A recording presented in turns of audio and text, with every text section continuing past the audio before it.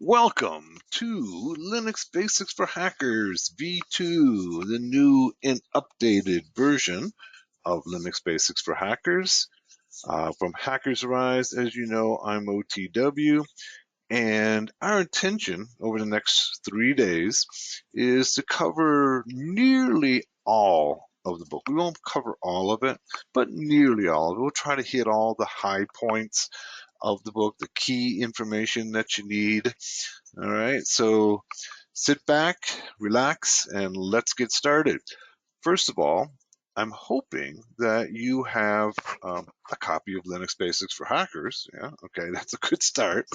You don't have to have it though, right? I mean, you can follow along in this video without the book. It'd be easier if you had the book. You also should have a version of Kali available, but in reality, this will work with any distribution, almost any distribution of Linux. There's lots of different distributions of Linux out there. Our intention, though, is to teach you Linux from a hacker perspective. So, what do you need to know if you're getting started as a hacker and using Kali Linux? What commands are essential? All right, just I could have written a book that was 1,000 pages long, and we all know there's books out there on Linux that are 1,000 pages long. My goal was to condense the essentials into a 250 page book so that it would be more approachable, consumable. Okay, I didn't want to intimidate people by offering everything and anything on Linux. I tried to say, okay, what is it that you absolutely need to know to be able to operate within Linux and operate in a cybersecurity hacking environment? So that's the whole intention of the book. Hopefully, I accomplished that. It's been a very good seller, so I think at least some people believe that that has been accomplished. Okay, let's take a look at what's going to happen for the next 3 days. All right, I'm going to go ahead and show you the course outline. And basically, the course outline is going to follow the book very, very closely, okay, with some exceptions. All right, so we're going to start off with an introduction, and then we're going to cover some basics. We'll then go on to text manipulation.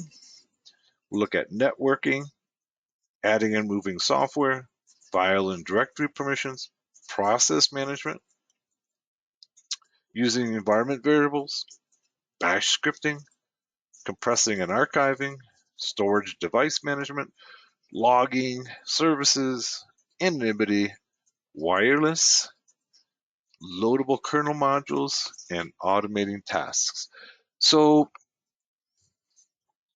okay, Daniel says, no, he cannot hear. Okay. Daniel, you cannot hear.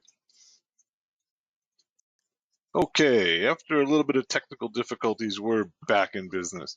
So basically, we have like 16 chapters, 16 units to cover in this book. So our plan for the next 3 days is to start at 3 p.m. UTC.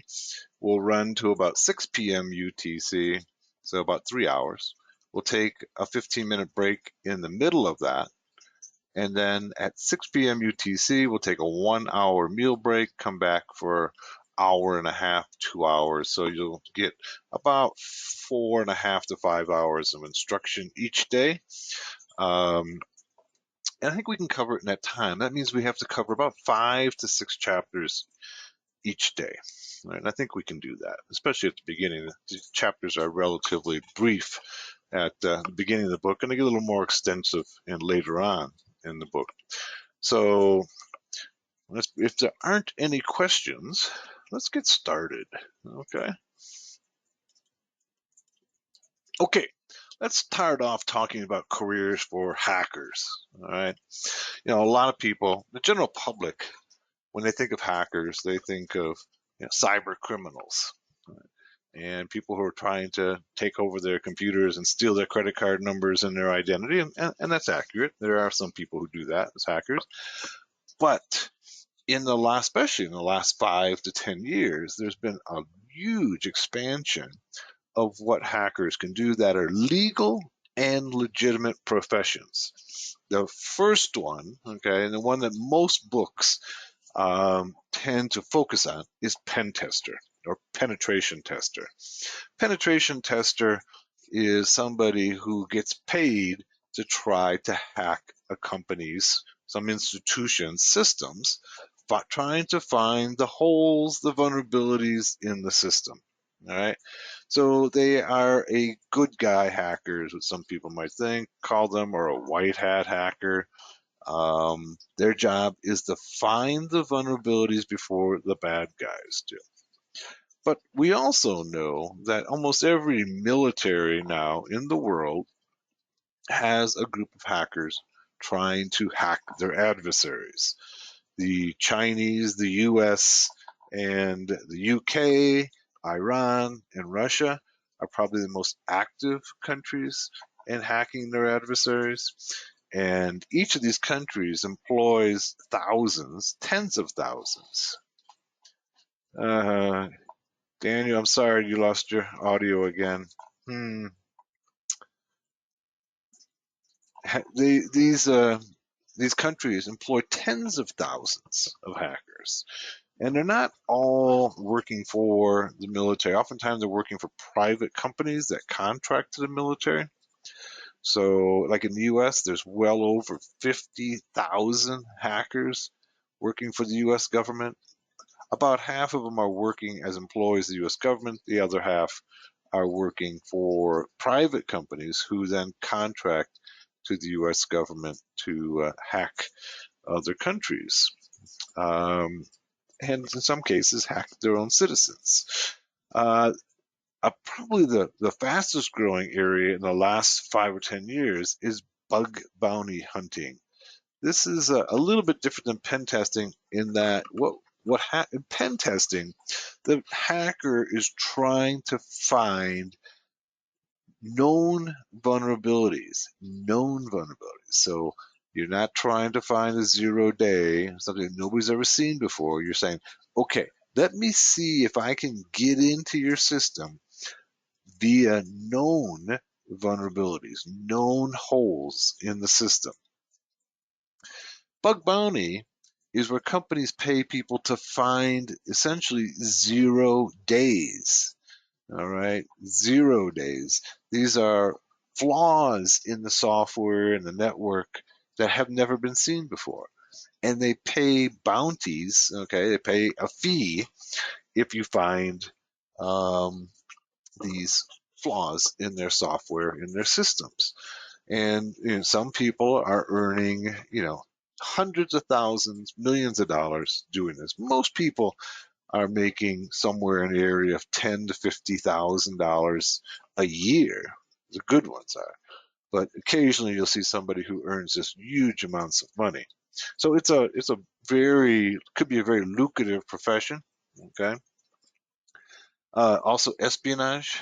Every country is using hackers to spy on their adversaries.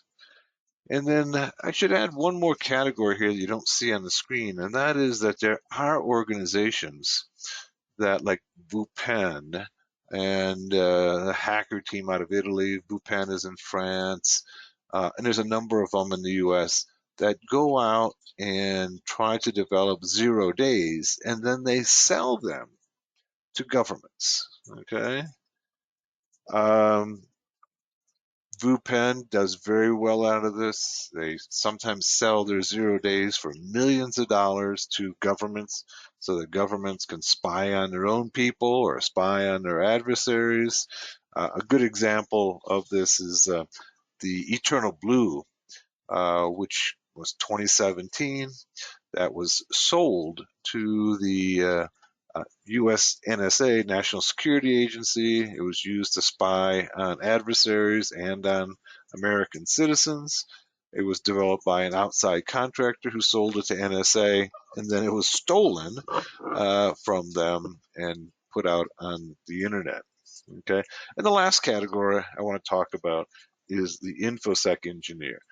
If you're working in an infosec, if you're working in information security and you don't know how to hack, you're at a real disadvantage. The best InfoSec engineers are those who know how to hack. If you don't know how to hack, how can you possibly protect the systems? All right, it's kind of like any sport. Think of any sport, and if you only knew how to play defense, okay, and didn't understand what the other team's offense was, you aren't going to be very good at stopping them from scoring. Okay, whether it be basketball or football, you have to understand how the other team is attending to score before you can stop them. What are their strategies? What are their plans? How do they go about doing? What are their assets? You need to do that in sport, and you need to do that in the world of cybersecurity. You need to know how the other side operates to be able to protect yourself. And that's why this hacking training is so key for anybody who wants to enter cybersecurity or InfoSec. And that's going to be generally going to be the largest category because we're employing millions of InfoSec engineers around the world. And all of them should have some hacker training. So that's who we're targeting. Okay, all of these categories. So no longer is the hacker simply somebody in a hoodie in their mother's basement. Okay, right now hacking has become a legitimate career. Okay, a well-paying legitimate career for millions of people. All right. So hopefully you join those ranks. All right, well, let's get started. Okay, let's start with the basics. I'm going to go ahead and open up my Kali, and we'll talk about some of the basics. If you're using the book, hopefully coming into this class with a setup, okay, of Kali in a virtual box or in VMware, the first couple pages show you how to set it up.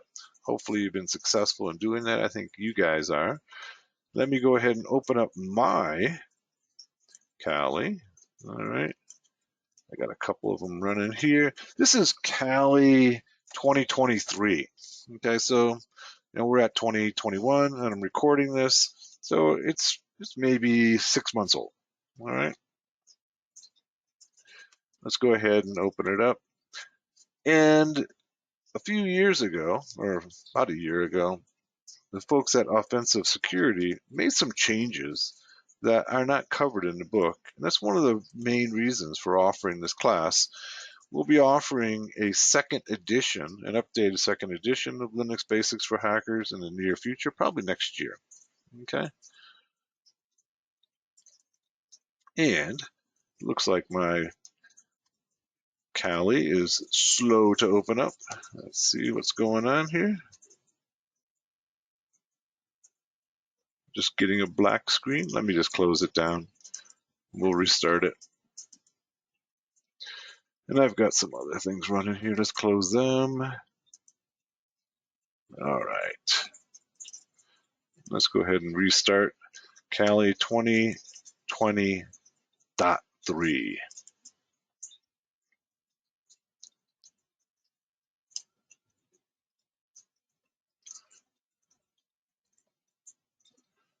All right, here it's booting up.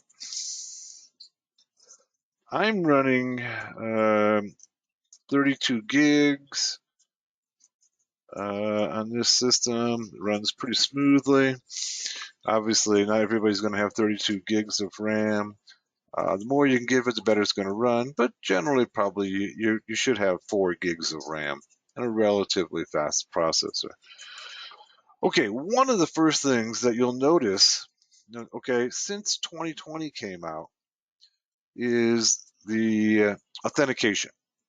It used to be that with Kali, and this is, my book reflects the 2019 and earlier, is that you logged in with root. All right. Now, with the newer version, you log in with Kali, and then whatever password you set up Kali with. I think the default is going to be Kali. Okay, and this is simply a regular user. Now, Like all operating systems, you have privileged users such as root or system admin in Windows. In Kali, you have root and then you have other users. So rather than logging in as root, with 2020 Offensive Security, the developers of Kali have set it up so that you log in as a regular user. This is designed for security purposes. Um, and so that's what we're doing here. We're logging in as Kali. Kali is just a regular user. Okay. Now, once it goes ahead and boots up, all right, the first thing you need to do is to open up a terminal. And there's our terminal. Click on it right there. Okay. You see it reflects Kali here. One of the key differences, okay, we just talked about logging in as Kali now as a regular user, is that to get root privileges, okay, in Kali, you need to use the sudo command, okay, before you run any commands that require root privileges. One of the things I don't like about what they did with Kali is that if you run a command, let's just try like this command, say ifconfig, and we'll get to this in just a minute, but just as an example, ifconfig, you'll use it a lot. I use it a lot. Basically what it does is it gives you the network settings uh, for Linux. If you run it without sudo before and hit enter, it comes back with this command not found. I don't like that. It should come back and say you don't have adequate privileges. All right. But instead, it comes back as command not found. That can be really puzzling for a newcomer. So if I go ahead and go sudo ifconfig, all right, and it asks me for my password, and then it gives me all the information I need. So this is simply, I don't like the way this is put together, but I'm not the one who's deciding it. Other distributions of Linux will often come back when you need root privileges. It'll come back and say you don't have adequate privileges. With Kali, they've designed it and says command not found. That you'll get used to that. Right? You'll get used to it. Know that it's really not an issue of there's no command. It's an issue of you don't have privileges. But I don't like it. So whatever that's worth. Um, so that's one of those key. Those are the key differences with the new versions. Is that you need to use sudo, okay, to get root privileges, and you log in as a regular user. My book does not reflect that.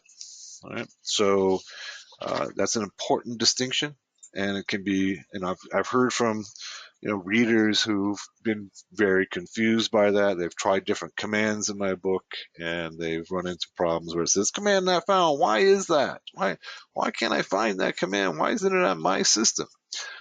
Well, if you use sudo before it, that'll take care of it. Okay. So before we take a look at some of the commands in Linux, let's take a look at the file system in Linux. The file system in Linux is really significantly different than you'll see in, say, a Windows system. Okay, this is the file system, or something like it. Actually, this is very similar to what's in the book on page 5. Okay, and at the very top of the file system, okay, you get this slash or this backslash, okay, forward slash,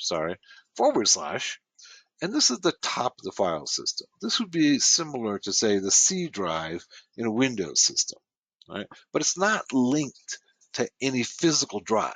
It's just simply the top of the file system. This is one of those things that you need to get adjusted to, all right? Also note, okay, that under root, okay, so don't confuse, this is the root of the file system, and there's a root user, two different things, all right? So this is the root of the file system, and then there's a root user. This would be the directory that belongs to the root user. And there can be, there will be directories for every user. For instance, right? One of the key commands of getting started in Linux is the present working directory, PWD, present working directory.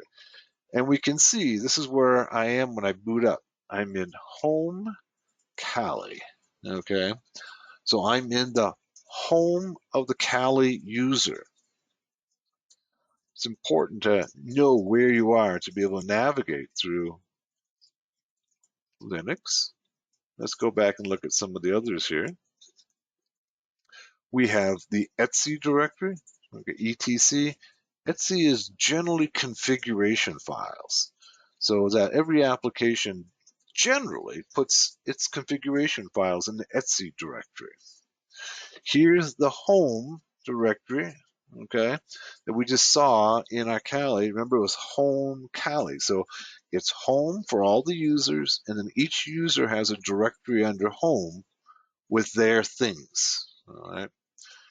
We have the mount. This is where outside new drives are mounted. In other words, they're attached there. That's where if you put in a outside hard drive or you put in a thumb drive, they're going to mount there. Now, I just said that you would put a thumb drive in there. Quite frankly, most new operating systems now have a separate directory called media, okay, that does, it is a mount place for thumb drives. So there's going to be slight differences between the distributions. We have the sys directory, we have the proc directory. Okay, proc is a view of the internal kernel data. So this is if we go into the proc directory, this is going to give us a kernel's view of all the processes. That's what proc stands for. Sys is a kernel's view of the hardware. Dev is the special devices file. So every device has a file here. Bin is binaries, be similar to executables in Windows. We have SBin or system binaries. And then we have libraries, okay? Libraries are very similar to DLLs in Linux or in Windows, where you have code that applications can use, okay, code they can reuse over and over again. That makes writing code a lot simpler rather than everybody writing code for how to open up a window. You simply call the window library, for an example. But there's lots of code in the libraries, similar to a DLL in Windows. So it's kind of the basic view of what's going on in the file system. The most important things, I think, for starting off is that you need to understand you have the root at the top of the file system, okay? And that's different than the root user over here. And that these are the primary directories under root. And probably the most important ones are going to be the binaries, the device, the mount, the etc, okay, and probably home. So these are all directly under root. So if we were to go, let's go back to our Kali and let's go and move back one directory level. We're introducing the CD command or change of directory, all right? And by going cd ... so move up the directory structure one level. So move from this directory to this directory.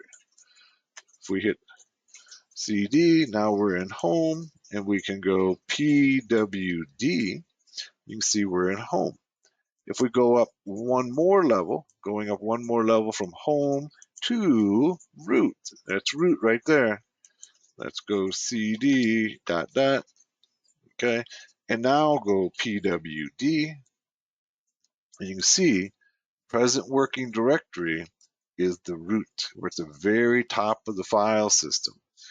Now, one of the key commands to learn in Linux is the ls command, the list command. So now that we're at the very top of the file system, we can go ls, all right, and we enter ls, we see all of the directories at the top, okay, just underneath root. Here's root, okay, that's where we're at, and we're saying, okay, show me all the files and directories under root. And you can see here's bin, etc, home, dev, like we had in the diagram, our libraries, okay, several libraries. These are 32-bit, okay, 64-bit. We have a lost and found directory. That's where files that get corrupted or lost get placed there. Here's media, which I was describing. This is where your thumb drives, when they're attached now, will go to media by default instead of mount. You can send them to mount if you want, but by default, they'll go to media now. And we'll cover, if this is, and I'm covering this very quickly, but this is just showing you, get a feel for the directory structure. Okay, you can see I have some applications in the root directory as well, which is not really a good idea. Spiderfoot I have in there. I don't have any others in there. Probably should put your applications in your user's directory. All right, that would be home Kali, right, or whatever your user is. You could name your user whatever you want. Okay.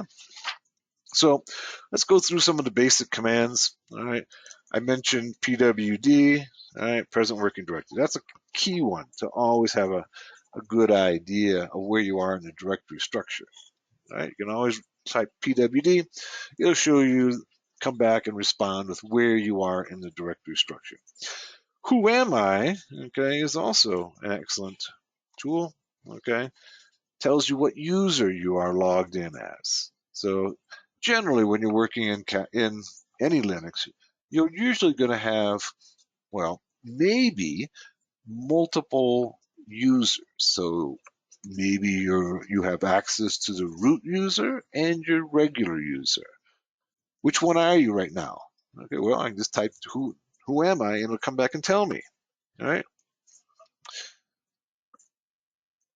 Then to get around the file system, we just a minute ago had used the cd command. Okay, this is change directory. If you use the command line in Windows, you've probably used cd there as well. And I can go ahead and change directories by simply telling it I want to go, okay, I want to go to the etc directory. All right, cd etc. And it changes to the etc directory. Then once I'm there, I can just go pwd, and you can see it comes back and tells me, hey, you're in the etc directory. You're in the root top of the file system, and then etc underneath the top of the file system. If I need to go back one level, back up to root, I can just go cd and then go ... Okay, ... takes me up one level. Okay, and now I go pwd, and I'm in the root directory again. All right, I could go to cd, say etc again, and let's go and take a look at all the directories under etc. And there's lots of them. These are going to be most of the applications on your system and their configuration files in there. So let's see, let's take an example. Let's use an example. Let's talk about Apache 2. Okay, so we could go and go say Apache 2, change direction to Apache 2. That's our web server. And then go ls-l. We have lots of files in there. But we can go pwd here, and you can see it now reflects in the command prompt that we are in etc Apache 2. We can also then go pwd and get the same response. Now, if we wanted to go back up to the root, we can go cd ... dot dot. This would take us up 2 levels. All right. And now if we go PWD, we've gone up 2 levels.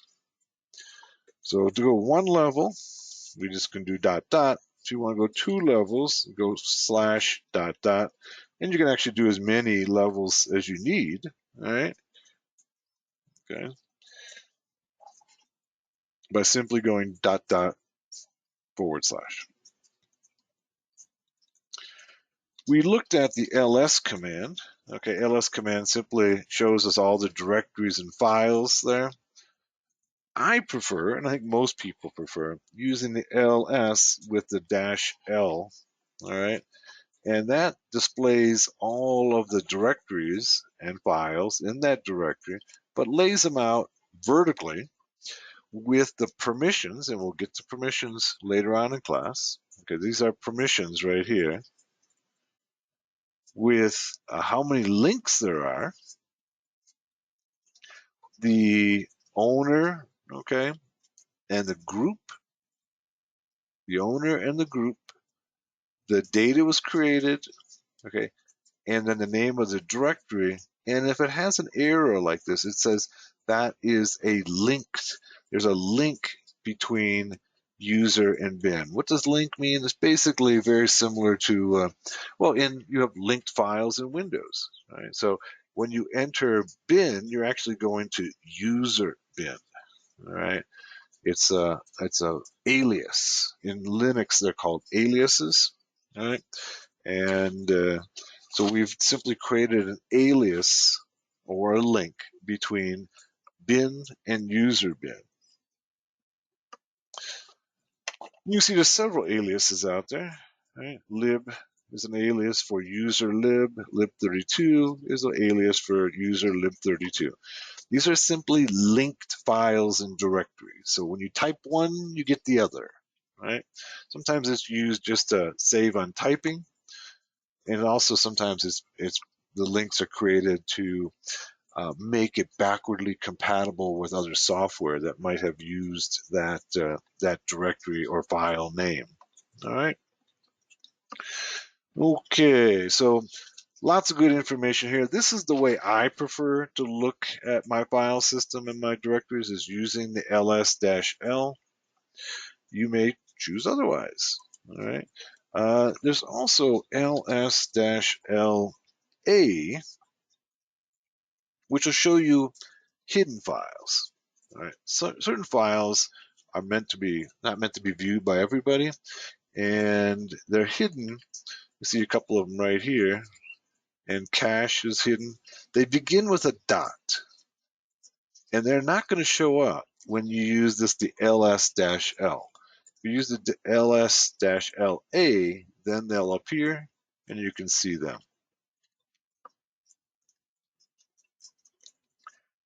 Sometimes we might need help, right? And there's some conventions in Linux that usually work. Now, there's a lot of conventions in Linux, and usually they work because Linux is developed by volunteer developers. There are conventions, but everybody doesn't have to follow the conventions. And one of those conventions is that there's a help file that's usually the name of the command followed by a -h or a double dash help. Okay, let's try it out and see. So for instance, if we were to want to be able to hack some wireless, the best tool for hacking wireless or Wi-Fi is AirCrack. All right, AirCrack NG is really the tool. I got to spell it right. Okay, AirCrack NG. There's lots of tools out there, but most of them simply are interfaces. They're GUIs to work with AirCrack. AirCrack is a command line tool for cracking Wi-Fi. It's the best, but it takes a little more time to learn. That's why these other tools are out there that use AirCrack. So AirCrack, if we wanted to get help with AirCrack, we go --help. And there's our help file. All right, we'll scroll up a little bit. I'm just using the wheel on my mouse. All right, and here's my aircrack help file.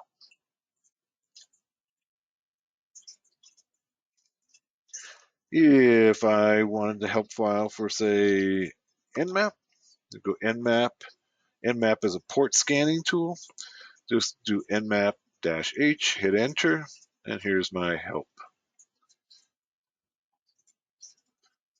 There's a lot of information there. So whenever I'm using something that I'm not familiar with, even if I am familiar with it, there's so many switches and options, we still might want to use the help, to learn a new way, or I forgot. You don't have to memorize all the switches, right? If you use the same switches over and over again, you're probably going to memorize them. But if you don't, you're probably going to have to check on the help screen. All right. There's another way to get help, and that is using the manual command, or man for short. So I could go man and go nmap.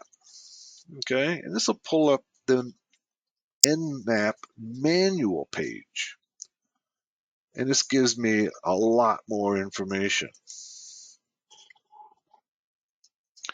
All right, I can go. I'm just hitting the enter key. Okay, and it's telling me all about nmap. Nmap support is the premier port scanning tool. There's others, but it's been around the longest. Has lots of capabilities. I'm just going ahead and hitting the enter and learning all about Nmap. Now, when I go to Nmap, when I'm using the man file, it is displaying the contents using a text display that requires to exit it a Q. Okay, so it tells me right here, press H for help or Q to quit. So to exit, I go Q, and it takes me right back to my command line. All right. So we can do that for any, say, air crack. The air crack, once again, is the Wi-Fi cracking tool, and it takes me to the manual page. So if the help isn't enough, okay, you can go ahead and use the manual, and usually there's more information in the manual. Sometimes new scripts or new tools will come about and they won't have a manual page. Most of them do, okay? When people develop new tools, they try to create a manual page as well. But sometimes they won't. So sometimes you'll go and look for a manual page and it won't find any, especially if you've just downloaded a new tool. All right, hit Q and leave. All right. Then next, we want to be able to find things. Right? If we're looking for things, we're running this command from a command line. If we want to find particular commands, we have a number of ways that we can do that. Okay. One of the easiest is simply use the locate command. So if we use, once again, using our aircrack for example, just go locate, and it'll show me every place that the word locate appears. These are all the directories and files under aircrack. The aircrack ng appears. This can be really useful, but it also can sometimes be too much information. Right? Maybe what I was really looking for is the aircrack binaries, the executable file. One other thing before we leave locate that I need to point out to you is that locate works very quickly. And part of the reason it works very quickly is that it's accessing a database that's updated every 24 hours. Right? So if you put a new tool in today and you're looking for it with locate, it won't find it. Why won't it find it? Because it hasn't been updated into the database yet. So that's one of the weaknesses of locate. Locate's quick, works great, shows you every place that keyword appears. But if I was just looking for the binaries, okay, I can use where is. Okay, where is aircrack ng? I'm just looking for the binaries. I don't care about all these configuration files and what have you. Okay, library files. Here you can see there's a manual file. I don't really care about it. I just want to know where is the binary. That's like the executable file. Where is that? So I go ahead and hit where is, and it shows me where it is. There's binaries. The binaries are in user bin, user include, and user share man. Okay. Um, we can also use the which command. The which command is even more specific. Okay. It only returns the location of the binaries in the path variable in Linux. Okay. We'll get to the path command shortly, but the path command exists in almost every operating system. Basically, what it is it says when you enter a command like aircrack, it goes to the path command and it looks in the path command to see where the binary should be. All right. And, uh, and so here, what we're doing is we're going to go and say, which aircrack NG. All right. And then it's going to go ahead and hit enter, and it shows me that the binary in the path command is user bin aircrack. So the path command is used in Windows, in Apple operating system, in Linux, although you may not have used it in those environments. Okay, it's there, but it says when I type something, where should the system look for that command? That's the path command. And we can go ahead just a little bit. Okay, this is a user environment variable.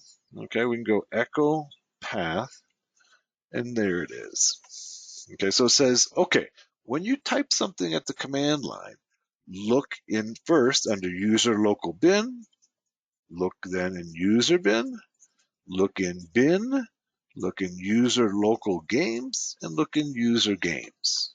All right, so it'll look in those places for the binaries. If it doesn't find them there, it's going to come back with a message that says command not found. All right. That doesn't mean that you can't use things that are not in the path command. And we'll later on in class we'll show you how you can use other commands, other binaries that are not in those locations. We'll also show you how to expand your path command. Okay, moving on. There's even a more powerful, I'm going to use the clear command, okay, to clear my screen. All right, when I do that, all right, clear, open up some screen real estate. We're going to use another command.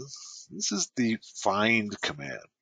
Find it takes a little bit more time to understand it and use it. It's more powerful, but it also requires a better and a greater understanding of its capabilities. So we could go, say, find, and then go -H, and it tells me no, unknown predicate. Okay, it doesn't work. Now we said that there's a convention that -H should give you the help screen, but those conventions aren't always abided by. The other convention would be to go find --help, and there's where the help screen's at. Okay, usually one or the other work. Okay, so here's the usage of the find command. There's a lot there, but I'm going to try to boil it down for you. I'm going to go clear. So using the find command, we first of all type the command, okay, and then we tell it where do we want to start looking. All right, so say we want to start looking at the very top of the file system. All right, that means it's going to go through the entire file system, which can take some time because it'll go through the entire file system. If we know, approximate location, we might want to put it in here. But for right now, let's use the top of the file system, and then we can tell it what type of thing that we're looking for. In this case, is say a file. All right. So it's type, and then the dash. I mean, just the F is the type. We're looking for a file, not a directory. All right. And then we're looking for the name. Okay. And the name we're looking for, say, is well, let's look for something different. Let's try Spiderfoot. Spiderfoot is an open source intelligence application. And let's look for it and see if it can find it. And come back and look what it says. It's permission denied, permission denied, permission denied. All right. So this is a good example. This is what I would like Kali to do for all of the commands that require, yet it is finding some that require root privileges. So if we run up arrow, should bring up the same command, and then go sudo. All right. And that should get us root privileges. And there goes, it found a few places, okay, under user bin Spiderfoot, user share lintian override Spiderfoot. Maybe, okay, maybe we have an idea of where it's at. And let's try Etsy. Let's just say we want to look in Etsy. For this case, we're going to change it to Apache 2. And it comes back very quickly. We know exactly where to look. Okay, it was in the Etsy directory, and it comes up with 3 files within the Etsy directory. Remember, Etsy is a directory for largely configuration files. So here's 3 different configuration files for Etsy in the Etsy directory. All right. If we were to back out and say we're going to look through the entire file system for Apache 2, now this is going to be a much larger search. And if we hit enter, it should take a little longer. Yeah. And you can see it came up with a few more files, took a little bit longer, not too much longer, and found a few more files that were not in the Etsy. Okay. So the basic usage of find is the keyword find, where to look, what am I looking for? In this case, usually you're going to be looking for a file. You may be looking for a directory, in case you use D, and then I'm looking for the name, okay, Apache 2. Find actually has a lot of other things that it can do. Let's try, let's man find. Man find. Once again, we're trying to boil this down to the basics, the essentials. There's lots of options.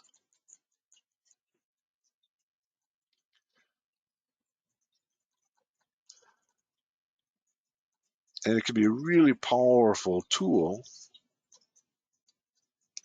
the more you know about it.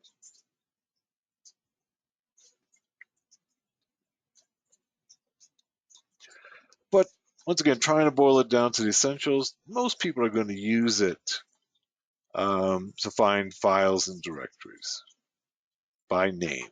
So that's what I've tried to do for you. You see here that you can define the depth to look, okay? The maximum depth levels. But once again, trying to stay with the essentials. Okay. One of the other key commands that you need to know to be functional in Linux is grep. Grep is simply a tool to filter, all right? So if we were to go ahead and say, look for PS lists all of the processes running on the system, AUX, right? That shows me all the processes. But say that I'm not really looking for, I don't want all the processes, and we'll look at process management later on, okay? But say I'm looking for a very specific process. Let's say I'm looking for, see whether or not there's a browser is open. All right, let's go say PSAUX, and then we can go put a pipe in. Now it says a pipe, what it does is it goes and says, take and display, well, go ahead and gather all the information from PSAUX like we have above here, and then send it to another command, and that command will be grep. Grep is a filter now, and say, I want you to filter and just show me where the term Firefox, that would be our default browser in Kali, just show me where Firefox exists. All right. And I find one right here. It's for the coloration of Firefox. Let's go ahead and open up Firefox. All right, let's go and open up our web browser. All right, there's our web browser. Now let's go PSAUX without the filter. And you can see we've now have some, now that we've opened up Firefox, we've got some processes that are associated with Firefox. So now let's try and filter. And this should take out everything except for the Firefox. And you see it did that. It shows me just the lines that include Firefox. So grep is a great and powerful tool that helps you find information when you have too much information. You want to be able to filter for a particular keyword. Great tool for that. And we've learned there that we can use the pipe. Okay, that's this vertical line. Okay, on most keyboards, it's going to be the shift and then the backspace, the backslash. Okay, for me, it's on the upper right side of my keyboard, and most keyboards you're going to find it there. So you often don't use it in other operating systems. It's used a lot in Linux. It allows you to take one command and send it to another command. And that's the pipe. So this is what we right here. This is the pipe right here. It says run this command and then take the results and send it to this command. Right? That's what the pipe does for us. And we use that a lot. Okay, so that's finding stuff, okay? grep is one of those tools that can help us find stuff as well. Let's talk about modifying files and directories. Okay? There's a number of tools. I'm going to clear my screen again. Okay. One of the tools that we can use to create a file is the cat command. Cat is short for concatenate.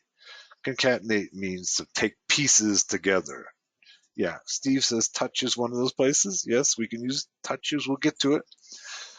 Concatenate is usually meant to display contents of a file. So for instance, cat, I can go etc Apache to Apache. This would be the configuration file for Apache to the web server. I can go cat, and it goes ahead and shows me the entire contents, okay, of that file. But cat can also be used to create files. So I can go cat and then use the redirect and go hacking skills. Okay, that's the name of my file. All right. Hit enter. Okay. It tells me permission denied. So I have to use my sudo cat redirect. Redirect says go ahead and send it, okay, to this location, okay, this file name. So we're creating a file to send it to. And it's not letting me do that at all. Hacking permission denied.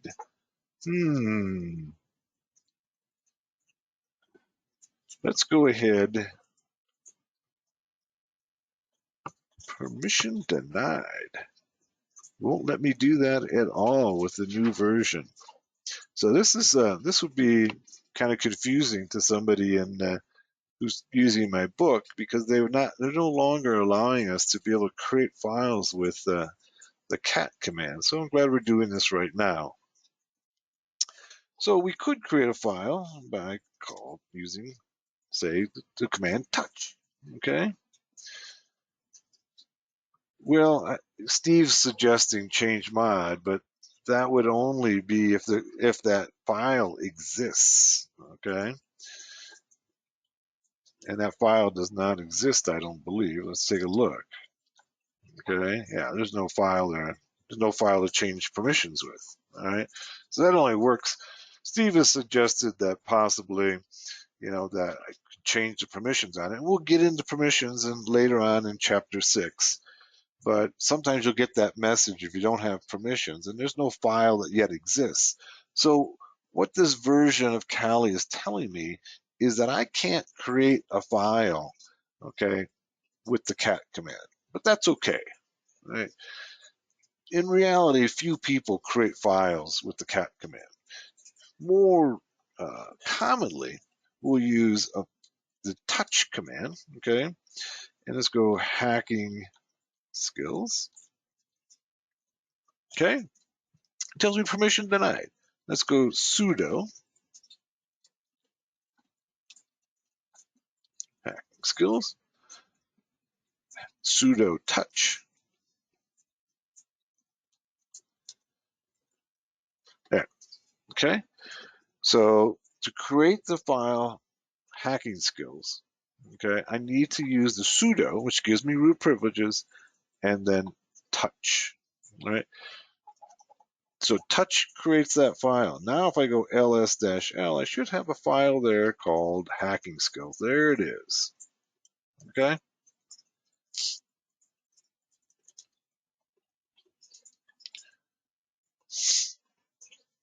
So that's how I can create files. I can create any file I want, all right? And notice permissions here. Now we'll get into permissions in a little bit, but this is read and write for the owner. That's me, Kali. All right. No execute. Read for the group and read for everyone else. We can change those later on when we get into permissions. All right. We can also go ahead and make a directory. All right. So we can go mkdir. That's the make directory command. We're going to need to use the sudo command as well here. Sudo make directory. And let's call it new directory. Okay. Then we can go ls-o, and we should have a new directory called new directory right there. Okay. So touch to create a file. Okay. Make dir to create a directory. And then, of course, we can go ahead and navigate to that new directory. Right.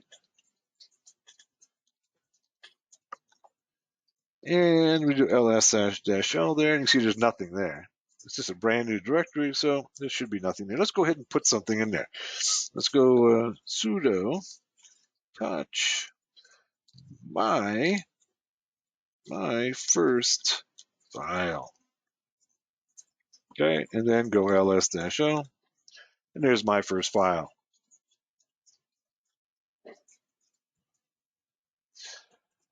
We can also use the command copy. Okay, that's CP is copy, same as it is in Windows. All right, let's go sudo copy, okay, my first file, all right, to another directory, say to the Etsy directory, all right. So we're saying, give me root privileges, copy this file to this directory, and hit enter. Now let's go over to Etsy and see if it's there. And let's go navigate up. What's called my first file should be in the M's here. There it is. Okay. Now copy makes a copy. So there still should be the file in the previous directory we copied it from. All right. So, but there's another command called move. Okay, Steve says, can you explain the LN links when you get there, please? Yeah, we could talk about that. I'll talk about it real briefly right now. We'll talk about it more and later. And I think that's one of the things that maybe I want to expand on in the second edition of the book. Basically, I was mentioned earlier, I don't know if you were here, Steve, but when these, you do right here, for instance, there's an arrow right there.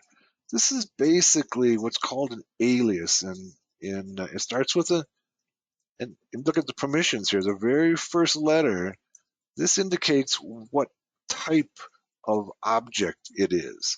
So, for instance, if it's a file, there'll just be a dash there.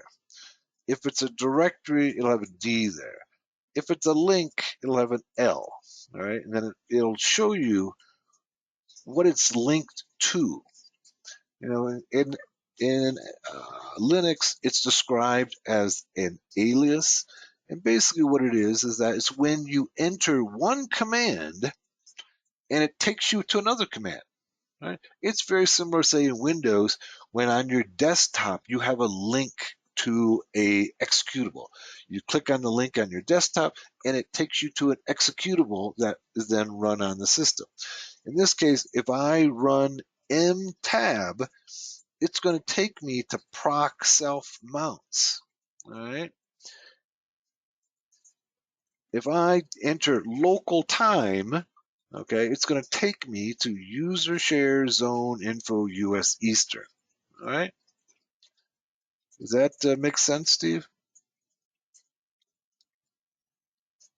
So just it's a way to make it simpler, okay, rather than having, so for instance, rather than having to navigate or enter that whole directory, okay, that then I can just type local time. It'll go ahead and take me there and do what I want it to do. Right? If I do mtab, it'll take me to proc self mounts automatically. It's usually meant to save typing and also to make the system backwardly compatible, say, to old directory structures. All right. So that's what links are. We'll spend, I'll do a little bit in this class, and second edition of the book, I'll add that as a section to cover in the new version. There's a few things I want to add to this book. It'll be a little bit bigger in second edition. But the idea with the first edition was to get a book out there that'll get people started in Linux right away without being intimidating. Okay? I mean, you literally could write thousands of pages of books on Linux. We're trying to avoid that, trying to make something small, accessible to everybody. Now, once we have a new file, we might want to remove it at some point. Okay, so we can use the rm command. Okay, rm removes. All right. But before we do that, we have another command. I'm going to clear. Okay, this one's the move command, mv. There is no rename command in Linux. So generally what people do is they use the move command. Move can be used to move files from one directory to another, but it also can be used to rename a file. So we have this file out there called my first file. Okay, say we wanted to give it a new name. So we can move my first file, and we can call it my second file. All right. So it says, go ahead within this directory, Etsy, okay, and move my first file to a file called my second file. It's going to be in the same directory. It's just, the move is simply going to rename it. And now I go and look. Let's first of all look for my first file. Go up, and there is no my first file, but there is a my second file. So the move command renames the file. And if you're moving between directories, remember that unlike the copy command leaves the original in place. Move does not. It literally moves it. All right. It moves it to a new directory. So say if I wanted to move that new file, say sudo mv my second file, spell it right, my second file, and let's say I wanted to put it into /home Kali. That is my user directory. I am the user Kali. Okay, and it's probably where I want to keep my new files. I created it here in the Etsy directory, but I probably should keep it in my home Kali directory. So I'm going to move it there. All right, hit enter. It should have moved it. Let's go and see whether or not it still exists. Let's go, I did an ls-l. Let's go up to the M's and see my second file, my nothing there, okay? Let's go over to the Kali directory, go cd, and then /home Kali, okay? Then go, let's look at pwd, all right, that's where I am, I'm in the right place. And now I'll go ls-l, and we should find my second file there somewhere. There it is. Okay.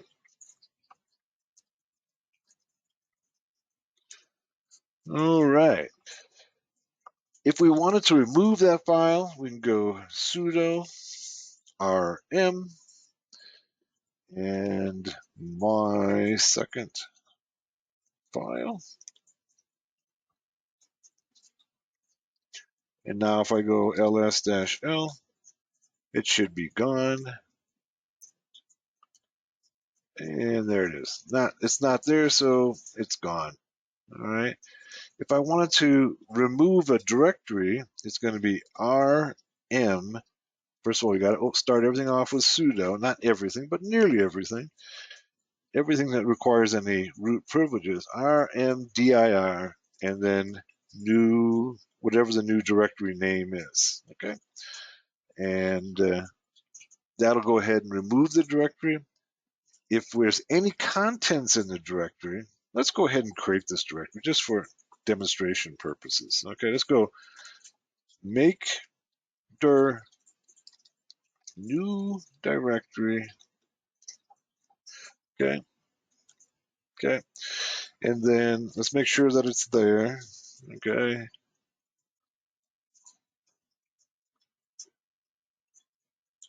new directory, there it is. Okay, then let's navigate to it.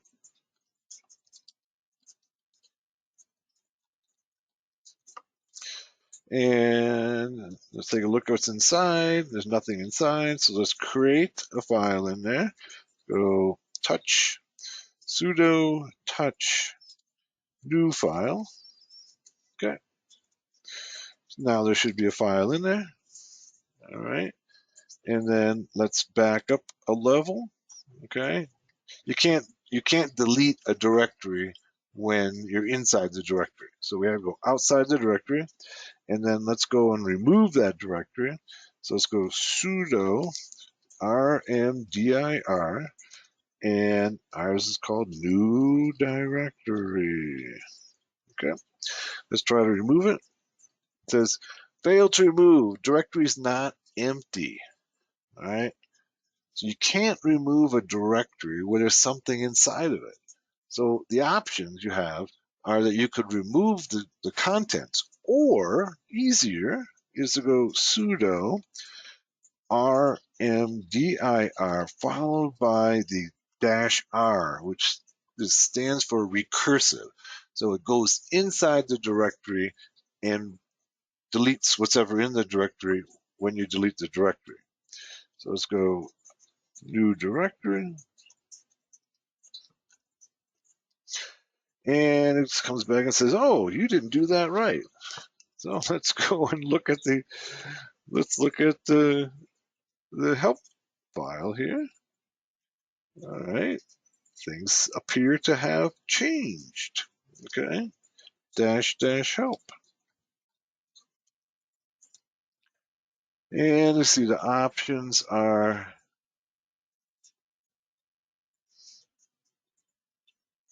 here's a ignore, fail, and non-empty. That's a lot longer switch.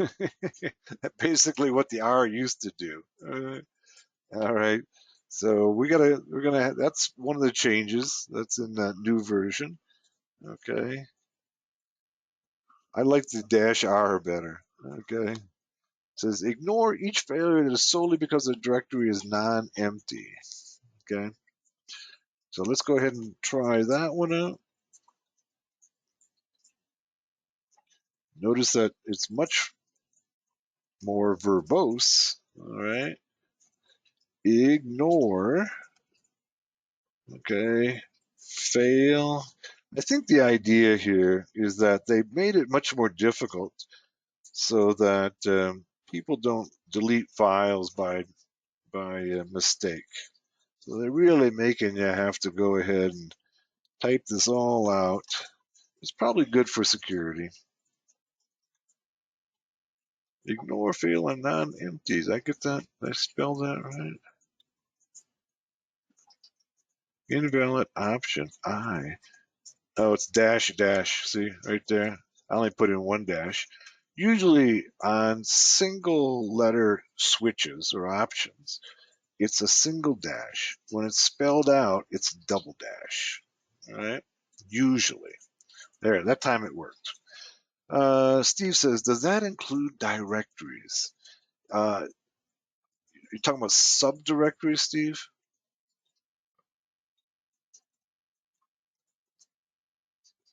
Yes. Yeah, it'll remove everything that's inside of it. Yes. Okay, so that's chapter one. I think that's it. Yeah, just finished chapter one.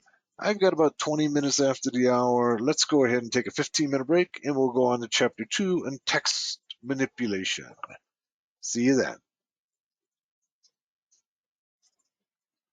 Okay, we're back to Linux Basics for Hackers. Hopefully you had adequate time to use the bathroom, stretch your legs, get yourself some water, tea, what have you. We're moving on to chapter two now, and chapter two is on text manipulation. All right. So, how do we go? Let's start off by saying nearly everything in Linux is a file. All right. And very often they're text files. Most often they're text files. So, being able to use and manipulate them becomes really crucial. So, let's take a look. Let me clear my screen here. Now notice that I said they're text files. It's really quite different than Windows, right? Where you have, when you want to go ahead and change the configuration of an application, in Windows, you click, click, click, click, click, click, click, click. In Linux, if you want to change the configuration of an application, you go to its configuration file, which is a text file, and you go ahead and simply change some text in that text file. So being able to manipulate text files becomes key. Now let's go ahead and say let's look at a text file. Let's go ahead and use the cat command. Cat is concatenate. We tried using it earlier to create a file and it didn't work. Let's see if we can still use it to display a file. In this case, we're going to use it to display the Apache 2 configuration file. All right. In the book, I use the snort configuration file. Uh, Snort is no longer included in by default in Kali. We can install it, and we will a little later.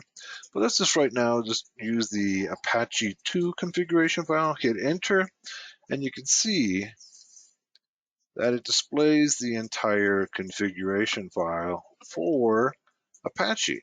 If we wanted to make any changes to the configuration of Apache, we simply make changes to this text file.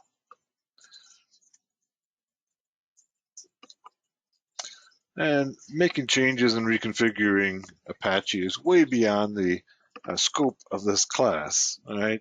But there we go. There is the Apache 2 configuration file, simply using the term cat. Notice that I didn't need to use sudo because the file doesn't require root privileges. If I wanted to just see the first few lines of that file, I could use the command head, okay, and then once again the path to the file. Let's go ahead and up arrow, and let's use head, and this head will just show us the first 10 lines, right, by default. If we wanted to see, say, 20 lines, we could use head and then use the dash 20, and it'll show us 20 lines. If we wanted to see the final lines, the last few lines, okay, we could use tail. Okay, so head and tail, all right? So we go tail, and then let's go Etsy. Of course, you could use this with any file. I'm just using the Apache 2 configuration file as an example. Okay, it's on everybody's installation, so it shouldn't be any problems. And oh yeah, I typed it wrong. It should be Apache 2 conf, okay? And then you can see that I got there the last 10 lines of the Apache 2 configuration file. If I wanted to see the last 20 lines, all right, go just add the switch 20 and I get the last 20 lines. Now, as you grow with your Linux use, one of the things that you're going to want to do is check out your log files.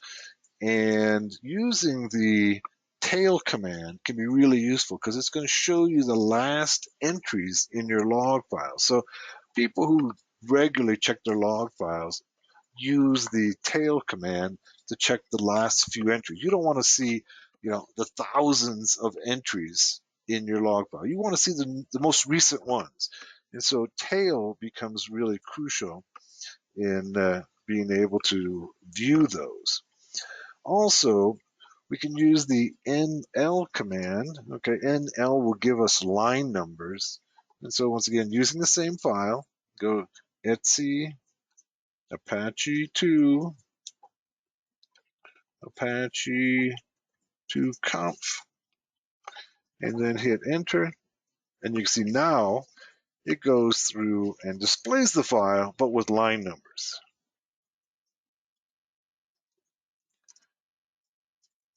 Earlier, we learned how to use the pipe and the grep. We can use that now with our text file, okay? So let's go ahead and say with Apache 2 again, except now let's go ahead and grep. We're looking for, say, all the includes, okay, within that file.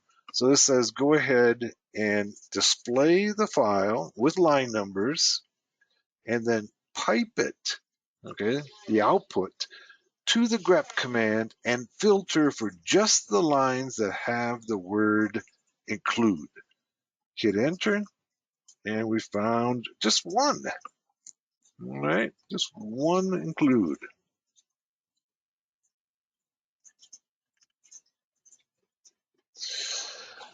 Moving on. All right, we can use we're going to look at, this will be on page 23. This is using sed, okay, to find and replace. Sed is a powerful command for manipulating these text files. So let's go ahead. I'm going to go ahead and download. We're moving ahead a little bit here in that I'm going to go ahead and download the Snort file, the Snort application, so we can use it. So let's go ahead and make sure that we're connected to the outside world. We should have it natted, and it's not. Let's go ahead and nat, and then OK. And then let's make sure that, see if I can contact the outside world. This is kind of virtual box stuff. Nope, doesn't allow me to. So to be able to contact the outside world, generally what I have to do is I'm going to have to go sudo, and we'll get into this later, DH client, okay, ETH0. What this does is it goes out, and I was connected into an internal network. Now I want to connect to the outside world. This is going to go and get me a DHCP assigned IP address for ETH0, my internet interface. And I got to go ahead and now let's see if I can ping Google. There it is. Okay. When I'm working on the internal network, I have a static IP that only works on the internal network. To be able to contact the outside world, I have to go ahead and get a DHCP assigned IP address so I can operate out over the internet. Now, this is moving into adding and removing software, but let's go and do sudo apt, okay, install Snort. That's all it takes. If Snort is in the repository, that is, the repository is all the software that Kali has stored online. If it's there, that's all I need to go ahead and download it. Snort is the world's most widely used intrusion detection system. And let's go ahead and install it on our system so we can use it for some of our examples. So we go sudo to get root privileges, apt. In the book, I used apt-get. And apt-get will still work, but it's being deprecated, meaning they're slowly discontinuing it. So now we've gone to apt install snort. I could use apt-get. In the book, I use like this, apt-get. They both will work. Okay, but let's use the newer version, just the apt, simpler, requires less typing. Hit enter, and let's hit Y, and it'll go ahead and it'll go to the Kali repository, that place in the cloud where all the software is stored, and get us Snort.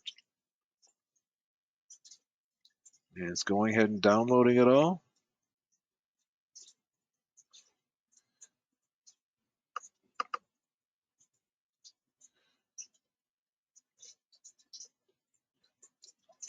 And let's hit enter, get it all installed.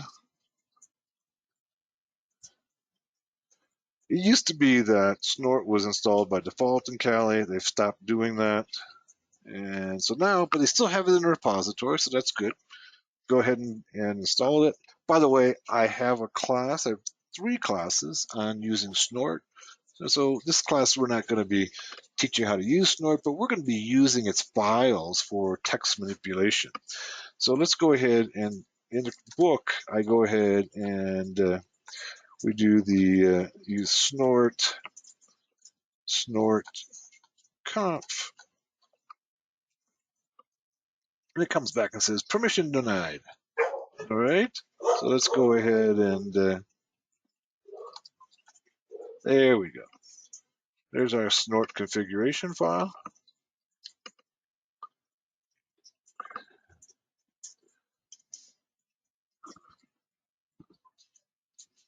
And let's, with that same Snort configuration file, let's try cat and displaying it etc snort conf, and let's pipe it. This is right on from page 24 of the book, to grep MySQL. So what this will do is it'll look for instances of the word MySQL within that file. I can see I've made a typo here. Let's go back and fix that. And it tells me, of course, permission denied. So once again, we have to use sudo. And we see two places. Okay, it came back and tells two rule paths where the word MySQL appears.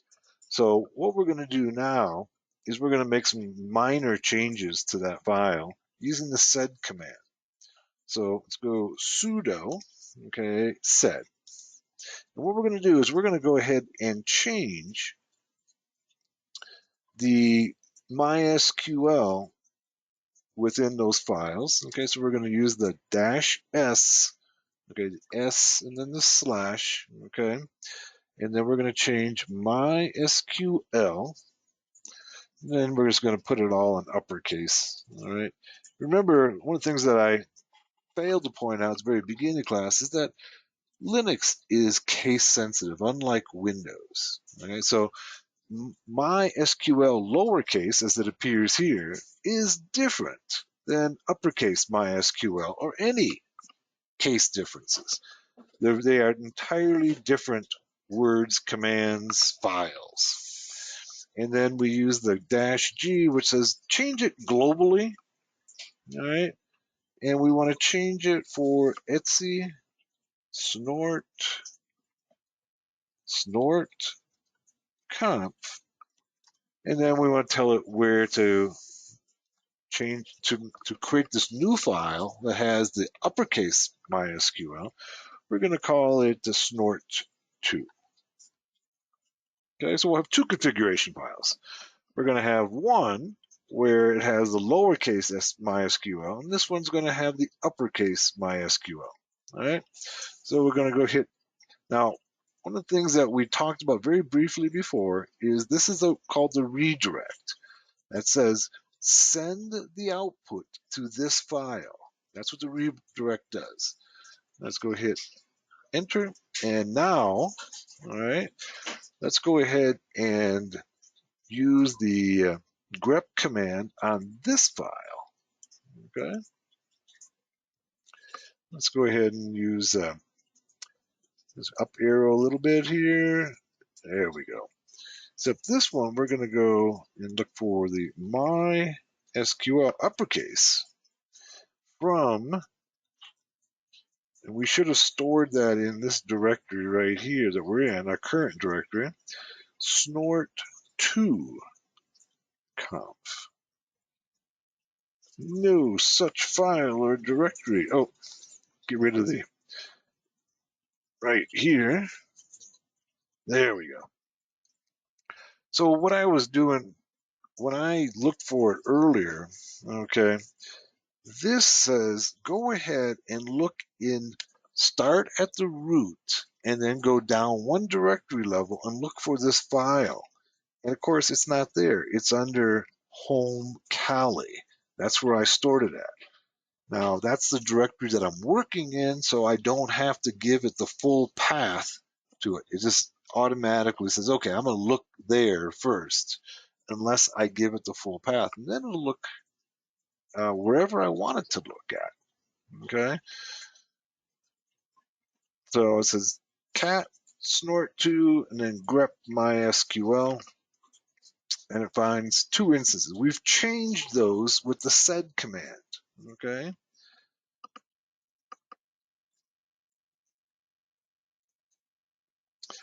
Okay, moving on.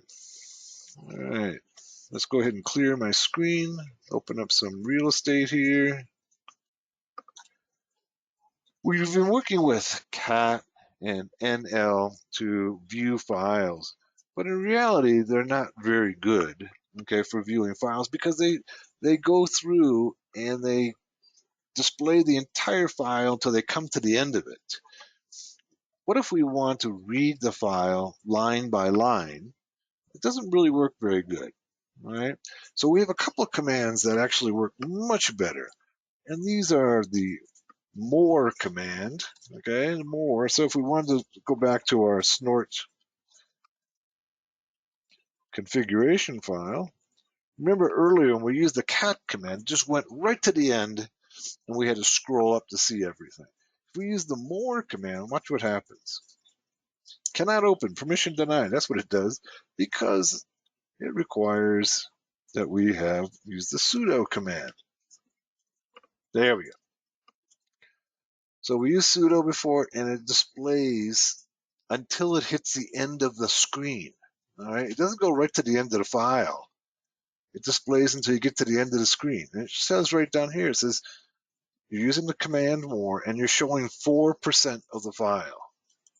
Now I can just hit enter, all right, and it takes me through the entire file. Much easier to work with something like this for reading, okay?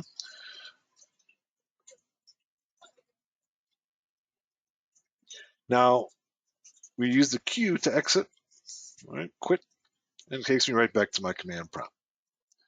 More was the first command really to be able to do this in terms of displaying a file just enough to fill up the screen. Later on, we got another command called less, all right? And less does the same thing, but has a little bit more power, all right? So let's use it once again on our snort configuration file. Snort conf sudo, and then we got to use the less command. Very similar to the more command, right? It'll fill up the screen and then it stops, right? The beauty of the less command is it'll allow me to go ahead and search, right, throughout the file and replace as well.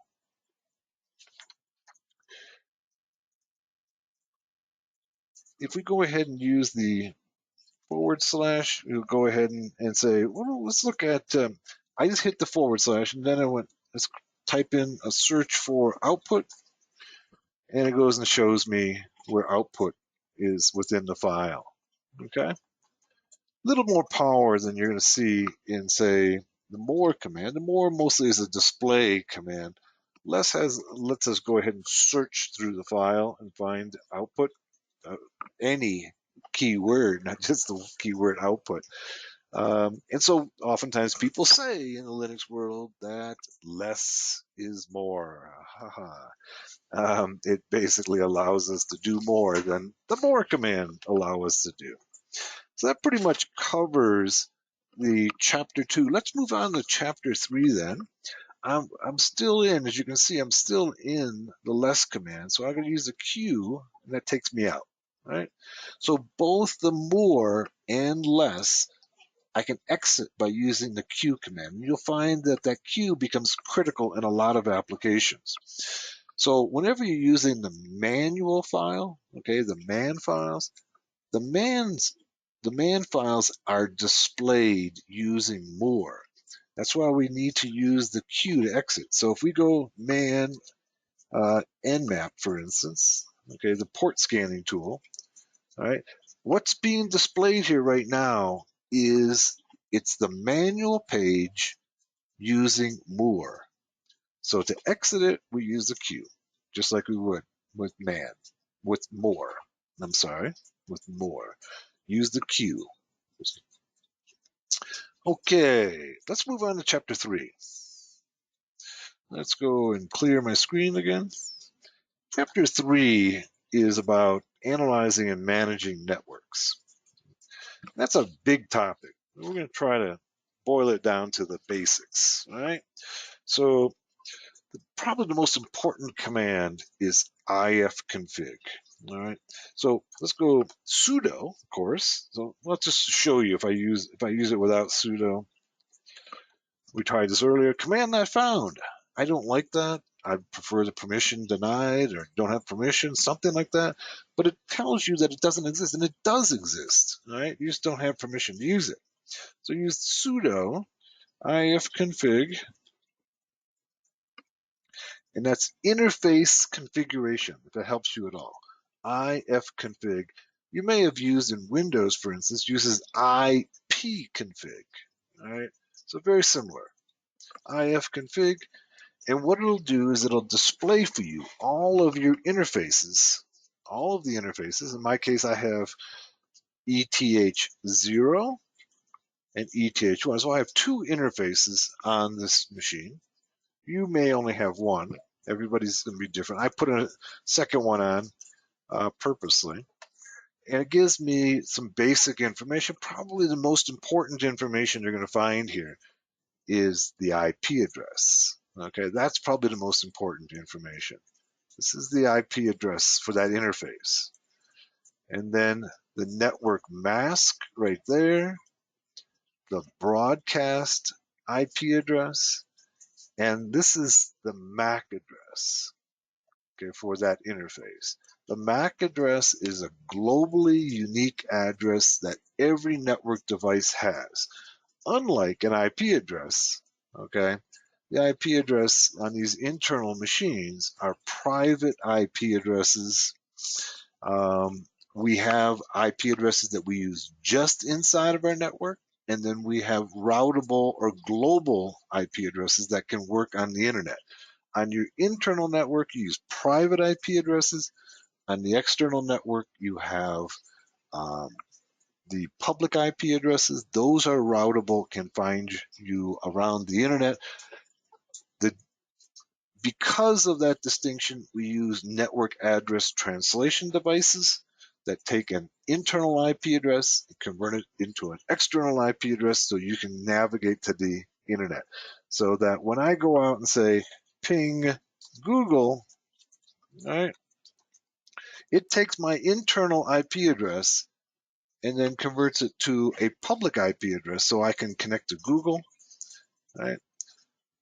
It's going out with my IP address to the NAT device, converting it into a public IP address, going out to Google. When Google responds, it comes back and does a translation back, okay, to my private IP address. So if you want more on networking, check out my series on network basics for hackers on Hackers Arise.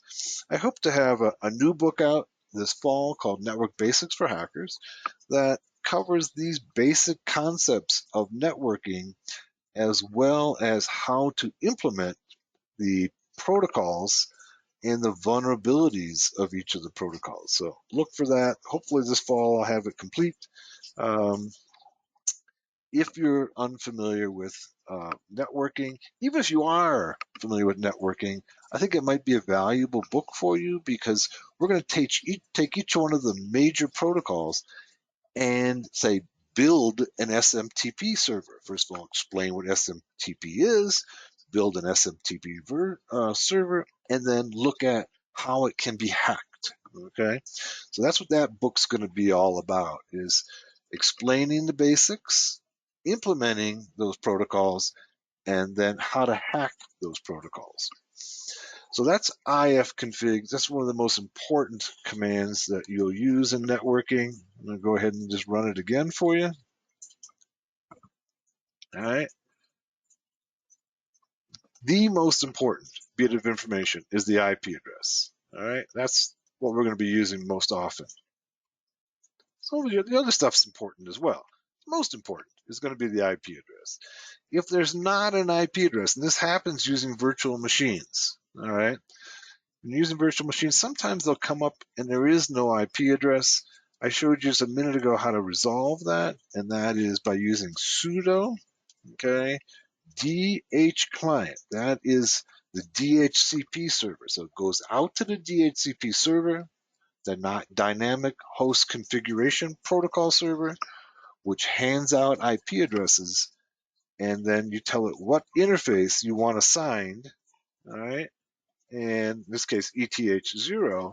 Now, I also want to point out if you're not using Kali, maybe you're using Ubuntu and others, your interfaces are going to have slightly different names. Okay, we have this split going on now in Linux where we have two different naming conventions of the interfaces. I prefer this one, so I hope that Kali and Debian remain with the ETH0, ETH1. If you're using Ubuntu, you're going to have a different name.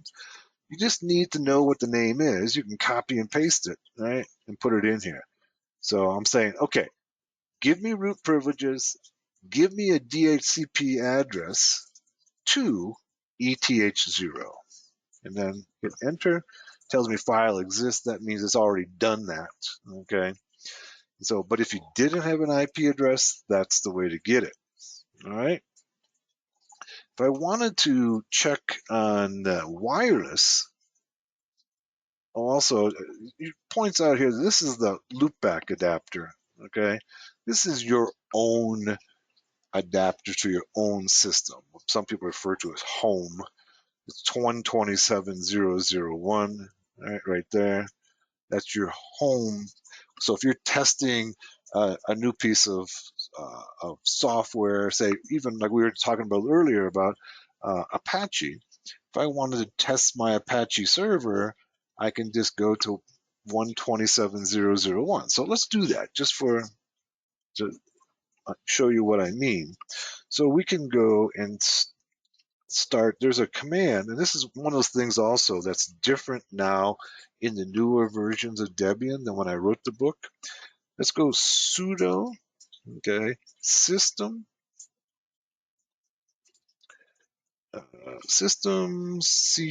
system control, start Apache 2. This starts the Apache 2 server. All right. So it's give me root privileges, system control, start this service right here, Apache 2. That's our web server. So now if I go to my browser over here and I enter 127.0.0.1, this should give me the Apache server on my system. Oh, look at that. Here's my Apache server. You've won. You've been randomly selected for our drawing. All right. This was part of a demonstration I was doing. But you can see this is my web server. This is the web page, very simple web page, no doubt, on my Apache server right now. You probably come up with the default page if you've done it. This is the way to check to see. This is going to your own system and checking to see if a service is running, an application is running.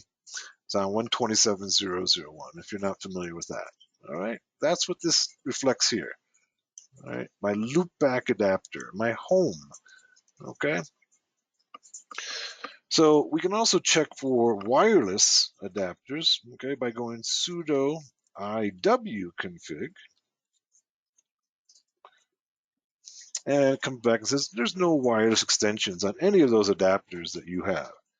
We'll come back to this command when we get into wireless, okay, later in the class, and I'll have a wireless adapter installed. Now, it's important to note that I'm running, in this case, VirtualBox, same with VMware, okay, and I'm actually running through a wireless connection to you. But that wireless connection gets piped through a wired connection. It goes from wireless in my machine to a virtual wired connection in my virtual machine.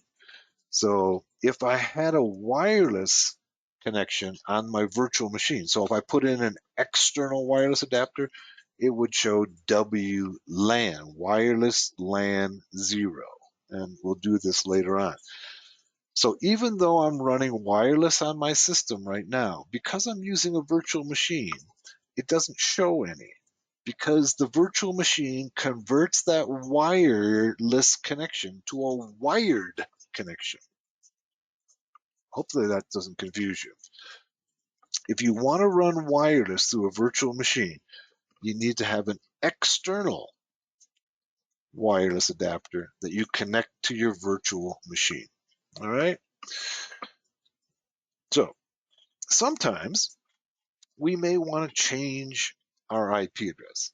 So within, say, for instance, if you're doing some testing, okay, you're hacking a system on your local area network, okay, on your virtual machines.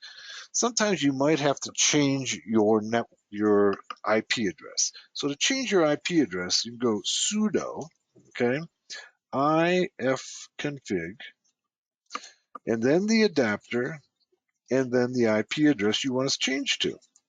192.168, say 11. All right. Notice that here's my IP address, and I want to change it to this right here. This would be a static IP address. I can hit enter. Now if I go sudo ifconfig, you can see it's changed. The drawback to doing this is that I've set up a static IP address. So now when I go ahead and try to ping Google, it does not work because I don't have that IP address is a static IP address. It's not assigned by the DHCP server. So when I try to go out to the outside world, it doesn't recognize that IP address and doesn't know what to do with it. All right. So I cannot go to the outside world with a static IP. I can go ahead and set it back by going to sudo dhclient. Just go getting a DHCP assigned IP address, and now I should be able to ping Google. Okay. Okay, so those are a couple of key commands there. Right, using ifconfig to change to a static IP address. I do it all the time when I'm testing. I'm trying to do some hacking on another virtual machine. I have to put them onto a internal network with static IP so I can connect to them. All right, so that's something you're probably going to use sometime in the future. All right, so it's pretty easy for me when I'm working with a hacking, say, a Windows system, and they both are on different networks. I have to change my Kali to put it on the same network as the Windows system. And for me, it's much easier to change the IP address in uh, Linux than it is in Windows because it's just a real simple command in Linux. With the Windows, to change the IP address, I have to go through click, click, click, click, click, click, click, click, click, click. Right? In Linux, it's just there it is. I changed my IP address. I don't have to be searching around for, the network connections and then the IPv4 and then the what have you to go ahead and change the IP address in a Windows system. Okay, we use the DH client. All right. Now next, let's clear some real estate again. And one of the things that we can do directly from a Linux system is check the DNS servers, okay, for a domain. So we could the command to use is dig, okay? So we would say we want to check for the DNS servers for Microsoft.com. And there we go. All right, it shows me the name servers, okay, for Microsoft. If I wanted to check for the mail servers, I could use the MX. And it shows me the mail server right here. Okay, so that's a dig command. Dig command can be really useful when you're doing reconnaissance on a target. If I wanted to change my DNS server, my DNS, the one that I'm using, right? I need to use a file called resolve.conf. Now remember that everything is a text file in Linux, right? So all we got to do is get the text file, make some changes to it, and then save it, and then everything changes. So for instance, in this version of Kali, the text editor, the GUI-based text editor is called Mousepad. All right, let's go sudo Mousepad. In the book, I use LeafPad, which was the default GUI text editor at that time. It's changed now. This one is Mousepad. So if you go up here, you want to see that if we go to text editor right here, That is mousepad. They don't call it that, but it's just mousepad. So we can call that mousepad by simply using the command mousepad and then the file that we want to manipulate. In this case, let's go ahead and we're going to manipulate Etsy resolve.conf.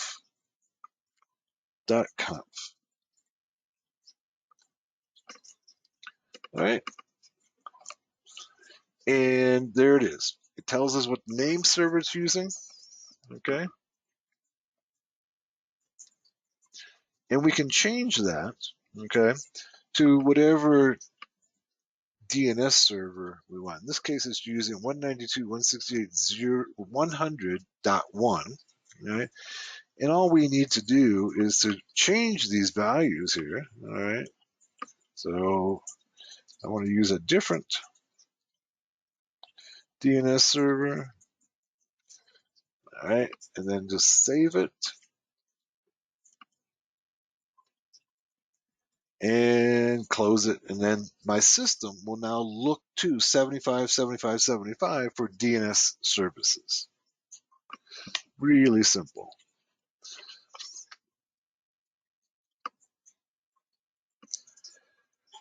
Before there was DNS, of course, DNS, I should probably explain that DNS is domain name service. I have a tutorial on Hackers Arise that explains the ins and outs of DNS and how you can build your own DNS server and what the vulnerabilities of DNS, how it's been manipulated and hacked in the past.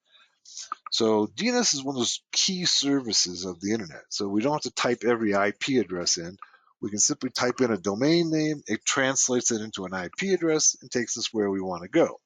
All right. Before there was DNS, I'm going to go ahead and put this one back to what it was before. Okay. 192.168.100.1. Okay.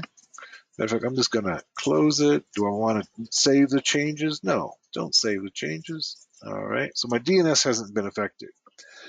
But before there was DNS, there was a host file. And host files exist both in Windows, Mac, and Linux. You probably haven't used it before, but as a hacker, you might want to. All right.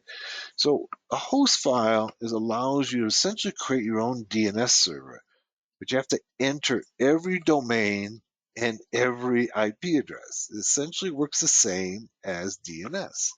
And for instance, I have a tutorial on Hackers Arise on how to get people on your local area network to be redirected to your web server. So if you put up a malicious web server, you can get everybody on your system directed to yours. And you can do that using the host file. That's why this is kind of important. So let's go sudo mousepad Etsy host. This is the host file. The host file is actually the first thing your system looks to when you type in a domain. It looks at a host file first and checks to see whether or not there's any entries there. If there are not, then it goes out to the DNS. So it supersedes the DNS. That's a good thing. You can use that to your advantage. Okay. So whenever I enter localhost, it goes to 127.0.0.1. If I enter Kali, it goes to 127.0.1.1. If I look for webscantest.com, it goes to this IP address. Yours probably don't. Yours are only going to have these first two. These were part of a tutorial I was doing, okay, for Hackers Arise. So, in this one here is what I was using to redirect people, okay, who entered bankofamerica.com, okay, to this particular IP address. So, in this way, I was using it to redirect folks who on my local area network who want to go to bankofamerica.com, and instead of taking it to Bank of America, it goes to my web server. That can be, very malicious. So anything you put in here is going to supersede the DNS. your system will check your host file first. All right. So let's go ahead and let's try some of these out and see what happens. Okay. Let's make sure I have outside access. Ping Google. Okay. Now, what happens if I go to my, all right, if I go to, let's go say, make sure that DNS works well. Let's go Hackers Arise. Okay. Proxy, I got a proxy on here. Let's turn off my proxy. Go here. So I was using it for some web app hacking. And let's turn off no proxy. Go OK. All right. And then let's go back to Hackers Arise. And so DNS takes me to Hackers Arise. All right. I don't have to enter the IP address. Okay. But let's say that I go and say, I want Kali. Kali was one of those entries in my host file. Okay. I think Google went and searched for it. Let's go localhost. Localhost. That should take me to 127.0.0.1, and there it is. See, localhost is a entry that's translated into 127.0.0.1. Let's go back to our mouse pad. I'll show you. Etsy hosts.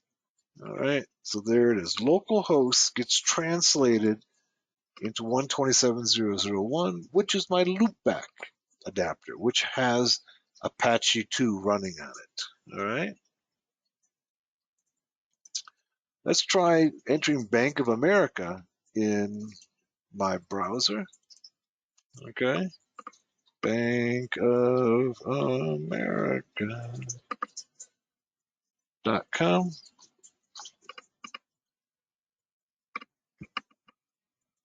It's trying to find it, it's looking for that IP address right there, and it's going to come back and says it can't find it because it isn't on my local area network. Normally,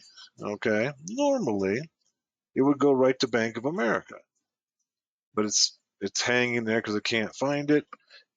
It's using this entry instead of DNS, all right?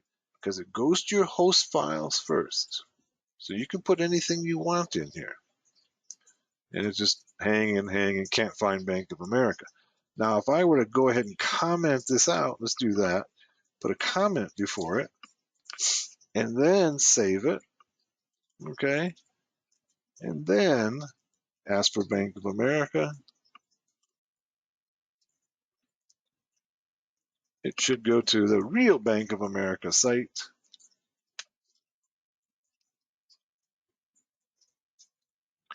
Eventually it will.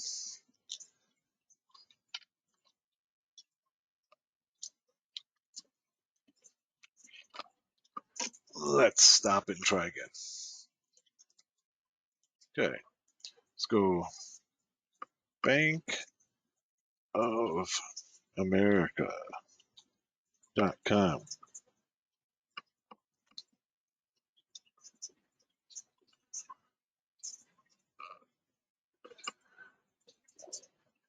Sometimes the internet's a little bit slow. I'm teaching class because all the bandwidth is being used up by GoToMeeting.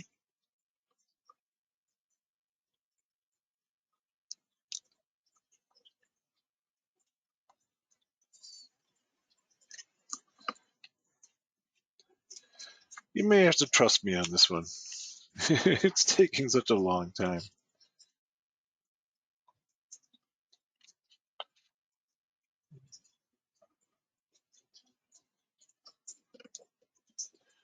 We'll let this one run in the background. Okay. All right. Let's go and do a Control C out of there. Let's go and clear. That completes chapter 3. We're already on chapter 4. All right. Now, chapter 4 is downloading and installing software. All right. And this is one of those places where things have changed slightly from the time I wrote the book. Okay. And that's why we're doing this class.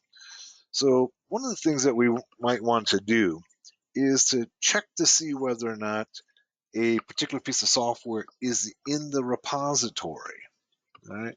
So, once again, using the command sudo, we can go apt cache search and look for, say, Snort. So this says, give me root privileges, look in the cache. The cache is a place on your computer with a list of all of the software in the repository and search for the word Snort. Let's hit enter, and it's going through and looking for, and it finds all of these entries within the cache. Okay, it's not actually going out to the repository, it's going into a cache within your computer to see whether or not that particular piece of software exists, and it comes back with several entries, many of them. Okay, so we know, okay, if we want to add Snort or any of these others, we can do that. Right, earlier we had installed Snort, so go sudo. Now, in the book, I use apt-get. All right, they both work. Let's just use apt-get just to show you. Apt-get install Snort, or whatever the software happens to be, and it works equally well. Okay, the industry is moving to just apt, which anytime you can save yourself a couple of keystrokes, that's better. Okay, you can see apt works just as well. We've already installed Snort. Okay, we could go ahead and remove Snort. Go sudo apt remove Snort, and we'll hit yes. We want to continue. Yes,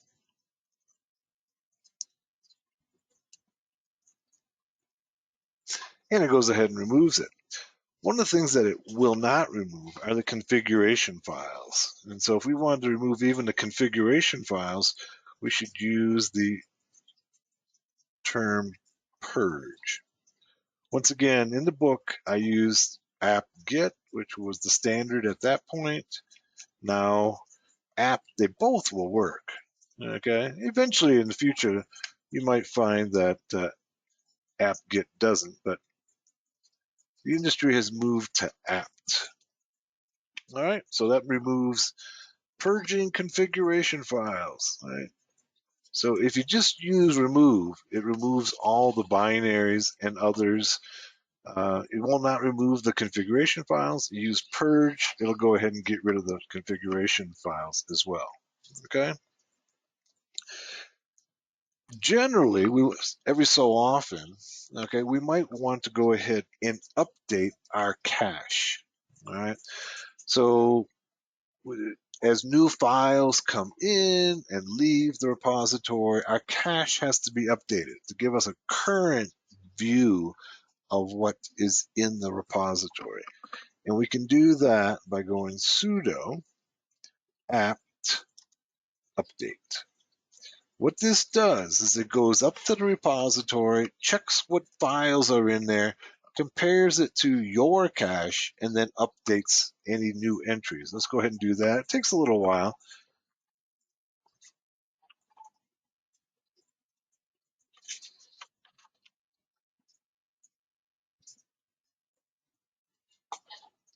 So it's going through, checking the repository, seeing what files are there, what applications are there, and it's going to update your list, your apt cache. So you're going to have the most, it didn't take that long. Okay. So went ahead and updated your list. So now you have the most current list of what's in the repository. Sometimes I find it useful, actually most times I find it useful to include other repositories other than Kali's repositories. Why? Because Kali's repositories largely include only information security hacking types of applications. Sometimes we want some things that are not going to be in that repository. And so oftentimes what I'll do is I will change my system so that it can look in other repositories other than just Kali. Right? And the way to do that is to do this. Go sudo mousepad,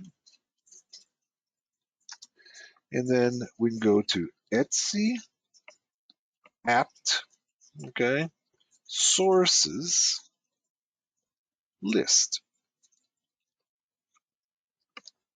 And what this is once again a text file that tells the system where to look for software, right? The repository to look for software. And here you can see there's only one line, all right? It's looking in the Kali.org, Kali rolling, main, contributed, non-free, okay? We could go ahead and get the source files by going ahead and taking out this comment here. And we might want to go ahead and also get, say, the repository for Ubuntu. You can go ahead and let's go over, let's go here. It never got to Bank of America for some reason. Let's try one more time. Looks like it's working now. There it is. Okay. So once going back to what we were talking about earlier, once I commented out the Bank of America entry in my host file, now my system will go out to the DNS server and find Bank of America for me.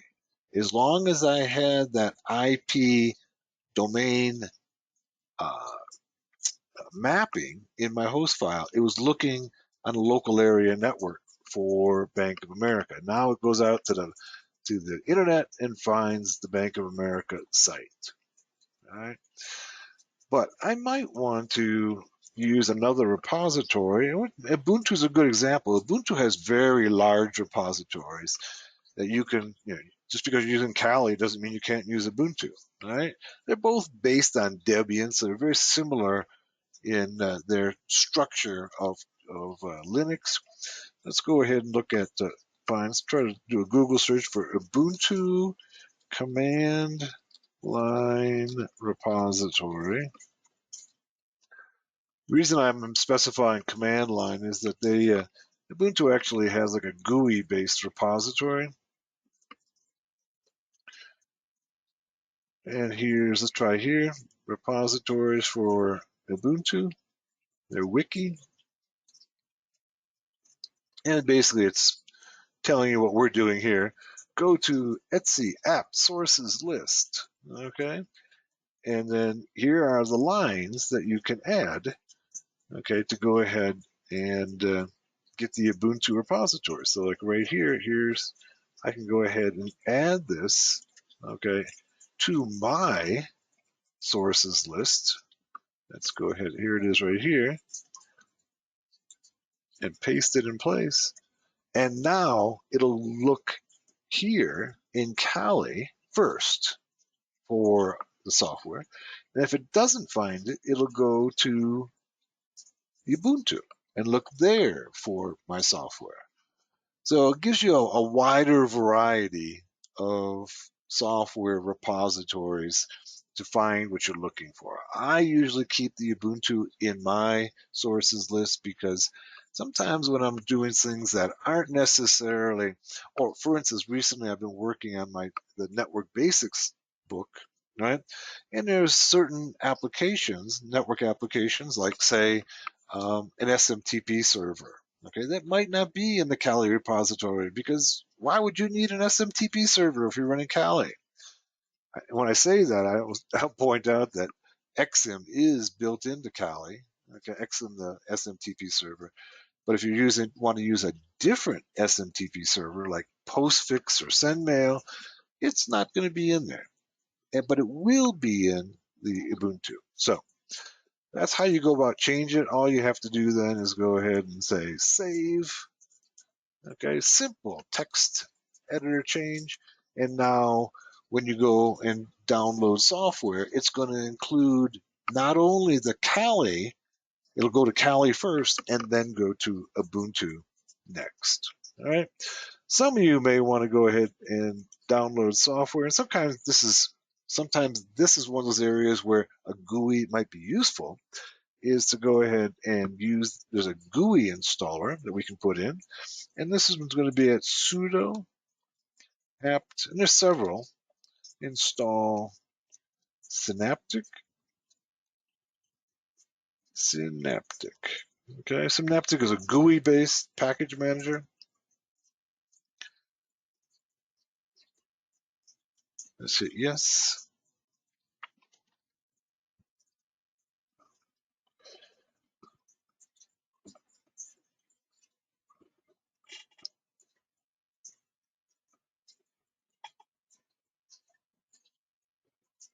All right. And then Synaptic, should be able to just type in Synaptic now and it'll run it. So how about sudo Synaptic?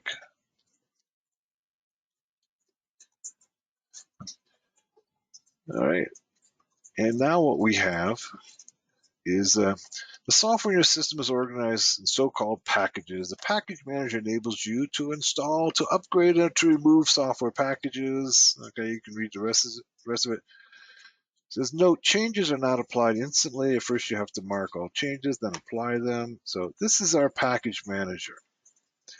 So unlike the command line, okay, what it does is it goes and shows us, all of the packages. So for amateur radio, these are all the packages that are available for amateur radio. Okay. For communication, these are all the packages available for communication.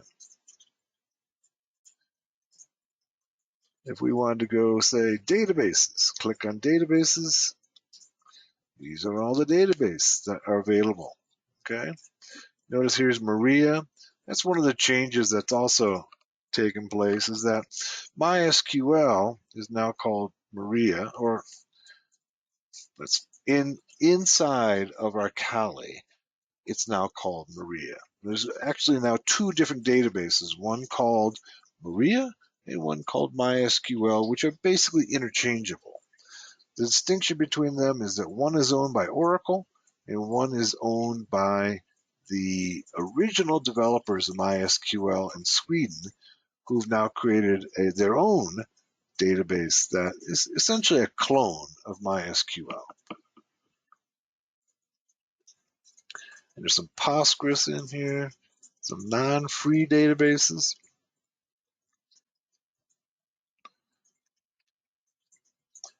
Some development tools.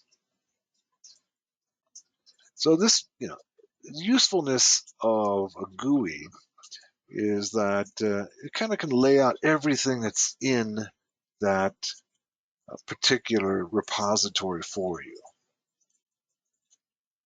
So email, so you get a better idea of what your choices are this way.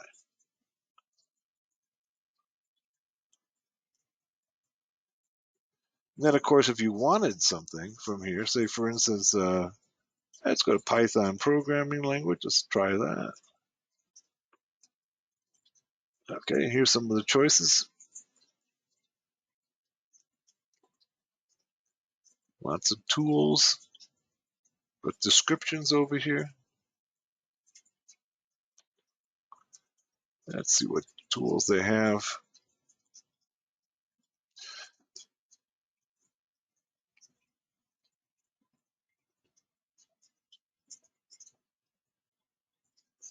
Here's a Faraday, the Collaborative Penetration Test IDE. Okay.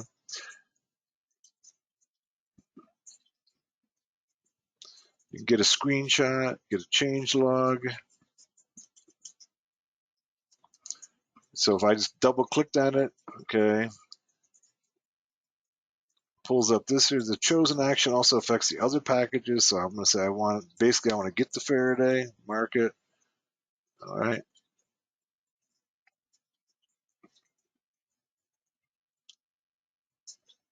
shows me down here 7 to install, upgrade, 0 to remove. Okay. And then I can just simply apply, and it'll go ahead and do the install for me.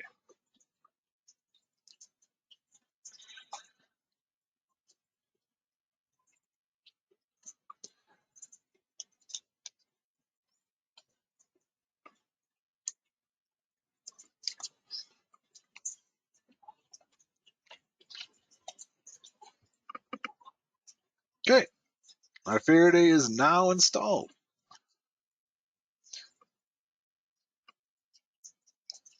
Now let's go over here and look at development tools. Okay, let's see if we can find it here. Let's see, post forensics reporting. Where would they have put it at? Let's see. They used to have a development category. And now this is all of the applications. I just clicked on all applications, and there's Faraday right there.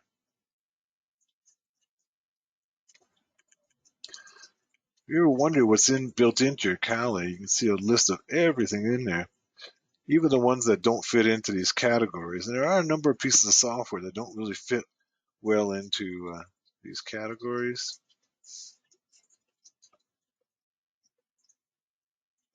And of course, if you don't know what they are, you can always go to the man page or do a help for any of them.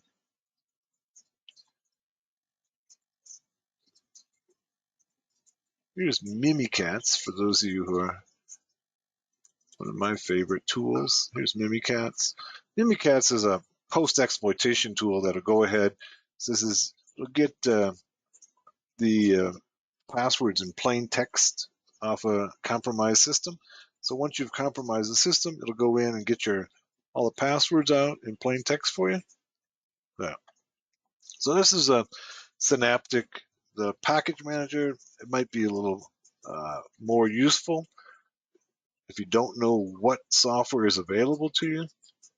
Especially if you're starting out new, you might be a little surprised at how much free software there is. Okay, there's a lot of software out there. Here's our Apache that we were using. It's already installed. When it has this little arrow next to it, that means it's already been installed on the system. But there's a lot of other stuff out there. All right. All right, let's go ahead and minimize that. And the last thing in terms of installing software is I want to show you is how to use Git clone. Many times new tools will come out in Git, in GitHub. And what you can do to get those tools is use the sudo git clone, okay? And then the address, the location, the URL to where the tools are at. So let's go and back to our, and let's go to GitHub.com and let's say Bluetooth. See if there's any new Bluetooth tools. All right. Here's a Bluetooth cross-platform Bluetooth API. Here's one here. Bluetooth support. Sputnik Development Bluetooth Manager. So there's lots of things in there. One of the tools that we'll use later on, okay, is a Bluetooth utilities called BlueEZ. Let's go BlueEZ. What we'll need in the Bluetooth section, here it is right here.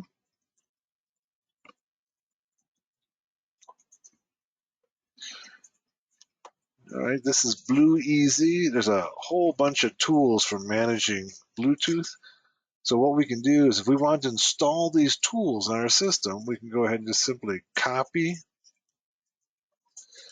and then go git clone, and then paste.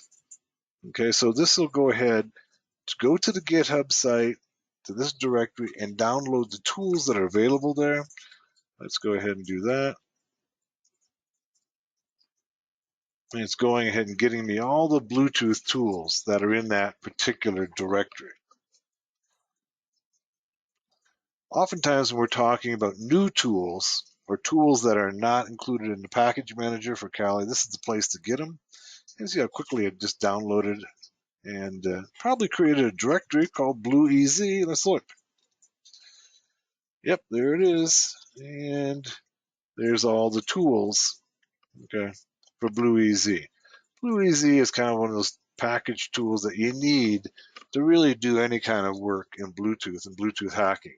So pretty simple to get. It's not, I don't know, let's just quick check and see whether it's in the repository. Sudo apt install. It might be in the repository as well. Oh, Kali, let's check and see. Yeah, it says it's already newest version. Okay, so it is in the repository also. It used to not be in the repository. It is now, so you can get it either one of those ways. So you can get it from going ahead and going to the repository or going directly to the GitHub site and download the package from there. All right, that completes Chapter 4. We're rolling right along, okay? Chapter 5 is coming up, and this is a key chapter on file and directory permissions. We were looking earlier, and we could see here that these are all the permissions, okay, on the different files and directories. And so that's what we're going to be doing when we come back from our meal break. So let's go ahead and break now. I've got a quarter to the hour. It'll be quarter to 6 UTC. Let's come back at a quarter to 7 UTC, and we'll continue on with Chapter 5 and on permissions, which is a really crucial chapter, and Chapter 6. We should be able to get 5 and 6 done, and we'll be well on our way to completing Linux Basics for Hackers. So have a good meal break. We'll come back in 1 hour and continue on. Thanks. Welcome back to the second half of day 1 of Linux Basics for Hackers. When we left off, we were about to get into file and directory permission. This is a fairly important section of Linux. This is where we are able to control who has access to a particular file, who can execute a file. And so one of the things that we need to talk about first, and we talked about it a little bit earlier, is that there are different users on Linux, just as there is in Windows, though you may not, if you're using it on your own home laptop, you may not be aware of that. There's a system administrator, which is called root in Linux, and then there's other users. The other users have more limited permissions. The root user has unlimited permissions. They can do anything. And so based upon these different permissions, we can set up in the file system who can access what in terms of files and executions. Let's go ahead and throw up a notepad here so we can kind of demonstrate some of these concepts here. All right, here's our notepad. And I'm going to move that off to the side, and then I'm going to go back to Kali. All right, and I'm going to do a directory listing. And you can see the directories here. And for the permissions, ignore the very first letter. All right, so for instance, this is a dash here. Remember, the dash means that it's a regular file. A D means it's a directory, and an L means that it's a link. All right, so we've got these letters here. Here's one that has, well, let's see if we can find one that has all of them filled in. I don't see any of them that do, but you can see that these first three here, this triplet here, these permissions represent read, write, execute. All right, so this means that the user who owns this file can read it, write it, and execute it. The next triplet, this triplet here, is for the group that they belong to. And this would mean that they have read, no write, and execute permission. And then everybody else has read and execute permission, but no write permission. Those are the three groups. So we can go, let's put up in our notepad here, and we have three sets of permissions. We have read, which is R. We have write, which is W. And we have execute, which is symbolized by the X, right? So if we wanted to check on any file's permissions, we can simply go and do the long listing. All right, let's go and change to another directory. Let's go back to our home Kali directory and do a long listing there. And you can see there's a number of files and directories here. And we can take any one of those files. And there's some of them that, these are some web hacking sessions here that I've created. All right. And for me, being Kali, the Kali user, I have read, write, but no execute permission. And read, and the group has read permission, and everybody else has read permission, but they can't write or they can't execute those. So remember that this represents the owner, Kali, and this is the group. Over here, we have this is Venmo OS int. Root owns it, and the root group has access to it. All right. Most of everything on my system is either the Kali user or the root user in the Kali group, the root group. Okay. We can change the ownership of a file. So say let's go and here's one right here, Twint. Let's change the ownership. Let's see, we can use the sudo change own, right? And let's see, what do we want to do here? Let's just do a file. Let's do Tesla results right here. Let's use this one. And let's go change the ownership of Tesla results. Copy and paste. And let's change it to root. Invalid user Tesla results. Let me change that.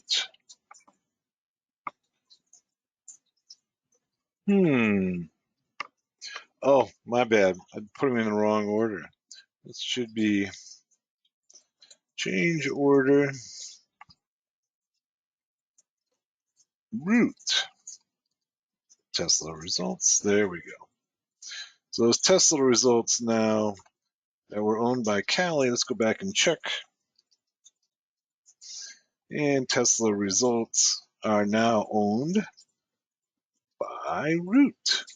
All right, they had been Kali before. We can do the same thing with the group as well. So we could go, once again, use your sudo first and change group. All right, you can see the Tesla results are still in the Kali group. Let's change this group to root as well, and we copy and paste Tesla results.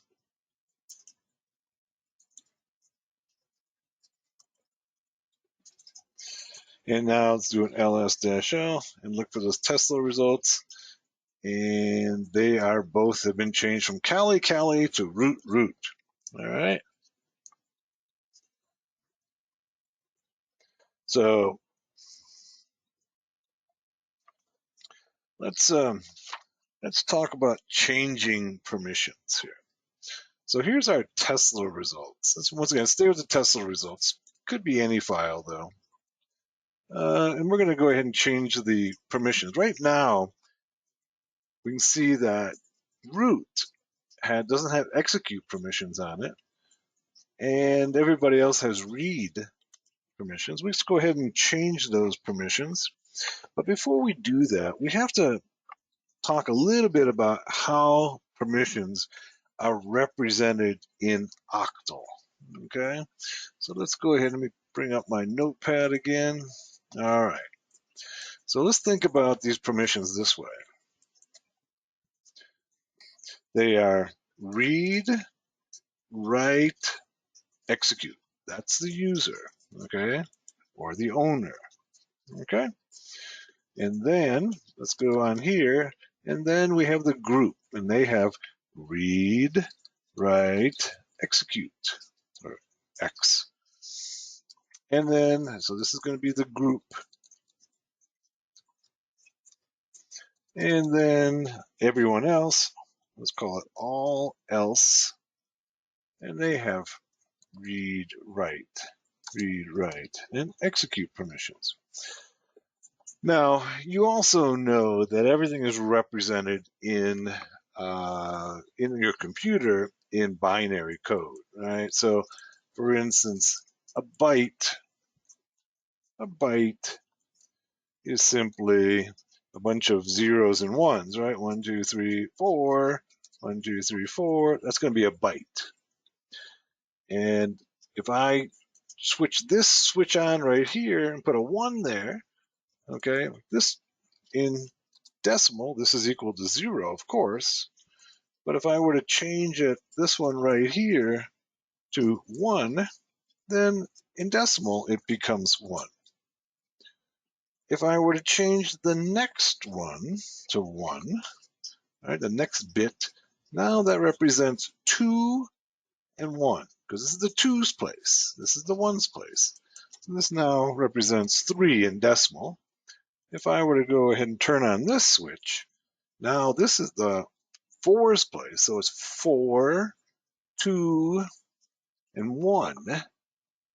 That's 7, right? All right. So if you understand that, now think of these like this. Think of it as your permissions like this, as R, W, X. That's essentially what they are. And they can be represented so that if all the permissions are on, that means all the switches are on, the decimal equivalent is going to be 7. If, say, there's only, let's say, only read permission, that's going to be 4, right? If there's read and write permission, that's going to be 6, okay? 4 plus 2 plus 0 is 6. All right, so we can represent these permissions numerically. Right? So this means that if there was the permissions were read, write, and no execute, that's going to be equal to 6. All right. If there were all the permissions, read, write, execute, that's going to be equal to 7. Right? Just like if we did it up here. If it was just execute permissions, so if it was dash, dash, x, that's going to be equal to 1. Follow me? I hope so. So we can represent then these permissions numerically. And we can do that by using the change mod command. All right, so let's go take these off the screen and let's talk about, once again, that Tesla results here. All right, Tesla results, let's change it so that everybody can execute it. All right, so we could go sudo change ch, right, and then mod, chmod, and then if we wanted to give all the permissions to everybody, right, all the permissions are 7, so we'd give them 7 for the owner, 7 for the group, and 7 for everyone else, right? Except let's put them all together, and then we'll call it, once again, as Tesla results. So we'll change Tesla results. Now, note before I hit the enter that here's the permissions right here. This is what they look like now. All right, so we're going to change the permissions, hit enter, and then do ls-l. And now the Tesla results, where are they? Oh yeah, right here. Notice it changed colors, right? Change colors because now it's executable, all right? It's green. And so now we can see all of the permissions are available. If we wanted to say, just let the user execute, and then the group and everyone else to read and write. So that would be read and write would be 1 and 3, right? Probably not. Probably we wouldn't want them to have write permission. We probably want them to have read permission, which is 4. Let's just do 4 for each of them. That would be 7, 4, 4. That means that the owner, me, I'm going to have all permissions. But everybody else is simply going to have read permissions. So let's go ahead and do that.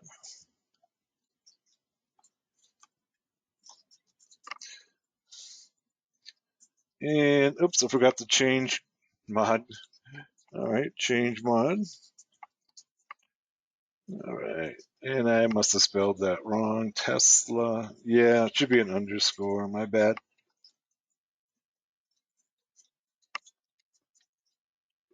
There we go. Tesla results. Now we do ls-l. We can see that we've changed the permissions on it. Right? So now only the owner, me, Callie, can execute. The others two can just read.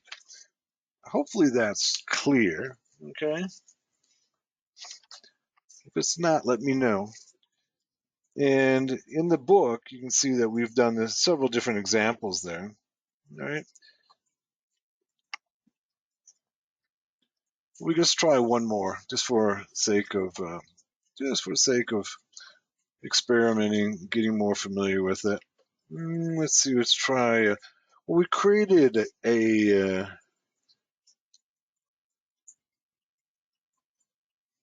Why don't we create a new file? So let's go sudo touch, right? Sudo touch, and we'll call it new file, right? New file. And then when we go and take a listing of it, we can see our new file. Let's take a look at what. There it is, new file. So by default, okay, the person who created it, the owner, has read and write. Okay, that's 644. 644. That comes, the way we think about that is that's the, like, what's called the default permissions mask. That means that every new file that you create is going to have those permissions by default. All right? It's going to be the permissions by default.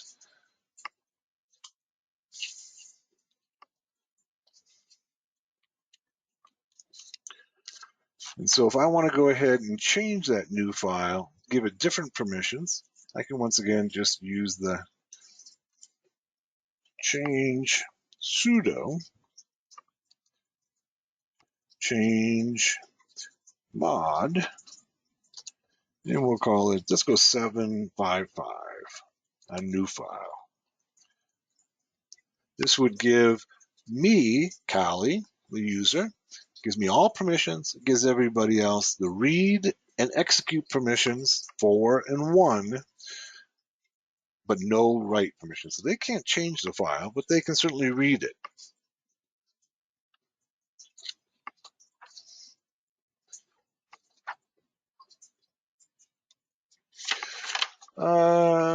Let's see, is there anything else in here we want to go over? Just quickly scanning. I think we've covered everything. There's a few other things in here, but I don't think they're that important.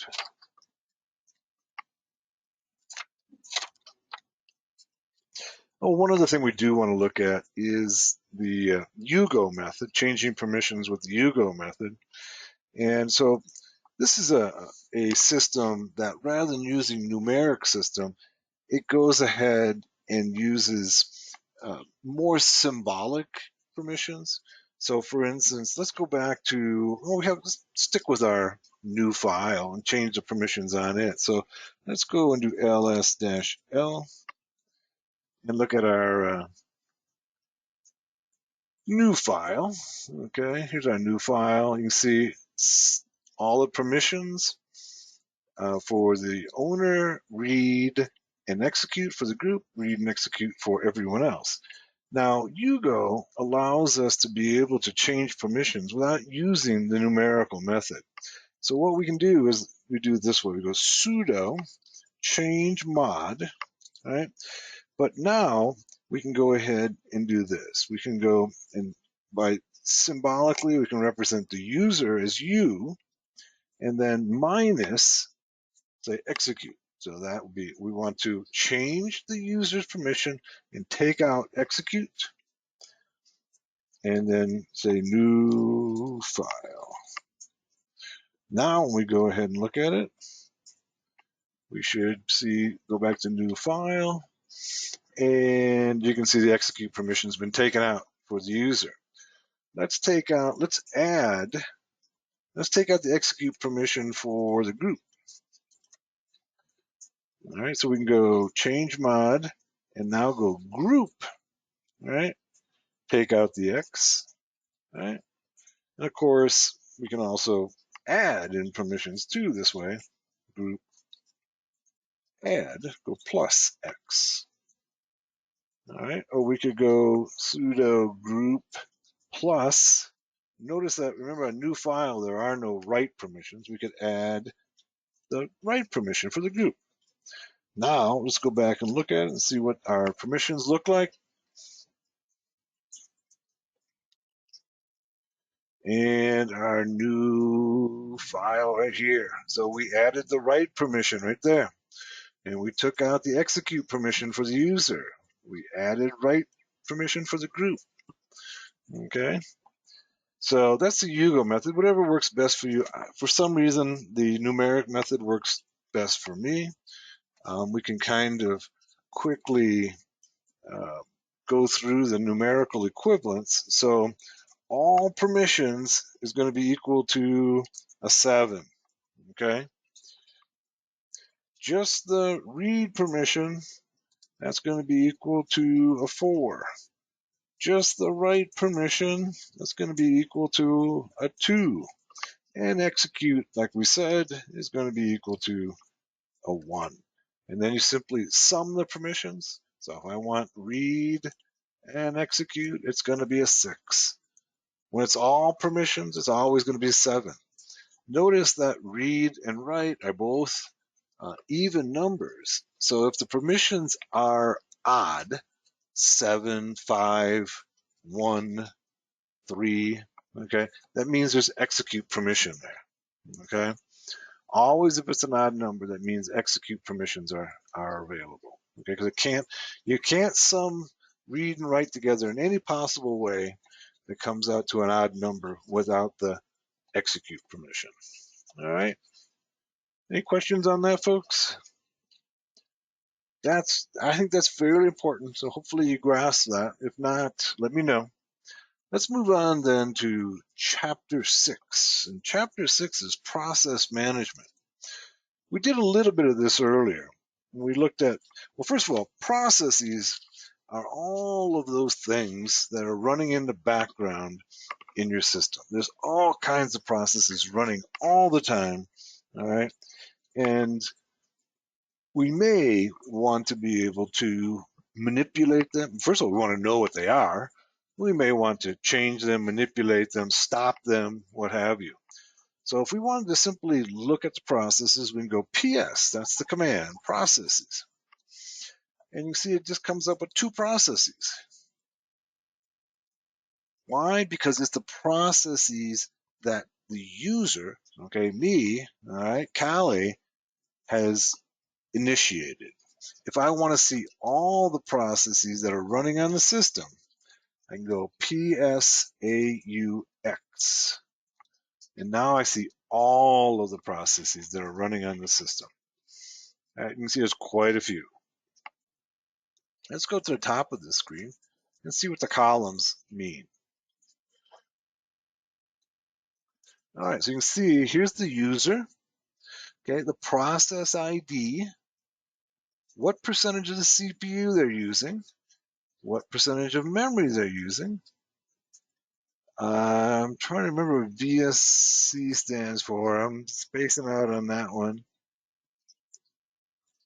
The terminal that they're using, when it started, the time, and the command that initiated it. All right. I'm not remembering what these 2 stand for.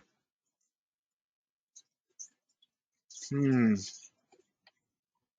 me do a quick Google search. All right. Let's see if I can find out from Google.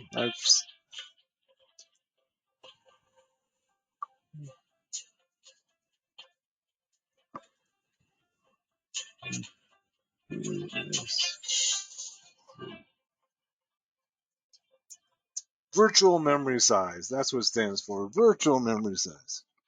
So it's how much virtual memory is it using? And then the RSS is a resident set size. It shows how much memory is allocated to that process. Okay, so that kind of gives you the breakdown of what's going on there. Generally, what you want to know, most importantly, is the user, probably the CPU and the memory, when it started, and the command. Those are probably the most important features there. Now, earlier we talked about using the grep command. So we can use, once again, the PS shows us a lot of information, probably more than what we want. So we can go ahead and filter this by using grep. And earlier we had processed or grepped for Firefox, right? And we can do that again and see all the processes that have Firefox in their name, and there's quite a few. Or we could grep for, I think we have Apache still running, right? Apache 2. Yep, there's quite a few processes there associated with Apache 2. Shows me the user. Notice that the user is www data. Okay, so anything that's running on the Apache server is being run by that user. Notice this one right here is Kali, and that's essentially just the search that I just did for the Apache 2. It says, okay, yeah, there's Apache 2 included right there in that search. Okay, so it shows me grep color auto Apache 2. That's just basically it sees that as a process that I have started when I typed it. Okay. So that's a good way to be able to find the various processes. Now, also, probably more useful is trying to find out what processes are using up all of your resources. Now, this is a lot like Task Manager in Windows, but so we can have the command called top, okay? And top is a live, dynamic, unlike PS. PS is a snapshot. Okay, top is dynamic, and what it's doing is it's updating periodically on what's going on in your system, showing you what's using up your resources. And if you watch it, you can see it's updating constantly.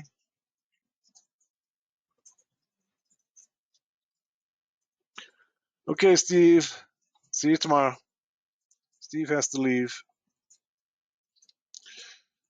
So it's constantly updating, showing me the process ID, the user, okay, how much memory it's using, how much CPU, the time, all right? So that's really useful if you're managing a system and you want to be able to see what's using up your resources. Also, I'm going to go ahead and Q out of that. Okay. So just Q stops it. Also, there's a what's called a process priority, which is called NICE. Right? NICE allows you to prioritize, or at least suggest a priority for a particular process. And NICE values run anywhere from -20 to +19. By default, processes are set at 0, which is like right in the middle, right? They're set at 0. So we can go ahead and change the priority of a process by using the NICE command. So I can go NICE, all right, and -n, and then we go -10. Now that's not, the highest priority is going to be -20. So this is going to be, I just want to raise the process just a little bit to give it a higher priority. And then, oh, let's pick out a process from above. Okay. Oh, how about our user bin Apache? Okay. Let's go user bin Apache 2 and hit enter, and permission denied. And it also tells me there's no such file. Let's see. Let's go back and check that. User sbin, my bad. Okay. So first of all, we got to use sudo and then nice. And then we want to increase this priority, not all the way to 20, -20, but to -10. I know it seems kind of strange that higher priority means a lower number. So -10 and then user sbin Apache 2, and still telling me invalid option. Oh, geez, I spelled everything wrong on that command. Let's try that again. All right, sudo nice user, get the user, I spelled wrong. sbin Apache 2, hit enter, there it is. Default runtime must be a valid direct, absolute or relative value server root. Configuration of variable, Apache run directory is not defined. So it's not going to work on that one because that is set within the Apache service. Let's say that we have, let's just call it a slow process. Okay, we wanted to speed it up. We can go ahead and speed it up by going and just hitting sudo nice -10 user sbin slow process. And this basically is a suggestion to the kernel. It's not definitive. The kernel still makes the ultimate decision about what gets priority, but it says, if there's additional resources, please consider our slow process to be able to give it a higher priority. Because remember that the kernel is going through many, many processes and basically time sharing, time slicing to each one of those processes and giving it a little bit of CPU time and then going to the next process, give it a little CPU time, go to the next process, a little bit of CPU time, and it's constantly doing that, okay? And so what we're doing is like, give this process just a little bit more CPU time, but the kernel is a final arbiter. It says, hey, I've got things that are important to do. I know that you think this is really important, but I'll try to get to it if I can. All right. All right, so let's move on. All right. Let's talk about killing a process. Let's do our PSAUX. Sometimes we have processes that are running out of control, okay? And we may want to have to kill them. So, for instance, if a process Let's take a look. Let's go top again. All right. And we got some process. And say we have a process that's just running out of control. All right. And for whatever reason, it's using up all my resources and it won't stop. Well, I have the kill command. I have several different types of kill that I can use, but the one that I'm going to show you is basically the kill 9. Kill 9 just gets rid of, stops any process. It's it doesn't allow the process to do any housekeeping, what have you. It just kills it like pulling the plug on your computer. All right. So let's say, for instance, let's go open up a process. Let's open up a web browser. All right. I thought we had a web browser open. Let's keep it right there. And let's say our web browser is causing us problems. Let's quit out of here and let's go PSAUX and let's go Firefox. I say maybe it's even, that's not what I wanted. I wanted grep Firefox. My bad. Grep Firefox. Okay, notice that what it did is it opened up Firefox because it says show the processes and then start Firefox, piped into Firefox. Now let's go ahead and we see all these processes and say we wanted to go ahead and kill one of these processes. We could go ahead and with the process ID, such as this right here, 2986, and we can go sudo kill -9, okay, and let's go and kill, was it 2986, 2986, and it killed that process. Let's run our processes again, and you'll see 2986 is gone, okay. But to get rid of the Firefox entirely, we want to get rid of the parent process. Let's try getting rid of that one right there. And 1375.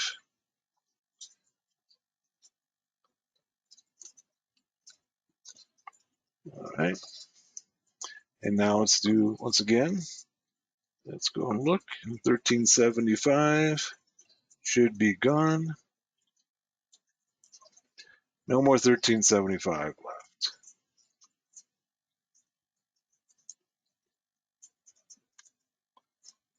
Or here's another example. Let's say, say that the Apache web server was running out of control. Let's clear my screen.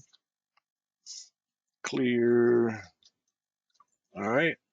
And let's go PSAUX or locked up, for instance. Not -AUX, but just AUX. Say my Apache web server locked up. Let's go and search for Apache 2. But I got to put the grep in there. And you can see that root has initiated it. Let's go and see if we can kill it. Let's go sudo kill 9, and the process ID is 2708. 2708. All right. So now let's go ahead and look at our processes. And we still got, looks like we have several instances running of Apache. Let's kill them all. All right, let's go 5791.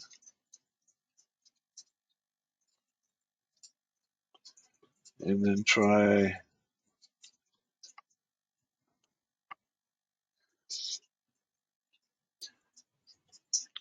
let's get rid of them all. 5821.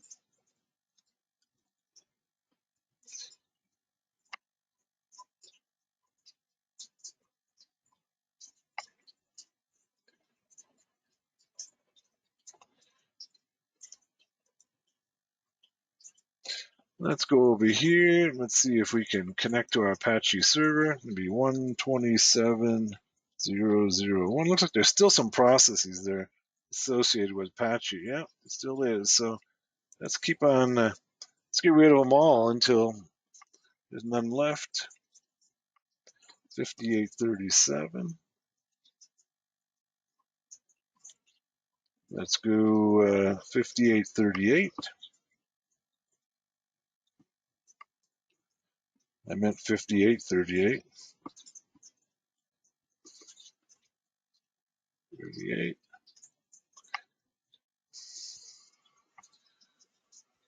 No, it looks like that one's not existent. Let's try our server again. And looks like have we killed it all? Maybe not. Let's keep on going.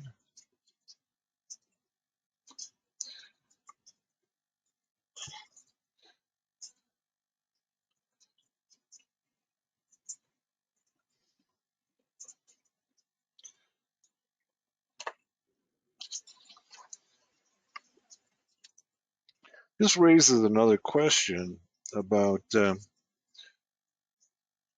processes. Processes, when you start them with a system control, they really should be stopped with system control. So let's go system CTL. All right, system control. Stop Apache 2. And this is a much simpler and less harsh way of stopping a process. And now you can see that it stopped the Apache 2. All right. When I go ahead and, so now if I go ahead and restart it with system control, let's do that. We should be able to get back to our web server. Okay. And then let's go hit refresh and the web server is back up. All right. It's also kind of important to note, I'm going to clear my screen again. And let's go ahead and move this browser out of the way. That earlier when we were using Mousepad, all right, we've done Mousepad and say etc resolve list, right?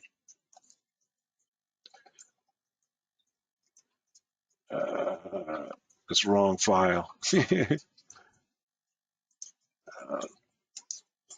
etc apt is what it should be. etc apt resolve list apt.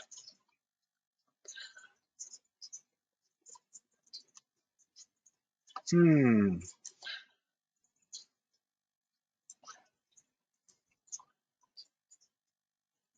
I spelling it wrong? Hang on one second.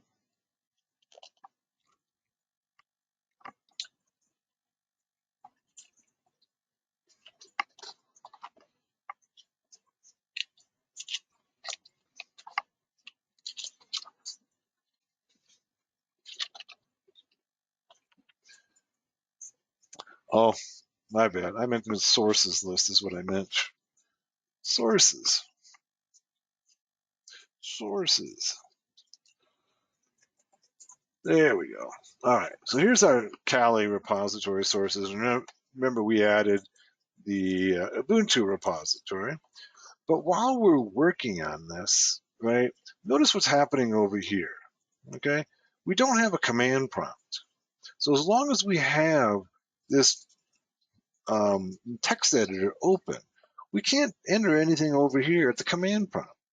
Now, it may be that that's not going to work for you. You could actually open up another terminal, but let's go ahead and close this, okay? Another way to handle this is to be able to open up a process and run it in the background. Run it in the background so that it doesn't take up all of your resources. Resource probably it doesn't use up your terminals. What I don't want you to do, I want you to run the process in the background and then give control back to the terminal, okay, to the individual user. And we can do that by let's try it again. Here's our command, right? And if we end it with a ampersand, like that, right? So we get both the text editor open and we get control over the terminal again. All right, so this works in, if we're running scripts that might take minutes, hours, days, and you don't want to have to wait until that script is done running before you can use the terminal again. So this basically runs it in the background, okay, so that you can go ahead and still use the terminal. It's a really useful command to use. All right, so just ending it with an ampersand is going to put it into the background. If we wanted to go ahead and bring it back into the foreground, it's going to be simply sudo fg foreground and then the process 5997, process ID 5997. And it doesn't like my command not found. Let's see. Did they change that in this new Linux? Let's find out and fix it.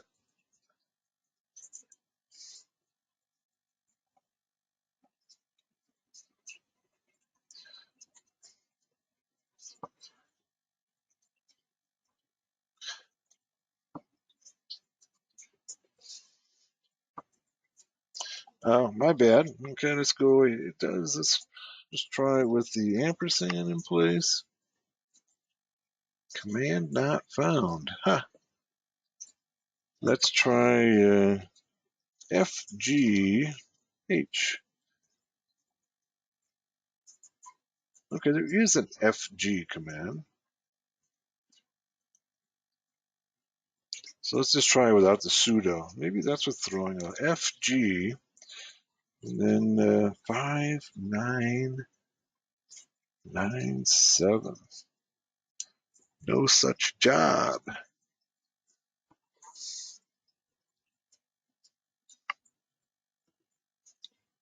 Let's do a PS and see if there is a job like that. PS AUX should be.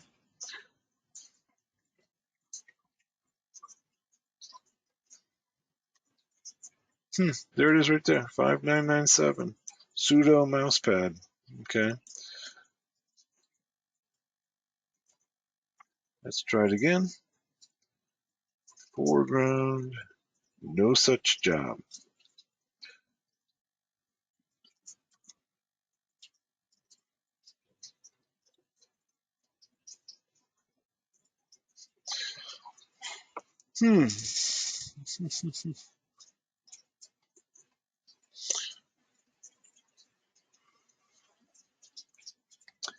Let's see what's wrong with this here.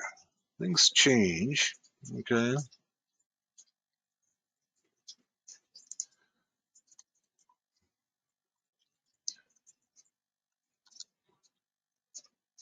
Still doesn't like it.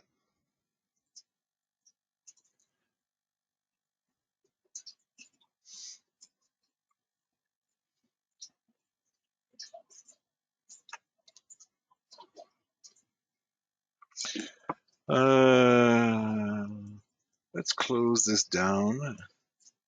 Looks like they've changed the foreground, background. Background seems to work fine. Foreground is where the issue comes up. Let's try running that mouse pad again. Okay. Putting in the background.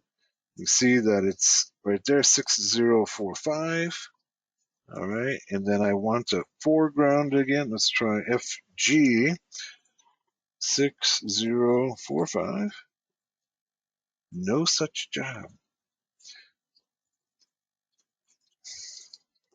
Let's see if we can get the right syntax here. Command not found. Okay. Then let's go man FG. Let's see how they've changed. There's no manual entry for FG. Let's go for the help screen for FG. Okay, move a job to the foreground. Place a job specified by job spec in the foreground, making it a current job if job spec is not present. So it's simply FG times the job spec. That's exactly the way it's supposed to be. Yet when I do it, it doesn't. It's not working for me. 6045. No such job. Let's go. Let's enter jobs. There's two of them. You see that right there.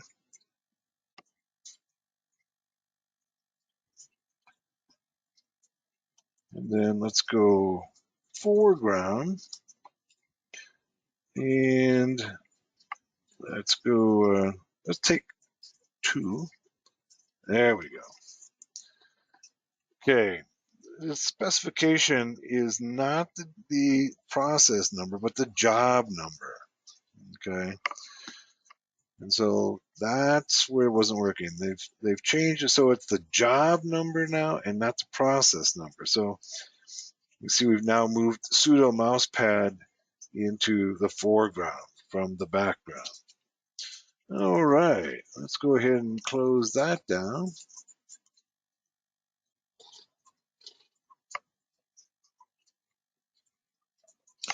And next, what I want to do is talk about how to schedule processes.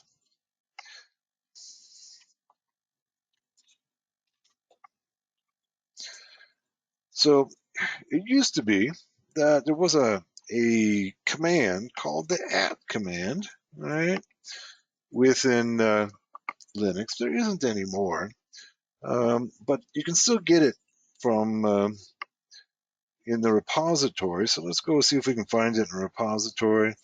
Let's go sudo apt cache search, and it's called at. Yep, my search is spelled wrong.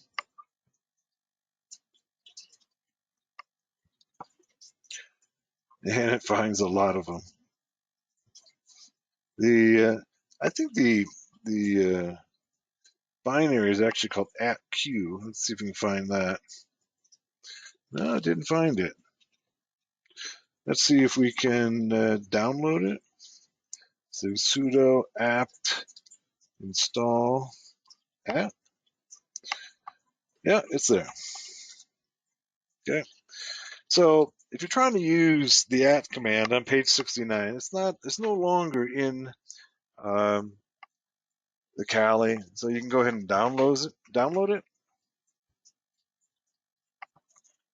And we've got it all downloaded now. And we can go ahead and schedule processes then.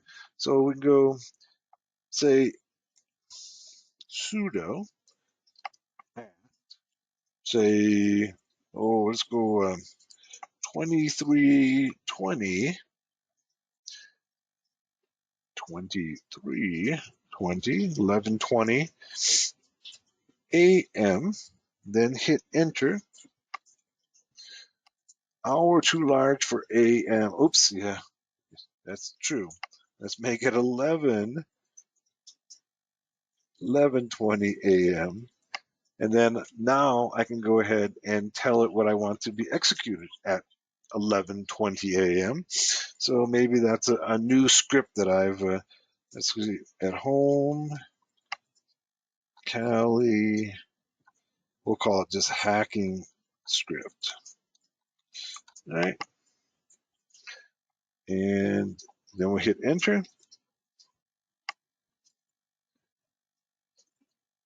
And we hit Control D, and there it is scheduled for tomorrow, the next 11:20. Okay.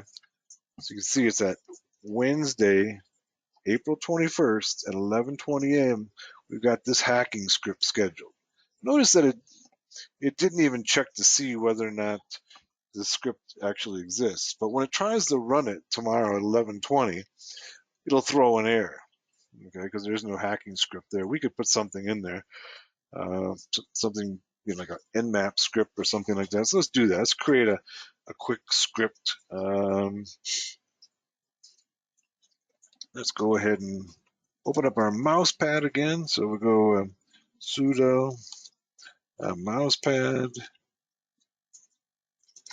and we'll call it hacking script, like we said.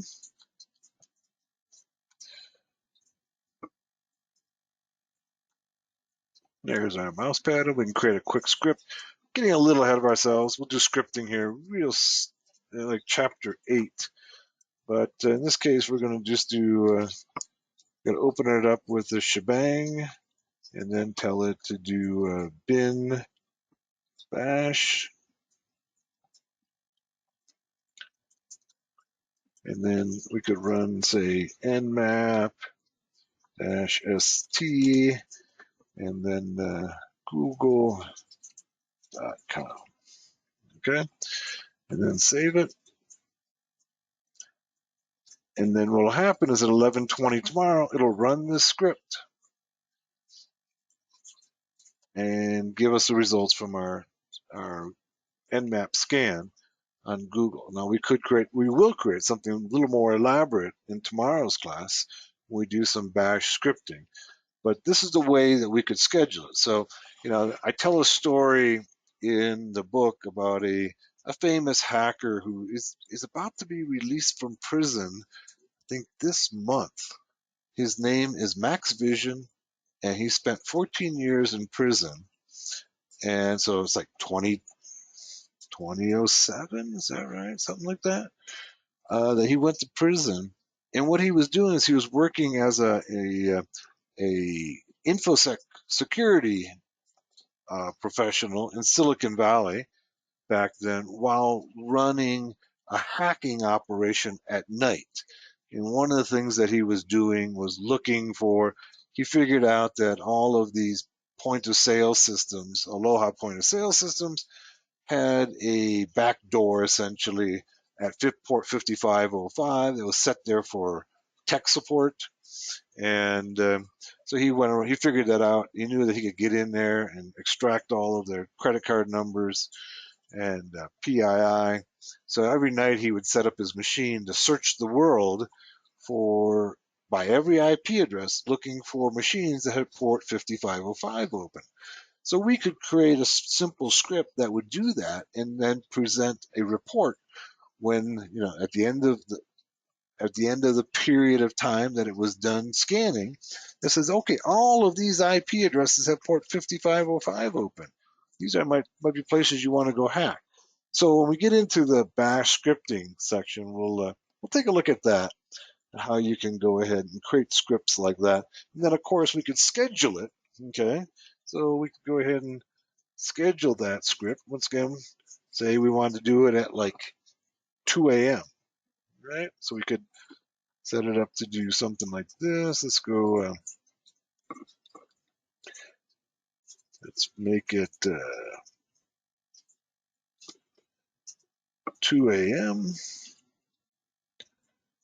And then we want to run home, Kali,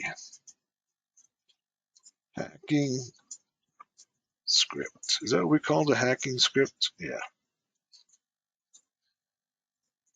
And then Control D.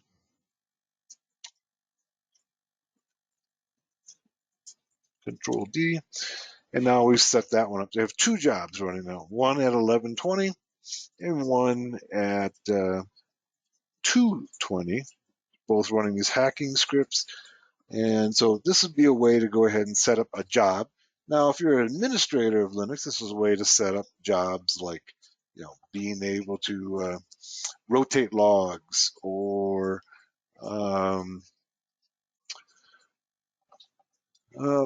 backups would be an excellent example. You can go ahead and run backups in the middle of the night every night to be able to make sure that everything's backed up.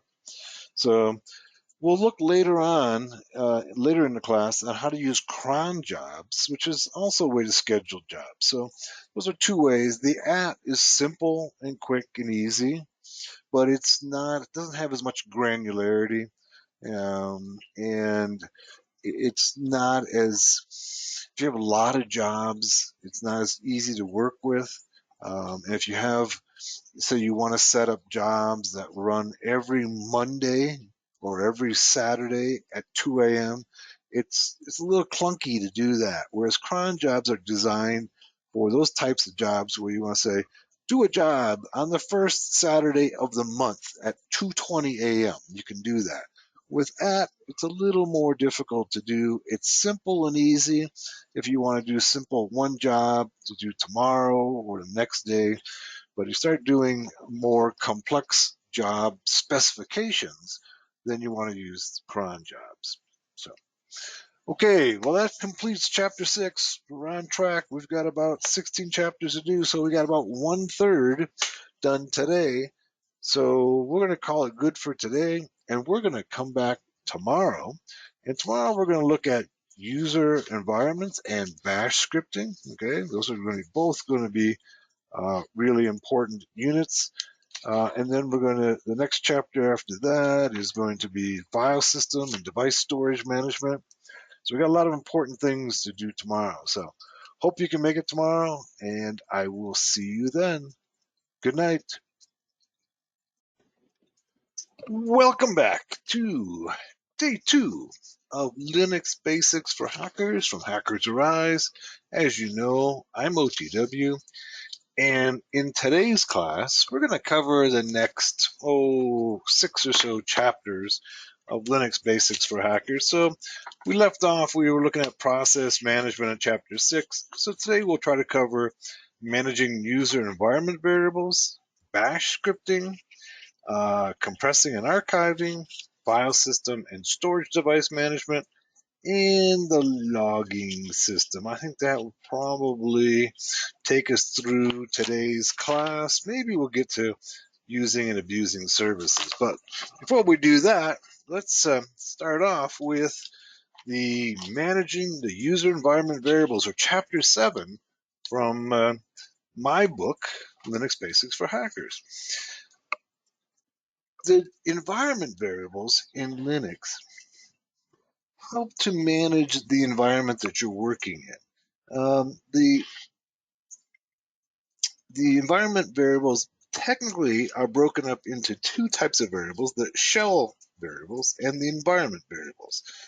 Environment variables are the process-wide variables built into your system and interface that control the way your system looks, acts, and feels to the user. And they are inherited by any child shells or processes. Shell variables, on the other hand, are typically used in lowercase, typically listed in lowercase, and are only valid in the shell that they're set in. All right, so let's go ahead and let's move into our Kali. Let's take a look at our environment variables. All right, let's log in as Kali and open up a terminal here. Let's wait for it to boot up. Come on, Kali.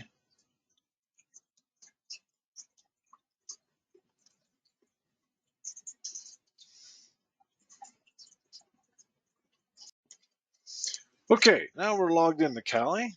Got a terminal open. Let's go ahead now and take a look at some of our environment variables.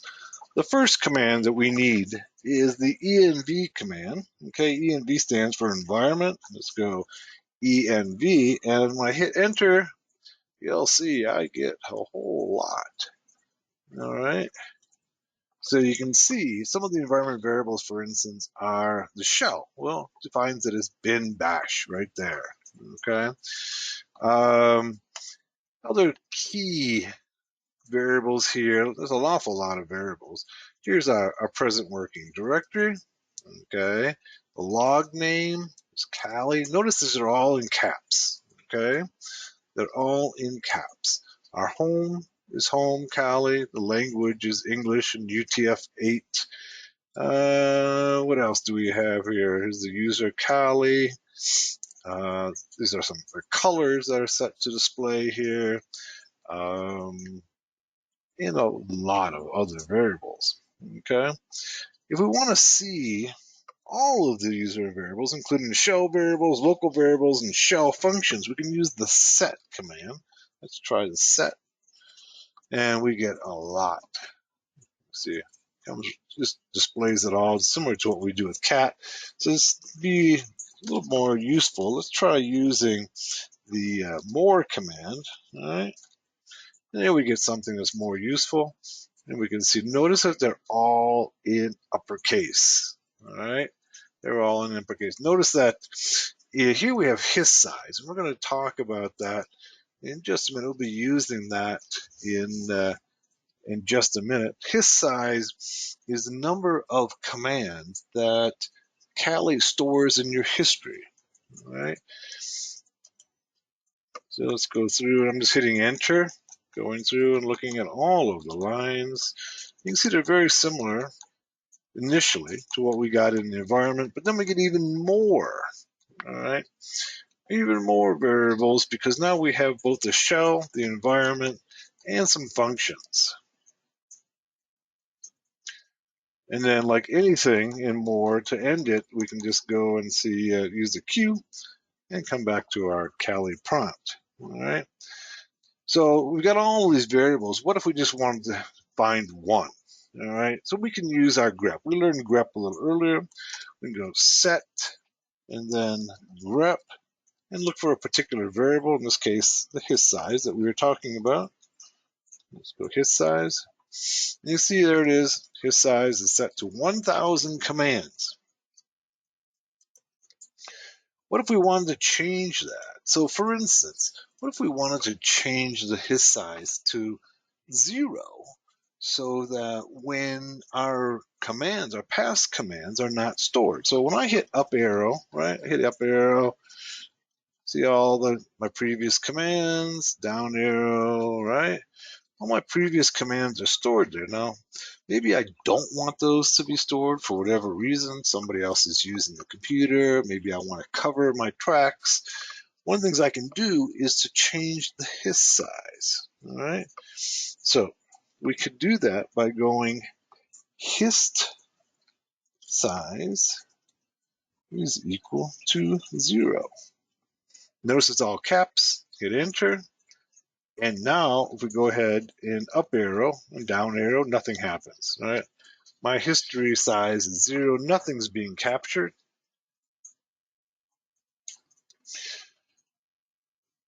If I want to go ahead and set it back, I can go hist size is equal to 1,000. All right. And now if I go set, pipe it through grep, hist size, you can see it's set to 1,000. And then if I hit up arrow, you can see my commands are being stored again. All right. Now, the way things are set up in Kali is that when I change the his size, it's only for that particular environment. Okay.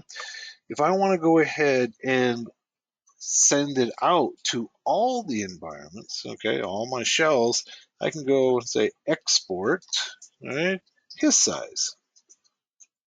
Now this will send it out to all the shells. Okay, they'll all be set to 1,000. I can also change the prompt on my system. So let's say, let's go once again, go set grep. In this case, we're looking for PS1. And you see that there's an entire script here just to change the prompt. Okay, we're not going to change it here. What I'll do is I'll address it in the revision of this book and how we can go ahead and change it. People have written to me and saying they've changed the prompt and they're not happy about it. How can they go ahead and set it back? So we're not going to do that here. We'll just keep on moving along. We're doing some things that are probably more important to your using of Linux rather than simply changing the prompt. The way that the default prompt in Kali works pretty well. All right. In other words, it's telling you what the the system is and the user, right? If we go ahead and change directories, so change directories to Etsy, right? You can see it tells me what directory I'm in. Okay, if I'm in the root directory, okay, you see I'm in the root directory right there. So it works pretty good, all right? So let's not change that. But maybe something we might want to change is the path. That's something that has some leads to sometimes easier work in Kali and in Linux in general. So let's go ahead and just use the echo command. Okay, echo command simply shows you the value of a particular variable. Okay, actually, its echo can be used to display anything on the screen. Right. In this case, what we're doing is using echo to display the contents of a variable. And to get the contents of a variable, we need to use the $sign and then the name of the variable, in this case, path. Now let's take a look at this. Now you may not have seen this before. If you have, great. It applies to almost all operating systems, Windows and Mac and Linux, Unix. But basically, this is the area where your system looks for the commands that you enter at the command line. So when I enter echo, for instance, okay, it looks here, user local bin for it. If it's there, it executes it. If it's not there, it then goes on to user bin. If it's there, it goes ahead and executes. If it's not there, it goes to the bin directory. If it's not there, as you get the idea, it goes through each one of these. And if it doesn't find it in any of these directories, then it comes back and says command not found. Right? So even if a command is, so for instance, you put a new tool in and you're trying to execute it, if that tool is not in one of these directories here, it's not going to find that command, okay, that script, for instance. So what you would need to do is you would need to append your path command if you want to be able to run it from any command prompt anywhere on your system. So it doesn't matter what directory you're in, it'll go to these directories looking for that command. So if we have, say, a new tool and say we want to go ahead and add it, all right, to our path command, this is the way we do it. We can simply go the name of the variable, path, right, and then set it equal. And now what we need to do is to use the value, okay, $ path. So that says set the path equal to the value in path, the current value, okay, so we're duplicating it, and then colon, add root, and whatever the hacking tool might be, all right? So now what this will do is it'll alter the path to include the directory where our new hacking tool's at. Hit enter, and now we can go ahead and go echo path, and we should reflect the new path. And you can see there it is there. All right. So if there's a script or another tool that's in that directory, it'll automatically look in there for it. Okay. It'll look in these other places first, which leave those pretty much the way they are. All right. Then moving on. What if we wanted to create our own variable? Right? We can create our own variable in Linux. Let's go ahead and just create a variable, my new variable. My new variable is, and then I can put a script or some string in there. The string is going to be something you've heard from me many times. Hacking is the most important skill set in the 21st century.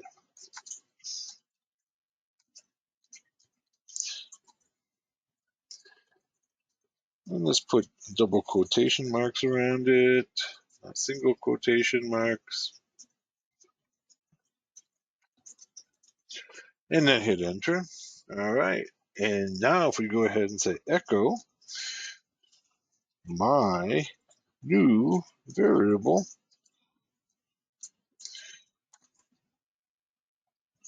See, what I did is I simply echoed the name of the variable and not the value inside the variable, which is what I want to do. So I got to put the $ before it.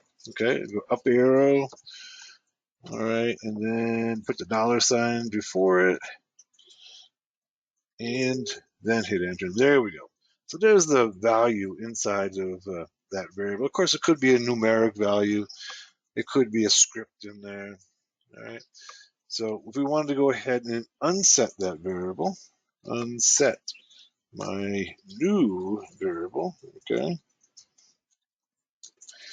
unset it, and then we go ahead and echo. Once again, make sure the $ is before it. My new variable, and we'll see there's nothing in it. All right. So it's a quick and dirty lesson on using environment variables. I'll probably spend some more time on environment variables in Linux Basics for Hackers 2. Right? We're going to go into a little more depth in that one. But for now, I think you have everything that you need to be able to operate and function within any Linux environments and have a basic understanding of the environment variables. All right, let's move on to Chapter 8 then. Chapter 8 is an important chapter. This was on bash scripting. So as I say in this chapter, any self-respecting hacker has to be able to write scripts, right? You need to be able to run some automated scripts to do a particular task, whether it just be, running through and doing something over and over ago, an administrative task or a hacking task. You need to be able to write some basic scripts, okay?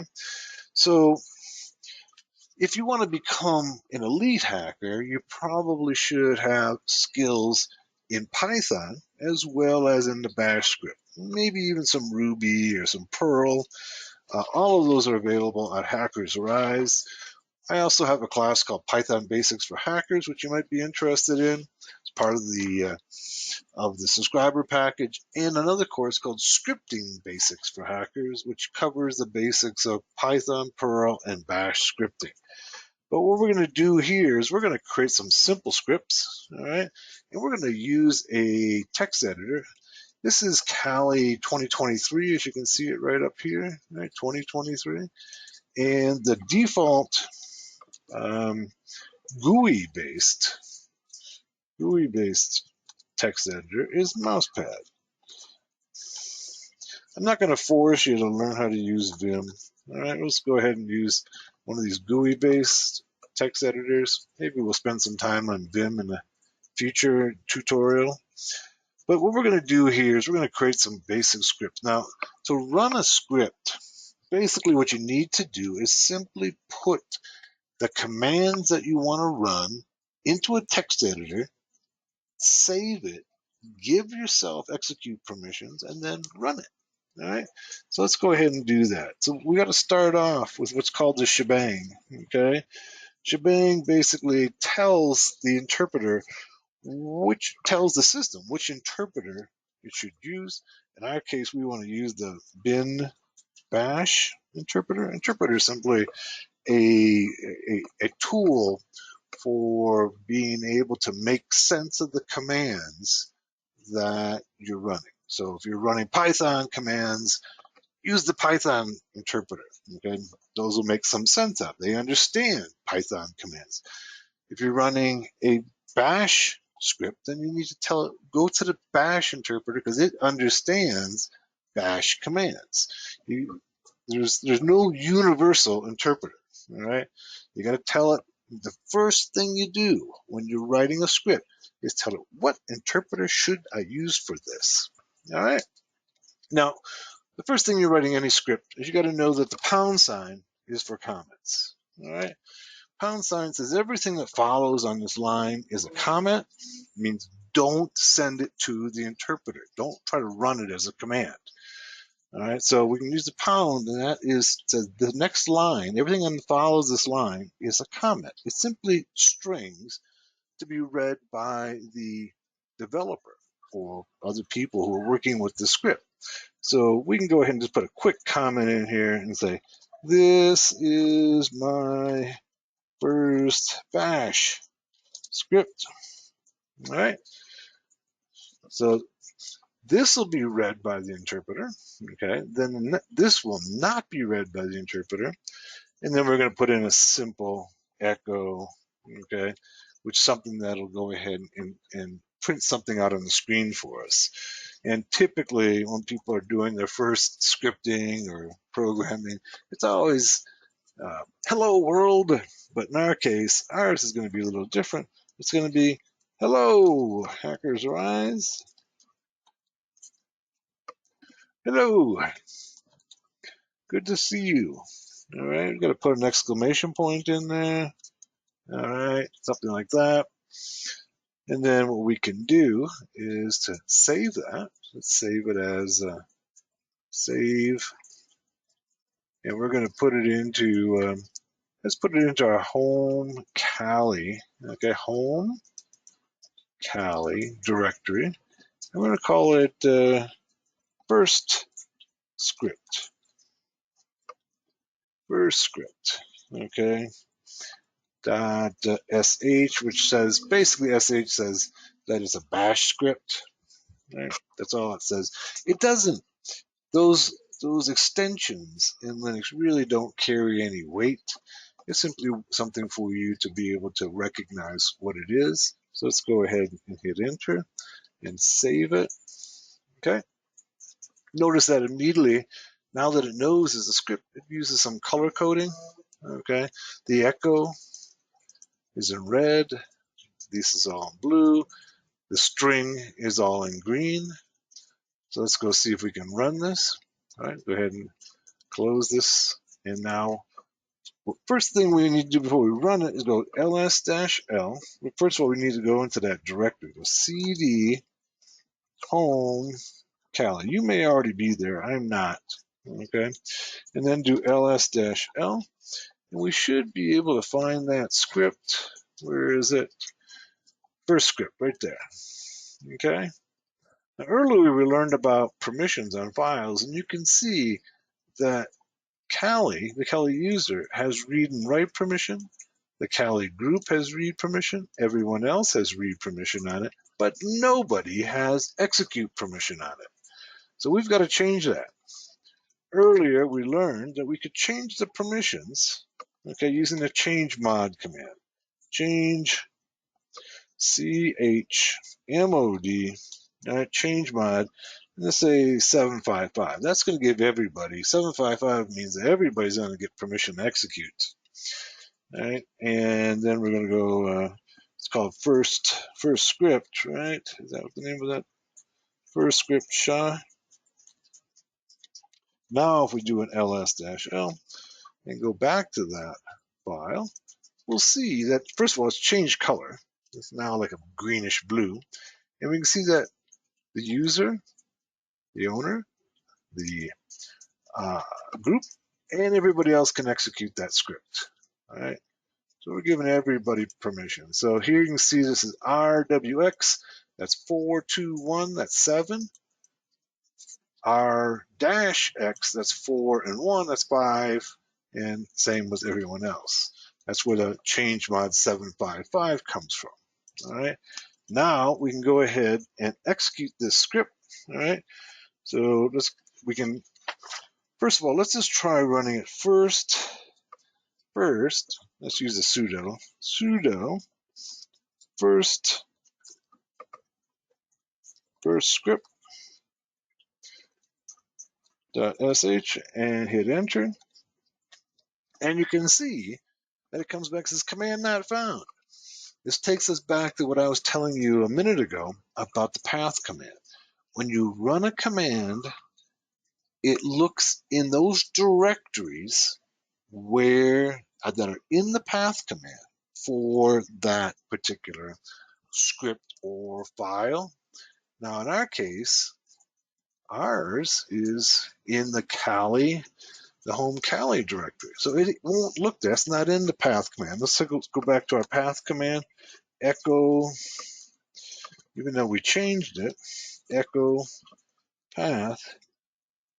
You can see that the home Kali is not in that path command. There's not a directory in there. So it's going ahead, and we try to run this. It looks in each of these directories. It doesn't find it and says command not found. Now, to run this script, what we can do is that we can tell Linux that we want to just look in the current directory.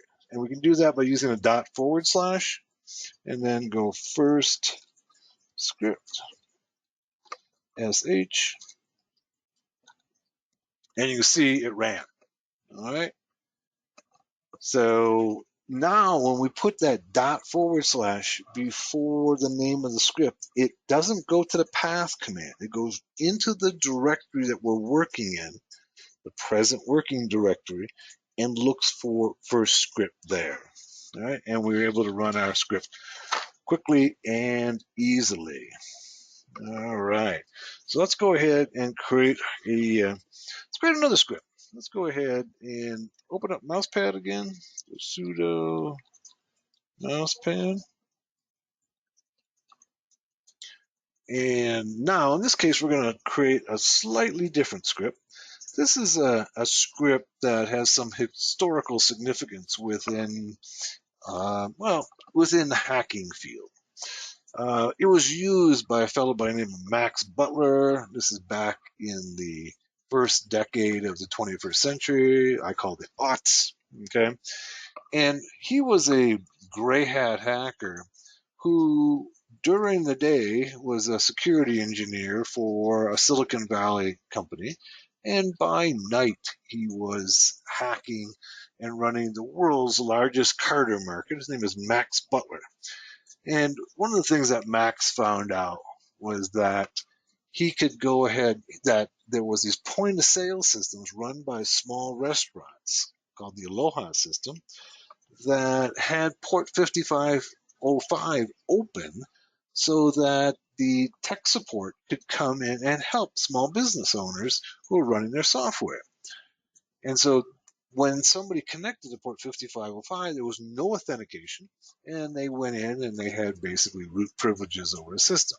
So what Max figured out is that he could go in to these port 5505, extract all the credit card numbers and names, and make a fortune. And he did. Before he got caught, he's scheduled actually to be leaving prison, I think, this month. This is April of 2021. He's been in prison for like 13 or 14 years, and he's scheduled to leave prison now. But here's something that he did. He let run at night to find machines that had port 5505 open. Okay.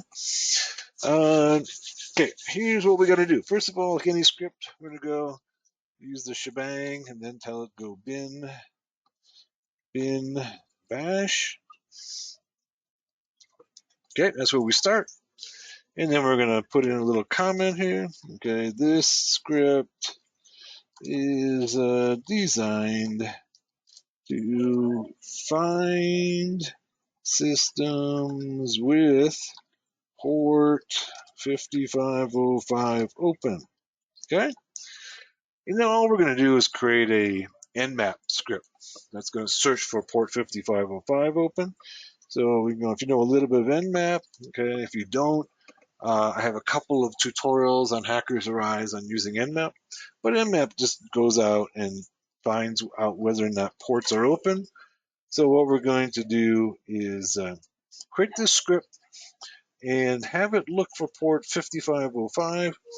And let's go and, let's see. Before we do that, let's open up another system that we can test it on. All right. So first of all, let's see if we have, let's ping Google, see if we can access the outside world. We can't. All right, let's go to network, go to settings. Okay, it's a bridge adapter, that's fine. So let's go ahead and open up another machine on this system. on this virtual box. And let's go here. We've got several machines. Let's just open up Metasploitable 2 just for fun. Okay. And open this up.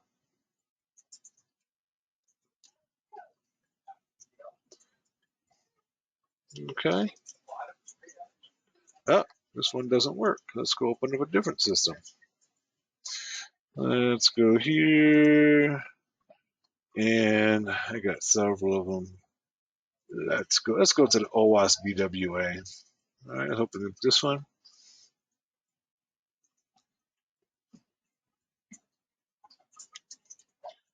And then let's use this as our target system. You can use any system. We're just testing on a script, right? So we'll use this as our target. All right.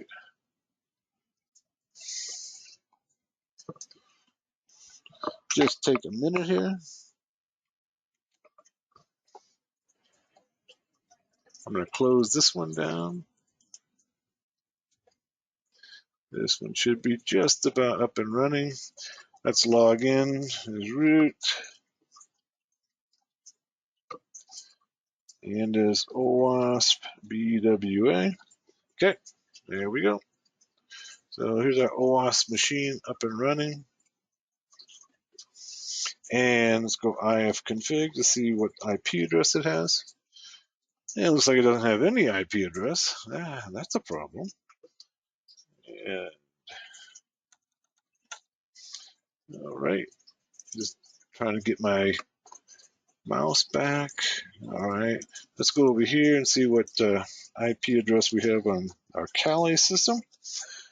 And I got to go sudo ifconfig. And this one doesn't have an IP address either. So we're going to do a little assigning of IP addresses. All right, sudo ifconfig.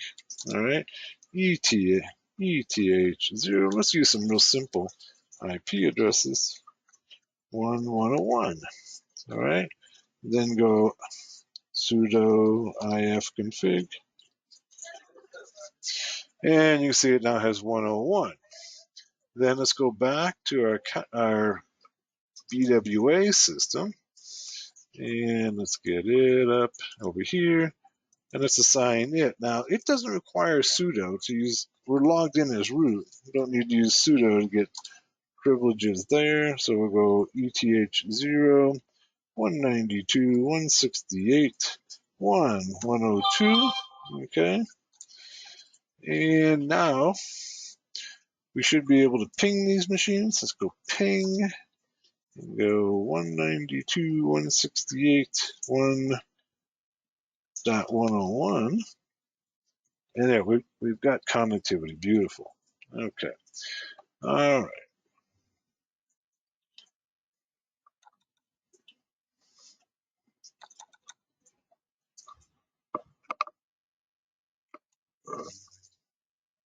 Let's go ahead and minimize this system.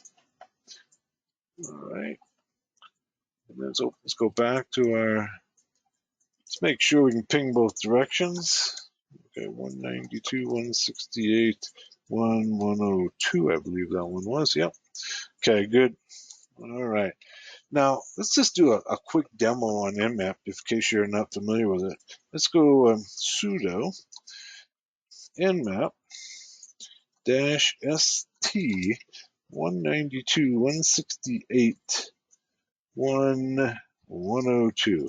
Basically, Nmap's going to go out and try to do a three-way handshake to each of the ports on that system and see whether or not they're open. Let's go ahead and run it. Just should take a moment here.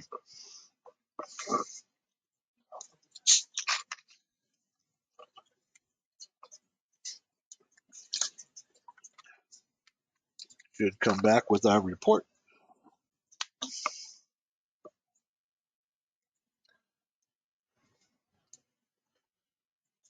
And there we go.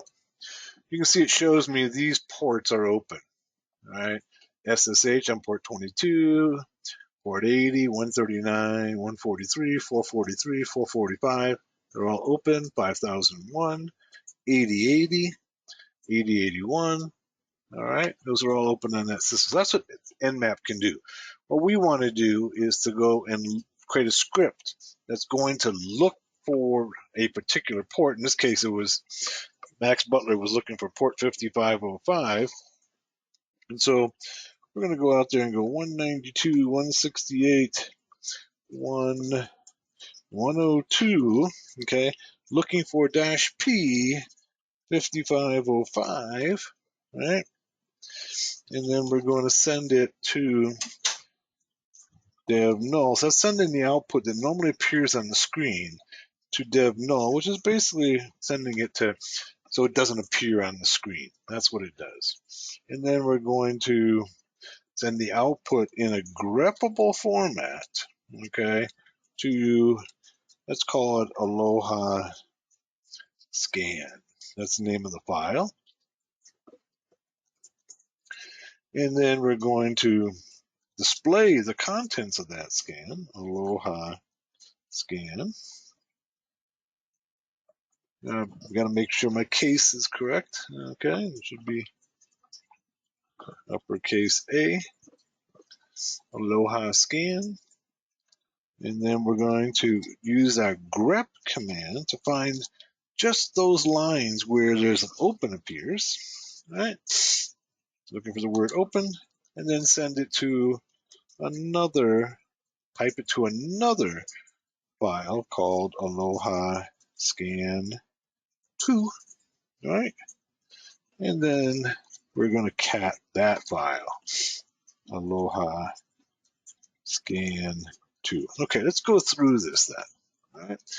So here's our bin bash, tells it what interpreter to use. Okay. Then we have the comments, okay, right here. So it's not going to be executed. Then we're going to have run the nmap command against this particular system, looking for port 5505 is open. Send the output that normally appears on the screen to dev null. That's just a place in Linux where things disappear, okay? And then we're going to send it in a greppable format to a file called Aloha Scan. And then we're going to display cat Aloha Scan and then pipe it to grep, looking for the keyword open. Okay, what we're looking for is that keyword open. We saw it earlier right here, this keyword here, open. We only want to see those lines where that appears and then send that, okay, redirect. That's what that is, sends that output to a file called Aloha Scan and then go ahead and display that file.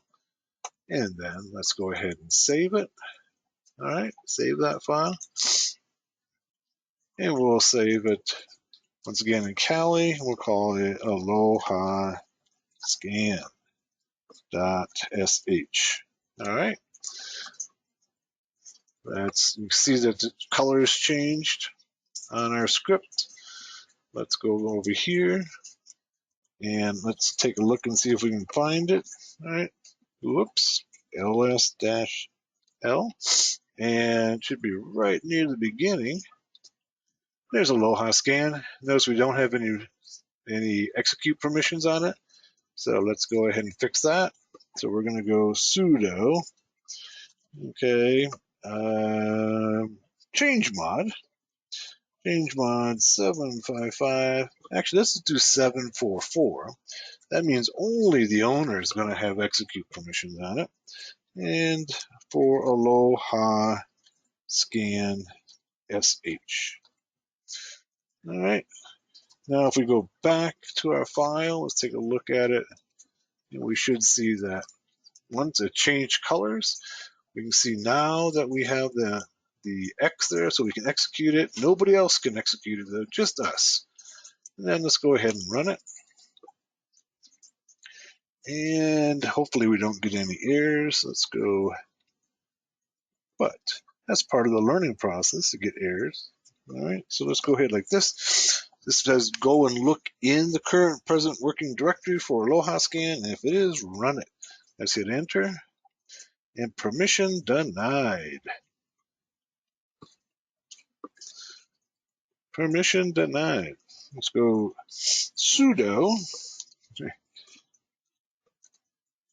Aloha scan. There we go. And what it's doing now is it's running that script, looking for what ports are open on that system. And you see that it came back with nothing, because we know that there are no, that port 5505 is not open on that system. All right, so just for demonstration purposes, since we know what ports are open on that system, see if our script works, we know that there's, for instance, this port 8080 is open on that system. Let's do that. So let's change our script to look for that port and see whether or not it works.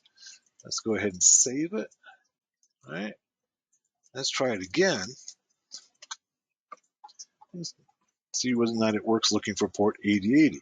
Ultimately, we'd like to use this script to scan the whole world for port 5505 open. That's what Max Butler did. But as we're testing it, we just need to make sure that it works. So we're using it on a test system here. And let's go ahead and hit enter and see if it can find port 8080.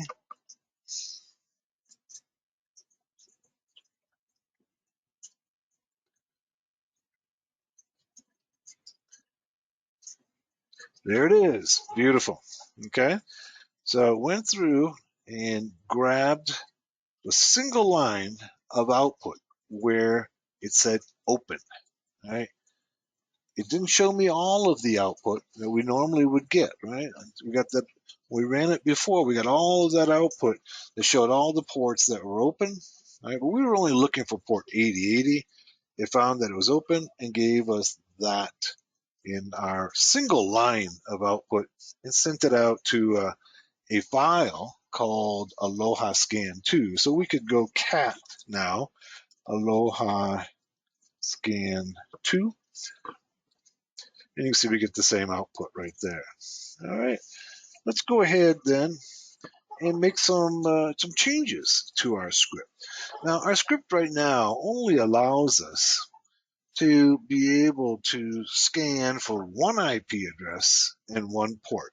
What if we wanted to make it a little bit more flexible so that it could scan multiple IP addresses and maybe a range of IP addresses and different ports? So we can make this kind of a generic scanner that can go out there and look for ranges of IPs for certain ports that might be vulnerable to attack. Let's see what we can do to make that happen. So let's go ahead and change. Let's leave our comment the same. But what we're going to do now is we're going to send out an echo like we did earlier, right? We did the hello hackers arise. But so this is what's going to appear on the screen to the user. So once again, we're trying to make this more of a generic script that has greater flexibility, can look at different IP addresses, different ports. So what we're going to do is we're going to prompt the user enter the starting IP, okay, that they want to start scanning at. The starting IP address to scan, let's say. All right. And then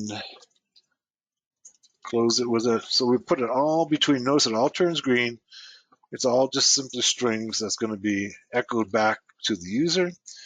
And then we can put in a read. Now what read does is that it takes whatever the user inputs from the keyboard and puts it into a variable. So what we need to do is simply give that variable a name. We'll call it first IP. All right. So when the user sees this prompt, the system will stop and wait for them to put in an IP address, and it'll go into this variable called first IP.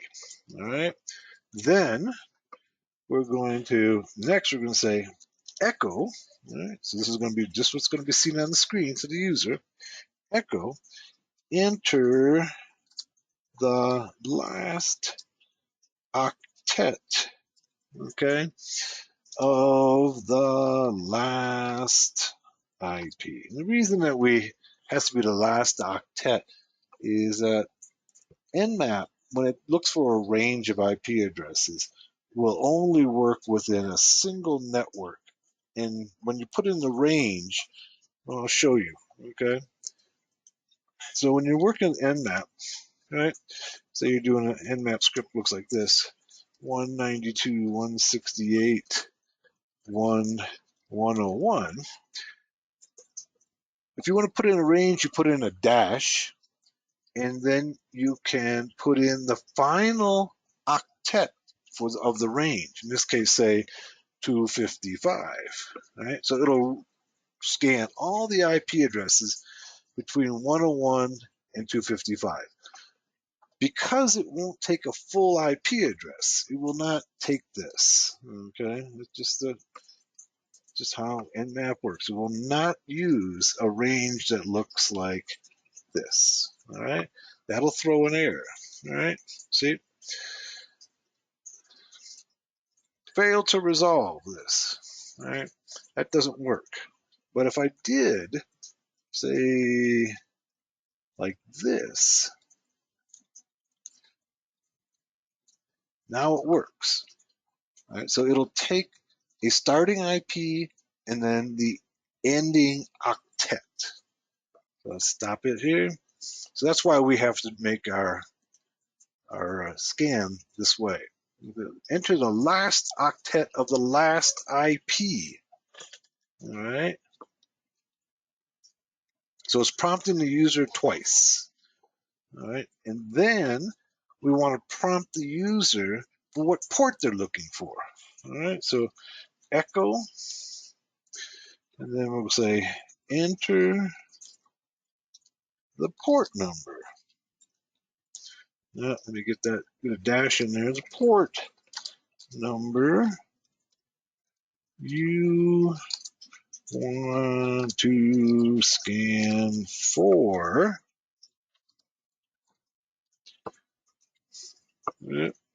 Let's put in like that. Okay. Double quotation marks. And then actually over here, we got to fix this right here because we didn't put in a variable read last, we'll call it last octet IP, like that. So it goes into, this should be read. Let's get this fixed here. Okay, read, and then this should be last octet IP. Let's make sure that it remembers that Linux is case sensitive. All right, so let's get it like that. And then we need to, over here, read, let's just call it port. Then, okay, so we've prompted the user 3 times for information. Okay, then we want to go ahead and put these variables into our scan. So we're going to use the first IP and the last IP and the port. Everything else pretty much should stay the same. So let's go ahead and make those changes. So rather than having a fixed IP address, we'll just use first IP. All right. And then we're going to run from first IP through the last octet IP. All right. So that says go ahead and start scanning at the IP addresses in here and run to this octet, this final octet here, looking for port 8080. But let's fix that and put in the variable port. All right, you see how this has become far more flexible. We can, the user can go ahead and put in any IPs, an IP range and port, and get it to scan. One of the things that we need to remember is that when we're using a value of a variable, we need to precede it with a $sign. All right, so these all have to have $signs before them. Notice they turn purple. All right. Now, let's go ahead and save it. I think we've got everything right. Let's go ahead and save. And we're going to call this one, let's call it Aloha Scan 2. All right, this is just to distinguish it from the other one. All right, and then let's save. Then, of course, we need to give ourselves execute permissions on it. All right, so we're going to go sudo change mod 744 in this case, Aloha Scan 2 SH. Okay, good. So now we should be able to run this. Let's take a look at it. Let's see if we can run it. Let's go sudo Aloha Scan SH. Remember, we have to precede with the dot / that says look in the present working directory, not in the path variable for this particular script, and hit enter, and it starts running. Oh, my bad. It should be Aloha Scan 2. All right, let's stop it. Control C. And what we want to do is do Aloha Scan 2. All right, and then it should start prompting us. All right, enter the starting IP address we want to scan. Okay, let's do this. 192.168.1.101. All right, it takes that and puts it into a variable. And then it says, what's the last octet of the last IP? Let's go 255. Okay. What port do we want to look for? Let's look for 8080 because we know that one's there. And then go ahead and hit enter. And then it should begin its process. Now this is going to take a few minutes. So I'm going to pause the recording and then I'll come back as soon as it's done. Okay, we're back. It only took a couple minutes and you can see, all right, that our script ran effectively, right? It ran through some 155 IP addresses, found only one of them that had port 558080 open, all right? And our script now is written flexibly enough that it can run through any range of IP addresses and look for any ports, all right? So good job. That seemed to work great. Hopefully everything was pretty clear in what we did there. Pretty simple script, but it's pretty useful at the same time. Just one of the things I want to point out is on page 90 and 91, there's some built-in bash commands. You might want to take a look at some of those. These are commands that are built in. We can put any system commands into our bash script, but we also have some built-in bash commands as well. So take a look at that. And with that, that concludes chapter 8. And let's move on now to chapter 9. Okay, let's move on to chapter 9, compressing and archiving. When you're using Linux as a hacker or in any capacity, very often you're going to need to install or download new software. And the smaller that software is, the faster it can be downloaded. And so that's what takes us to compressing and archiving. If you come from the Windows world, you probably are familiar with the zip format. So what we're going to be doing is something very similar to that. We're going to be using multiple compression algorithms that are open source and built into Linux for being able to compress and then eventually archive some files. All right. So let's go ahead and close out some of these things that we have going on. Let's close out this mouse pad. And let's see if we can close this terminal. Let's clear this one up. One of the things that often newcomers to Linux are surprised to see is the idea of tarring files. Tarring files is basically what's called a tape archive, tape archive. So it's like this tape archive, okay? Or it's abbreviated as tar in Linux. In tar, what it does is it takes multiple files and puts them together. It doesn't necessarily compress them. Actually, it doesn't compress them. It actually makes them larger. Okay, but it puts them together so that they can be transferred as a single file. One other quick note about compression here before we move forward, and that is the idea of lossy and lossless compression. Lossy compression is what you're probably most familiar with. That's things like MP3, MP4, JPEG files.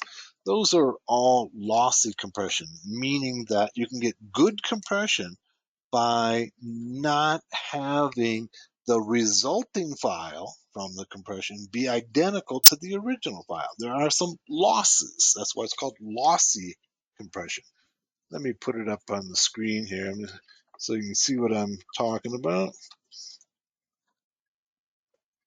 Okay, there's lossy compression. Lossy compressions are things like MPEG, MPEG 3. I'm sorry. Yeah, it should be MP3s and MP4s. And MP4s, it actually is MPEG, all right, but we abbreviate it as MP. And JPEG. Okay, these are all lossy compression. They're very efficient, but they produce, in this case, video or music or an image that's not identical to the original. You can get better compression if you actually are able to lose something. Right? So maybe the color green isn't exactly the same as the original. Right? So this is, by doing this, you can go ahead and get much better compression. Now, lossless looks like this, is where the original file and the resulting file after compression are identical. All right, this you can't get as good a you can't get as high a compression ratio. Okay, you can't compress it as much, but you have exactly the same before and after compression. All right, moving on then. Let's talk about some archive and then we'll get into some compression. Let's go ahead and let's make up some files. And we're going to look at how we can go ahead and archive them.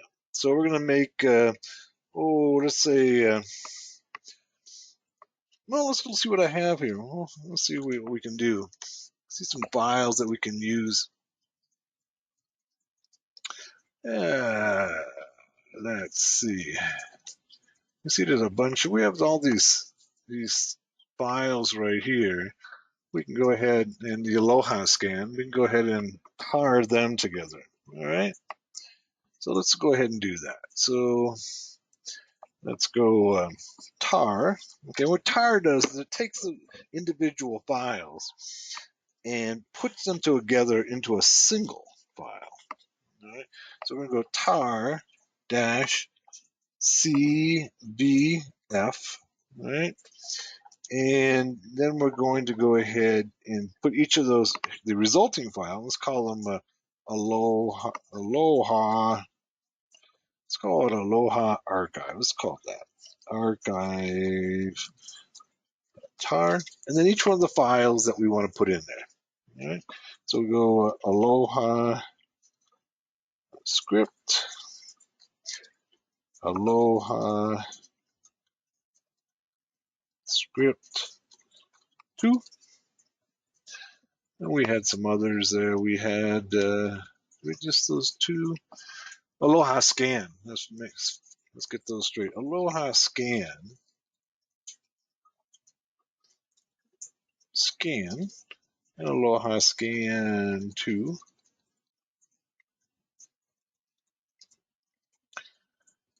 And what else do we have there? And then we just have the executable files there.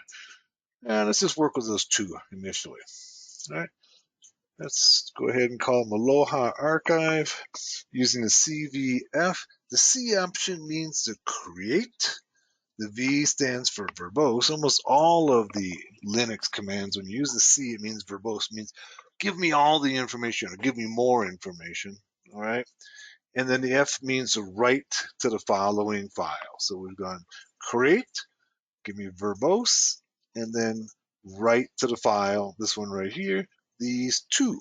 Let's go ahead and hit enter. And you can see it comes back and it gives me the Aloha, the two files that went into that file. Now, if I left off the V, you can see that what happens if I do it again, nothing happens. So by using the V, it gives me that output of what files are going into this archive. All right, there we go. Now if we go ls-l and take a look, we should see the Aloha archive.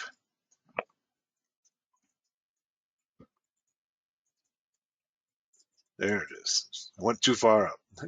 There it is right there, the tar file.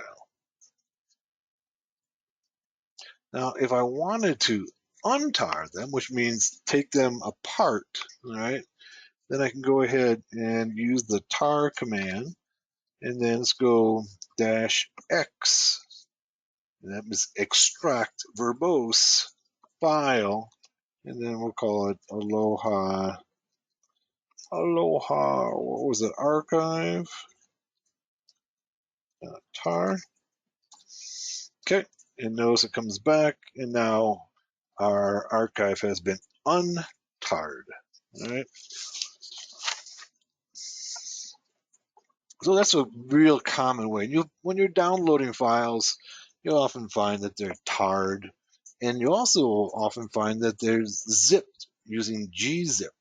Okay, and that's what we're going to get to next. All right. So let's go ahead and look at compressing files. We're going to look at 3 different methods of compressing files. Let me put it up on the screen here. We're going to use, for instance, gzip. Gzip. We'll look at bzip 2, and we'll look at compress. As our 3 compression algorithms. Let's start with gzip. Gzip, okay, is the most commonly used compression utility in Linux, so you're going to find it a lot. Very often you'll see that at the end of a file name, you'll see that it has been zipped, where you'll see the file is going to end with a gz for gzip. So let's go ahead and try zipping those 2 files together. So for instance, we can make things simple. We can go gzip, right? And then say aloha, right? And then let's just go anything with aloha in it using wildcard. So it says go ahead and zip anything that has the word, starts with the word aloha, and then go ahead and take a look, and we should see it up above. And you can see that there's our gzip. So we've gone ahead and zipped the Aloha archive. We've zipped the Aloha scan. So everything that has Aloha, starting with Aloha, is now zipped, making it much smaller. All right. Let's take a look at how much smaller. So here, for instance, the Aloha archive tar is only 364 bytes. What was it before? Let's go up above and take a look. And you see it was, wow, okay, it's down to about the third the size. All right, it was 10,000 bytes. All right, and now, wow, it's significantly smaller. Oh, okay, I think that isn't a good reflection. Let's look at the Aloha scan, 391 bytes, and then down below when it's zipped, 90 bytes. Okay, so about a quarter the size. That's more typical. Let's go ahead, Aloha scan. Yeah, let's go to Aloha Scan. The original one was, let's go up here, and Aloha Scan was 391. That's the one I was looking for, 391. And yeah, let's start with the first one. Aloha 190 here. The script, the executable script, 190, and then the executable script dropped just by a little bit. I gotta compare apples to apples here. Then go to Aloha Scan 2 is 391. There we go. And then let's go down here when it's zipped. Aloha Scan 2 is 90. All right. Actually, let's go to Aloha Scan right here, 262. All right. Comparing them, 262 and 391. So less than 50% compression. We want to go ahead and unzip them. It's pretty simple. Use gun zip. And let's go and say Aloha again. So we'll do using a wildcard. Everything that has Aloha, starts with Aloha, we want to unzip it. And now we can go ls-l. We should see that all of those files are now unzipped. Okay, this one is still tarred, but these are all unzipped. All right, so they're back to their original size. We can also do the same thing with bunzip, okay, bzip. And so we're going to go bzip2. All right, let's go Aloha. And we'll use the wildcard again. So we'll go ahead and zip all of them and do an ls-l. And we'll see that they have all been zipped as well. All right. And you see they all end with bz2, bunzip2.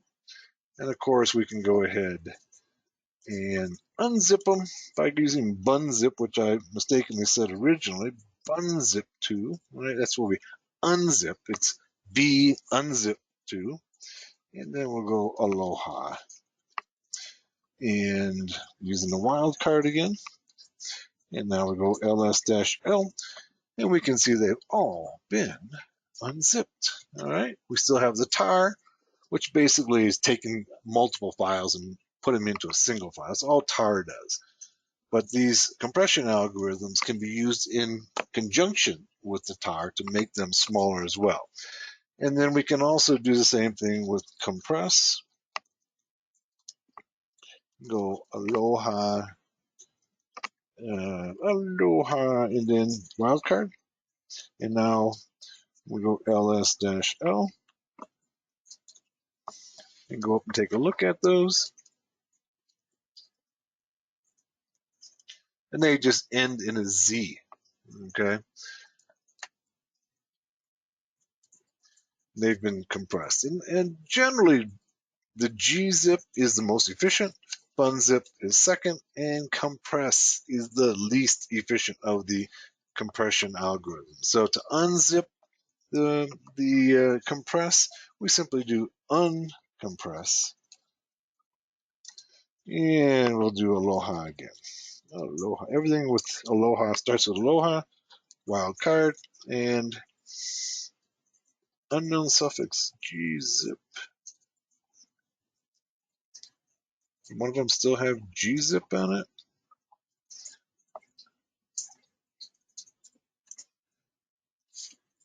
I'm getting a strange message there. See, these all have Z at the end. All right.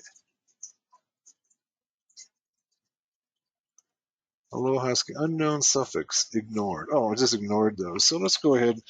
It didn't have a Z at the end, so I ignored it. Let's go back and look, and they should all be back to their original size and integrity. All right. One more thing that we want to take a look at is creating physical copies for maybe archiving of a drive. And the command that we're talking about here, let's go ahead and clear our screen, is called dd. Okay, this creates a bit by bit or physical copy of whatever drive you're trying to copy. So I'm going to go ahead and put in a thumb drive. Okay, so we can use that. It can be used on hard drives, thumb drives, any storage device in Linux.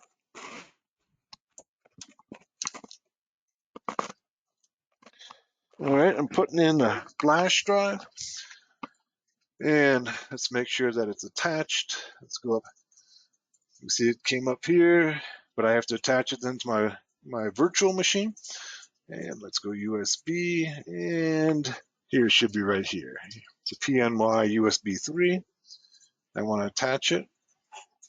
Wait for it to come up on the screen here, then we know that it's been mounted.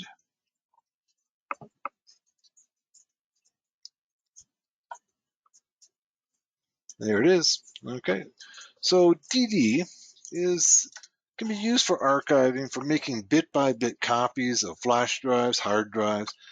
In forensics, for those of you who have been through my forensics class, know that it's used to also create a forensically sound copy of a drive or any storage device.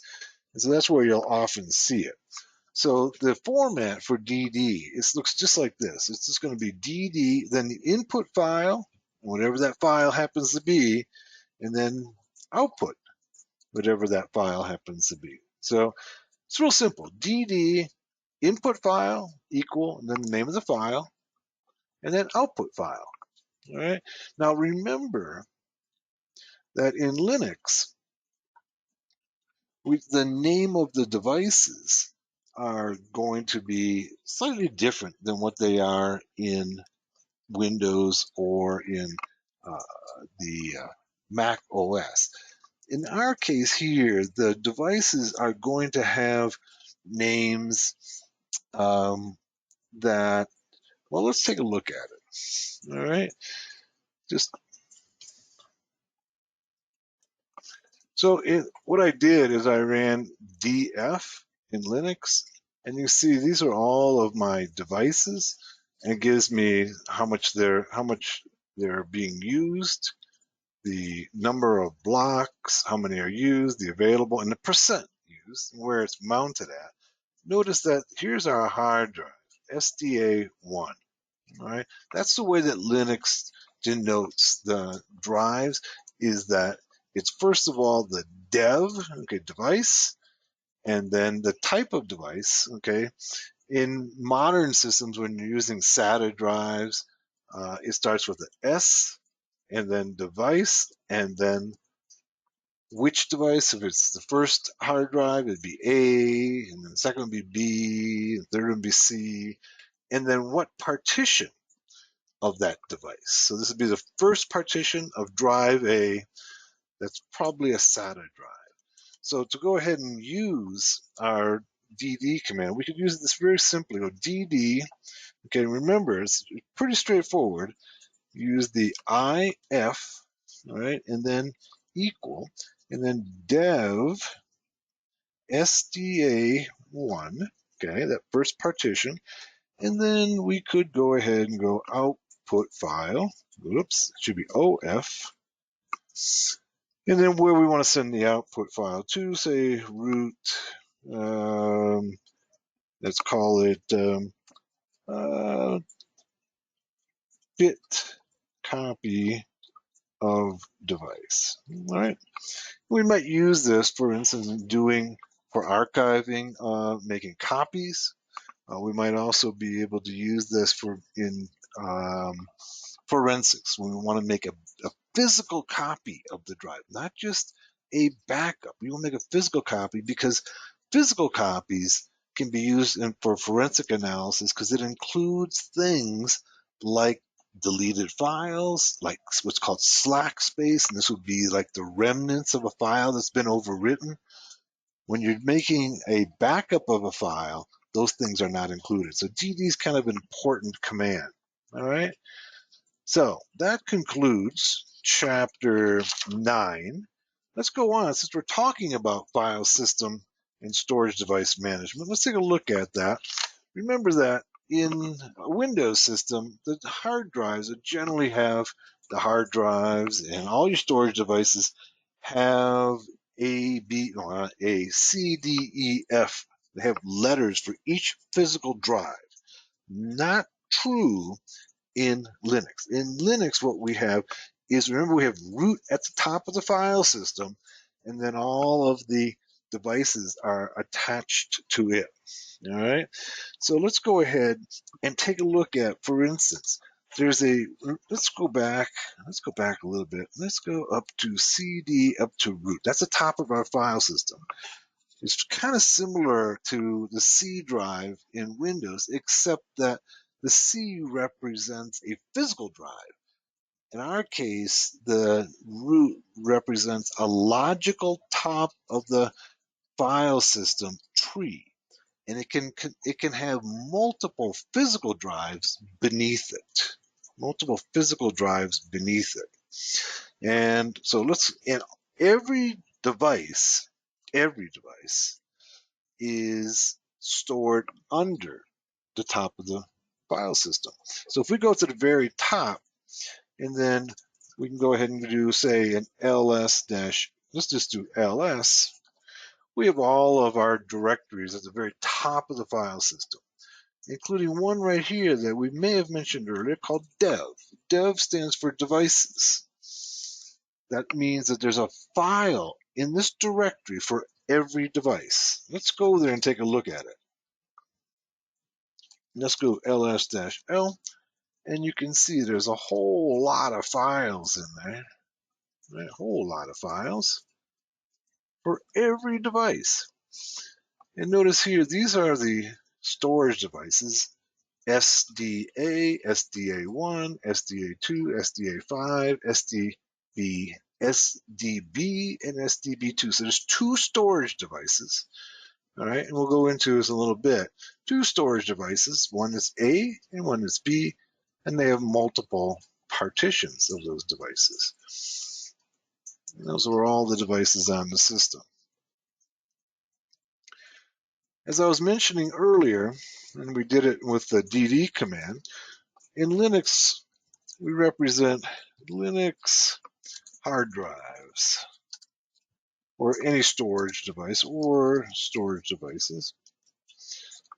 They're represented this way as SDA, we saw that. Okay, then SDB would be the second storage device. SDC, okay, would be the third.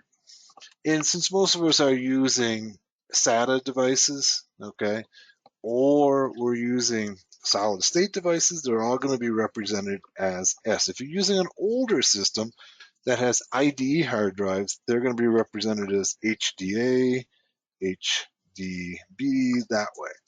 Most of us have SATA devices. They've been kind of the standard for 15 years or so. So this is probably what you're seeing on your system. And then each one of those devices can be partitioned.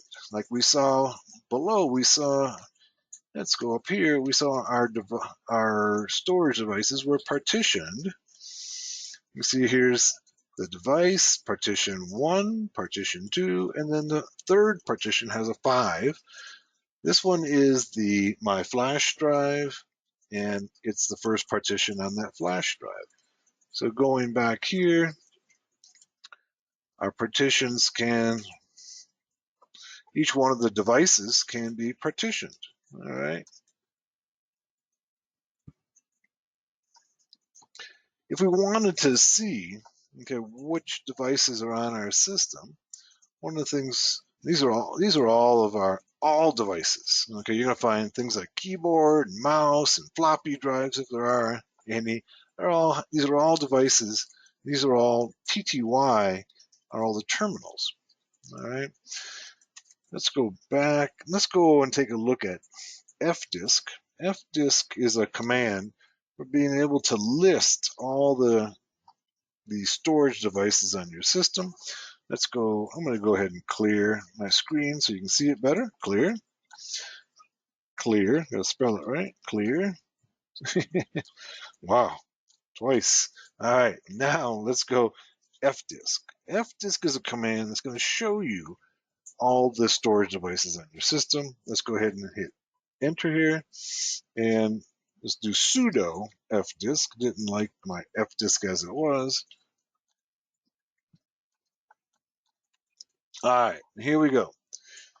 So it shows me the disk SDA, okay, dev SDA. We saw that. It's 80 gigs. Tells me how many bytes, how many sectors. The disk model, it's a virtual box hard disk. Tells me the sectors are 512 bytes and lots of other information. But the key that we really want here is this here. Here's the SDA1, SDA2, SDA3. All right, SDA 5, 3 partitions, the starting and ending block, how many sectors it has, the size, the ID, and the type. All right. Then we have SDB. This is my flash drive. It says 230.59 gigabytes. All right. It's a 256. It shows me it's a USB 3. It shows me the bytes and the sectors on it. All right. And then it shows me that there's there's a partition on that flash drive. It tells me the type is HPFS, NTFS, or exFAT. Okay, so that kind of gives you a basic understanding of how Linux denotes your storage devices. And once you know that, then you can begin to work with them, like we did with the DD command. Also, we have one of the things to keep in mind is that in Linux, we can mount devices, right? We can mount devices and unmount devices. Now, once again, let's go back to our top of our file system. Let's clear, all right? And then let's do ls-l, ls-l. Notice that right here, we have a directory called mount. And this is where hard drives that are attached to the file system get mounted. A mounting basically just means it's available to the system. So it has to be attached and then available to the system at the mount directory. Now, most Linux distributions now do this automatically, very similar to what your Windows system or your Mac system does. But sometimes you may have to do it manually, and so we're going to take a look at that. Also note that over here we have a media directory. Media is where your flash drives and other devices are mounted. This is kind of relatively new within the family of Linux systems. So mount is used for hard drives, and then media is used for things like flash drives and other external devices. So let's go ahead and take a look at CD to media and see if anything is mounted there. So we can go ls-l. And you can see that there is right now, looks like a CD-ROM, okay, is mounted there. And let's go back and take a look at the mount directory and see if there's anything mounted there. It looks like nothing is mounted there. Now, if we wanted to go ahead and mount something, we can use the mount command and go mount, all right? And say we wanted to go ahead and mount device. Let's go device and say we want to mount that flash drive, and that was SDB1. And where do we want to go ahead and mount it at? Well, we could mount it at the MNT. Let's go ahead and hit enter. And it says must be super user to mount, of course. So we got to go ahead and use sudo mount dev. This would be trying to mount the flash drive. If it didn't automatically mount itself, we can go ahead and mount it. And looks like the disk contains an unclean file system. The file wasn't safely closed on Windows. It's fixing it. So right now it's been attached to the Windows system. When it was disconnected from the Windows system, it left some remnants there. It wasn't safely removed. So it's going ahead and fixing that, and then it'll go ahead and mount it. Should take a few minutes. It's a good idea. I think what happened is that when I didn't eject it, I just simply took it out. And I went ahead and mounted it. All right. Good job. If I want to go ahead and unmount it, I just use the U mount, not unmount, but U mount dev SB, in this case SB SDB1, that's what we had mounted. Let's go ahead and U mount it. And no such file or directory.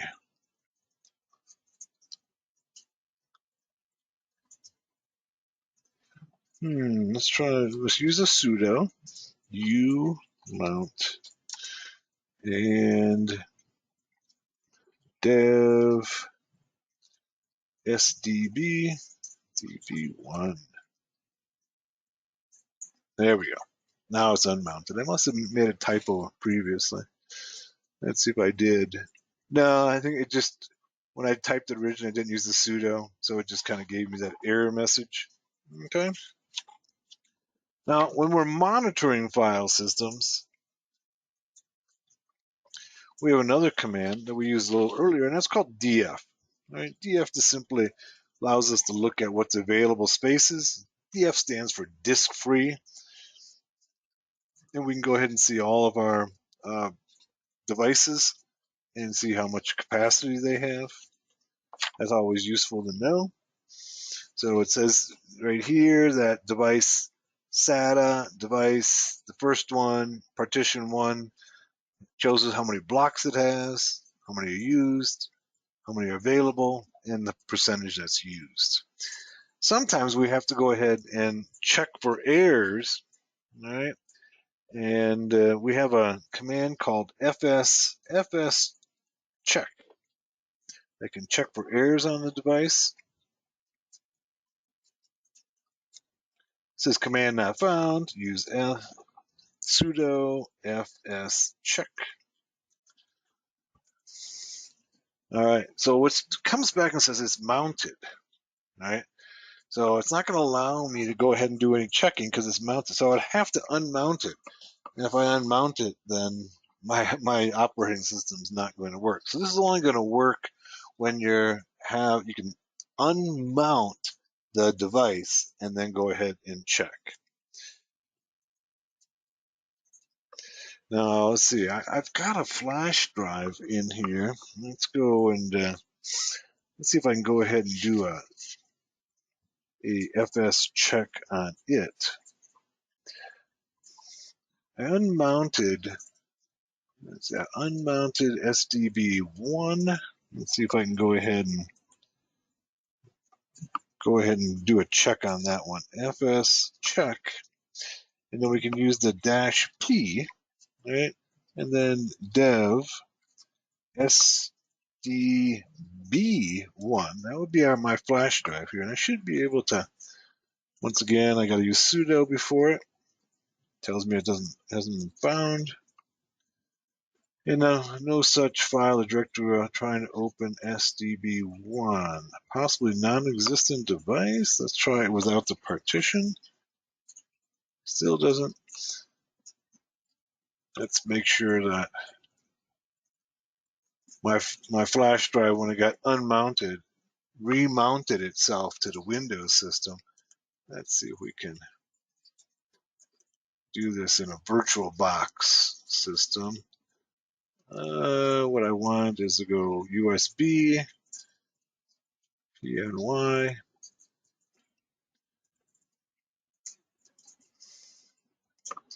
There it is, but it is mounted now, so that's going to create problems. No, there we go. Okay. All right, it says bad magic number for superblock while trying to open. Superblock could not be read, does not describe a valid extended 2, extended 3, extended 4 file system.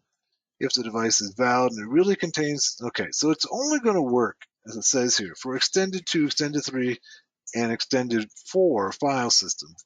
That particular flash drive is an NTFS, right? And exFAT. So it's not going to be able to go ahead and do any file system check. It also tells us more, okay? If the device is valid and it really contains an extended 2, extended 3, extended 4 file system, okay, then the superblock is corrupt. You might try running the extended 2 FS check with the alternate superblock, okay, the superblock number and device. It found a DOS partition table, all right, so it's telling me that it's probably for a Windows system, and that's the problem. All right, but it can go ahead and remove, kind of like I'm trying to remember. I haven't used this in a long time on Windows. File system check. Is that what it is in Windows? So you can do the same thing. If there's any bad files, corrupted files, it goes ahead and fixes them. So that's chapter 10 in Linux Basics for Hackers. Let's move on to chapter 11. Okay, let's take a look at chapter 11, which is on the logging system. Okay, for any Linux users, it's crucial to be knowledgeable in the use of the log files. In other words, if you're an administrator, you want to know what's been taking place on your system. Okay, the log files store all the information about everything that's been going on in the system, including errors and intrusions, things that have gone wrong, people that have logged in, all that's going to be in the log files. As a hacker, though, the log files can be a trail to your activities and identity. So one of the things we want to do is be able to see where the logs are kept and then maybe how we can manipulate them to hide our identity and our activities on the system. In most Linux systems now, we have what's called the rsyslog system, the rsyslog daemon. So this is a process, okay, a daemon that runs in the background that manages all of the logging on the system. Now let's take a look at the rsyslog daemon. So we can simply go locate and go rsyslog. Well, things are not typing on my system. I have to go ahead and change the focus. Rsyslog. You can see there's a whole lot of files. Okay, and if we go right up to the top, we can see that there's an etc rsyslog conf. That's the configuration file for rsyslog. Rsyslog is the logging daemon for our system. Now let's go ahead and open up that file. Let's go sudo mousepad and take a look at the configuration file for rsyslog. It's going to be at etc syslog.conf.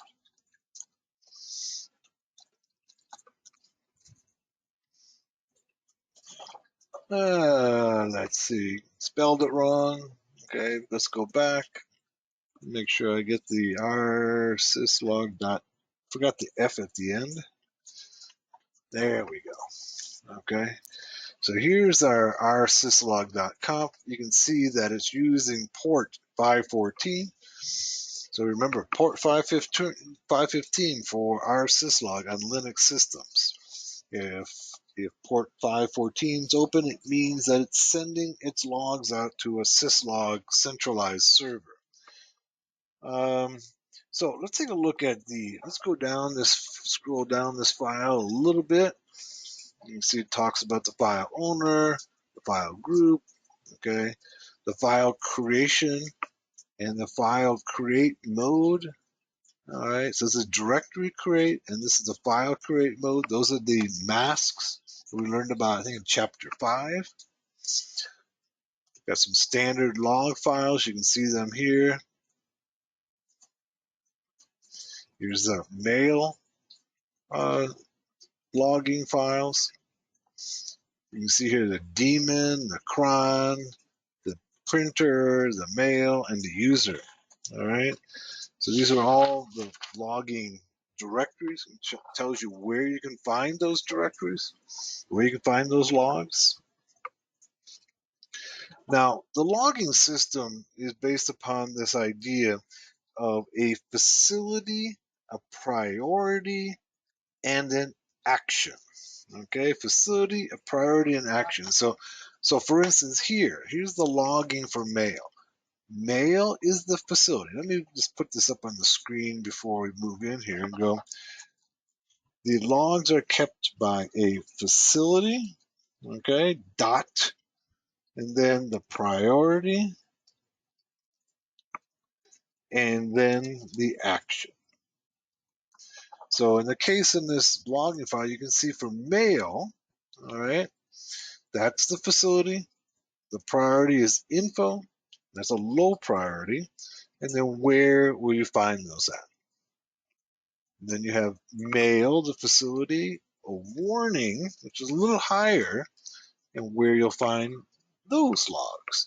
And then mail, and then error, which is a slightly higher priority, and then the var log mail errors where you'll find those at. All right. So the list of the priorities look like this. So we have at the very bottom, we have debug, then we have info, then we have notice, then we have warning,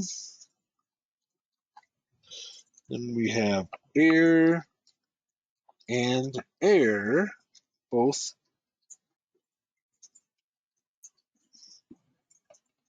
So those are the priorities.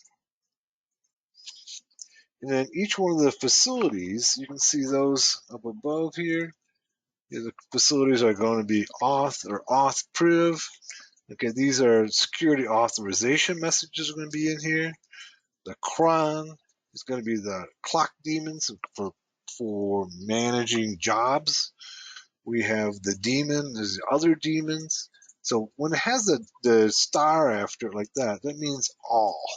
Okay, all priorities are all going to go there unless it's otherwise spelled out. Then we have the kernel messages, the printing system, the mail system, and the user.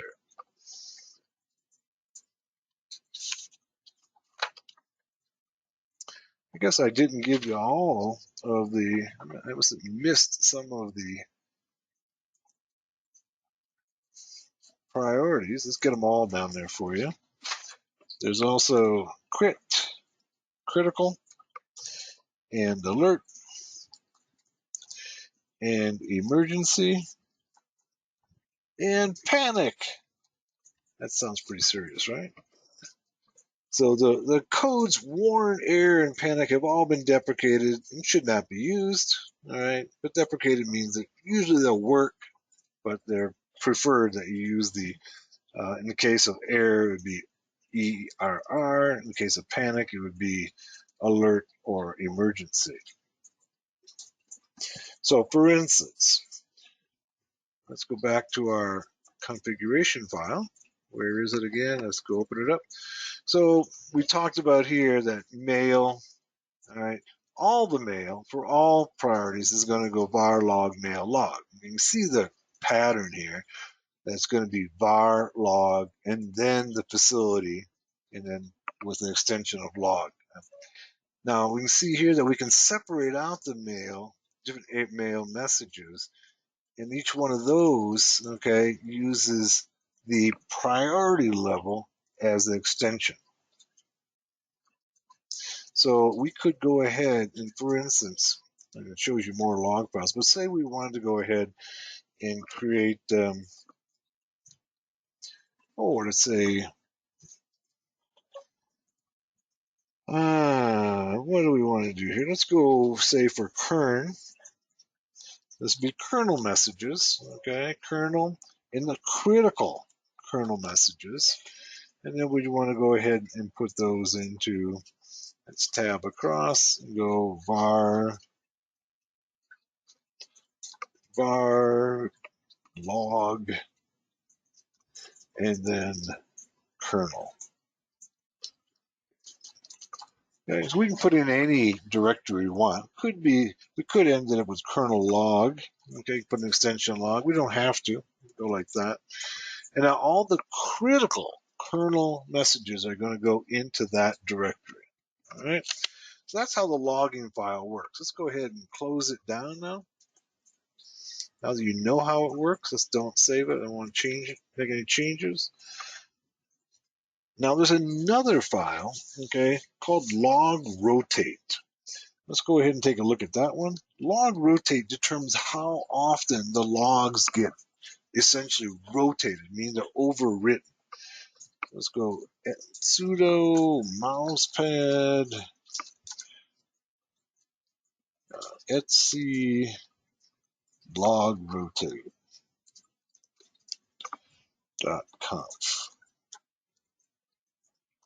All right, and here's the default settings. It says C, first line is a comment, says C man log rotate for details. Okay, and you can see here that the log files are rotate log files weekly, keep 4 weeks worth of backlogs, rotate 4, create new empty log files after rotating old ones. That's just the keyword is create. Use date as a suffix. Okay, so here's commented out, so it's not using it.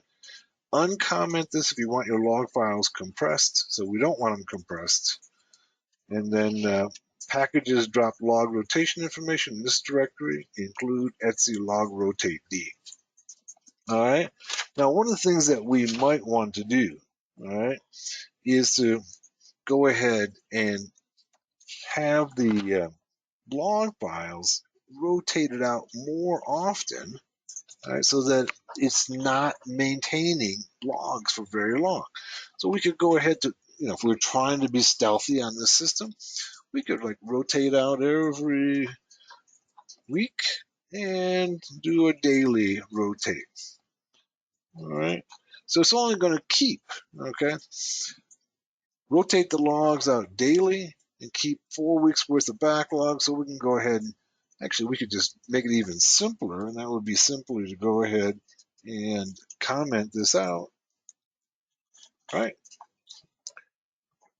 And so it's going to just rotate logs on a daily basis. And so next day they're going to start overwriting, meaning the evidence is going to be removed almost, it was in 24 hours. Making our activities, there'd be no, so once we're inside the system, if we're inside this Linux system, either as an insider or as a hacker who's gotten inside, we can go ahead and start trying to cover our tracks by manipulating the log system, okay? Taking away, making sure no evidence is left behind. Let's go ahead and then close this and let's not save it. Now, one of the things we could do even more effective is when we come into a system is simply turn off logging, right? So we could go do sudo, all right? And this is where things are a little bit different than in the textbook, okay? In Linux Basics for Hackers, so shouldn't call it a textbook, is that we should use the system control, right? Sudo system control, and then our syslog stop.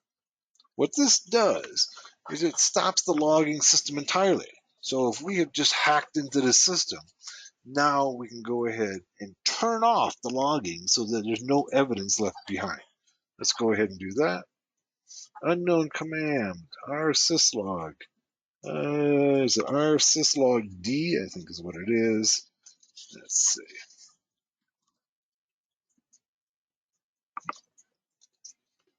Unknown verb. Oh, I got it in the wrong order. That's the problem.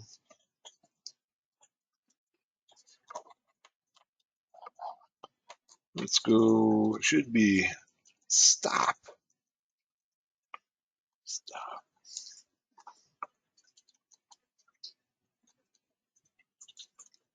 rsyslog like that. Stopping rsys, but can still be activated by syslog socket. Okay, so now there's no logging taking place. So all of our activities now are not going to show any activity, and it's going to be very, very hard to determine what we're doing. Okay, or if we were even in there. Let's go ahead and look at the contents of some of the log files. So let's go say var log. These are the ones that are already in there because we just turned off logging. And these are the authorization log. Let's see what we have there. And let's put in a star to get all of them. All right, you can see there's a few of them here. Some of them have been compressed. You can see they're gzipped here. There's others here. Now let's go ahead and say more var log or var. Let's see what's inside these auth log. Tells me permissions denied. I need sudo. All right, only the root user has access to those. And you can see there's a whole lot in these files. All right. See system open, session open for root. All right. These are all the, this is a very small percentage of all the open and closed by root. And this would probably what we'd want to do. Let's go ahead and do Control C, or I'm sorry, Q to get out. Let's try using tail. Remember we learned the tail command? Let's go tail -20 and the same file. We're going to need to use sudo on this as well. This will just show us the last 20 lines, which is really what's most important to us. Var log. These are the authorization logs, right?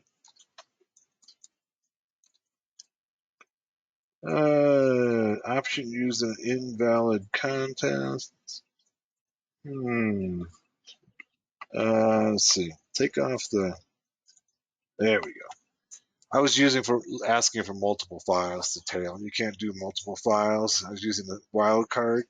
And you can see here's a Kali logging in. You can see Kali, and then all the uses of sudo by Kali. These are all being logged by the rsyslog. Not anymore because we've disabled it now. But what if we wanted to get rid of these as well, right? So one of the things we could do is to go ahead and shred these. And there's a command in Linux called shred. Let's go ahead and clear our screen here. Clear. I don't know why my fingers always want to type it wrong. There's a command called shred. Let's go, not Shrek, but shred. Let's go look at the help screen for shred. What shred does is it goes ahead and takes a file and overwrites it multiple times so that it cannot be recovered.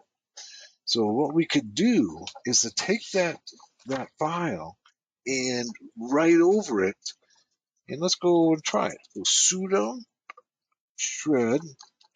So if we delete a file, if you try to delete a file, it's still there for a forensic investigator can still find a deleted file. Shred, though, overwrites the file, so it cannot be recovered. So shred, we're going to do a force-n,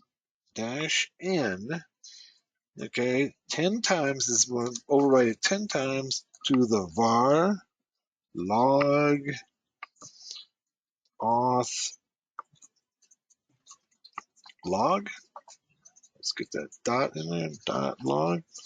And let's go ahead and now, if we go ahead and say tail, our tail command to read that file, let's take a look at what it shows now. You can see that everything, nearly everything, some of it's still there, and so surprisingly, nearly everything has been shredded. Let's try shredding again. 4's 10 times over, and then let's look at it again. There, got most of it shredded. For some reason, there's parts of it that are not. Might have to keep on doing it to get rid of all of it. So that kind of covers up our evidence that we've been there. All right. So that's logging. We learned a little bit about what goes on in a normal system, all right, and then how we can go ahead and cover our tracks if we've hacked into a Linux system and don't want to leave any evidence behind. So let's move on now to chapter 12, which is using and abusing services in Linux. Welcome to day 3 of Linux Basics for Hackers V2. This is OTW, and this is Hackers Arise. In day 3, we're going to look at initially some services in Linux, Unix, and we'll look at anonymity. We've got quite a few things we want to do. Anonymity, wireless networks, and proxy chains. So we've got quite a bit to cover here. Let's get started. All right. Let's go ahead and exit from here, open up our Kali, and here we are. Okay. So in this section, we're going to be looking at services. We've previously looked at some of the logging in the Kali. We're on chapter 12, by the way, using and abusing services. And in the book, I use the command service, all right? And that still works, but there's a new command called system control. It's probably a good idea to get used to it. I've used it previously in the videos. We should use sudo before it. Service was a way to be able to start and stop services in Linux. System control now does the same thing. The syntax is very similar. And the reason that you should become familiar with it is that service is going to be deprecated. So it means that it's not going to be available in the near future. But let me just show you that both will work. Let's go sudo service start, and let's say I should actually be the service name. So start Apache 2, the web server, and start it.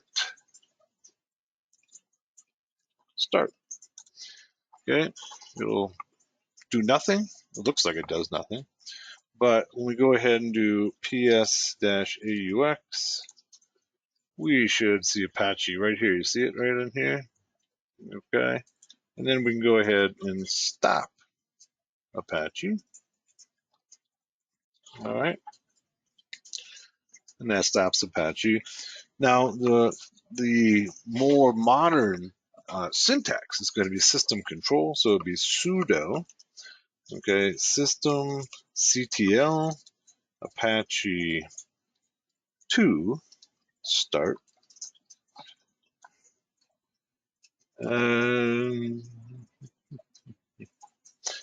They changed the order in using system control.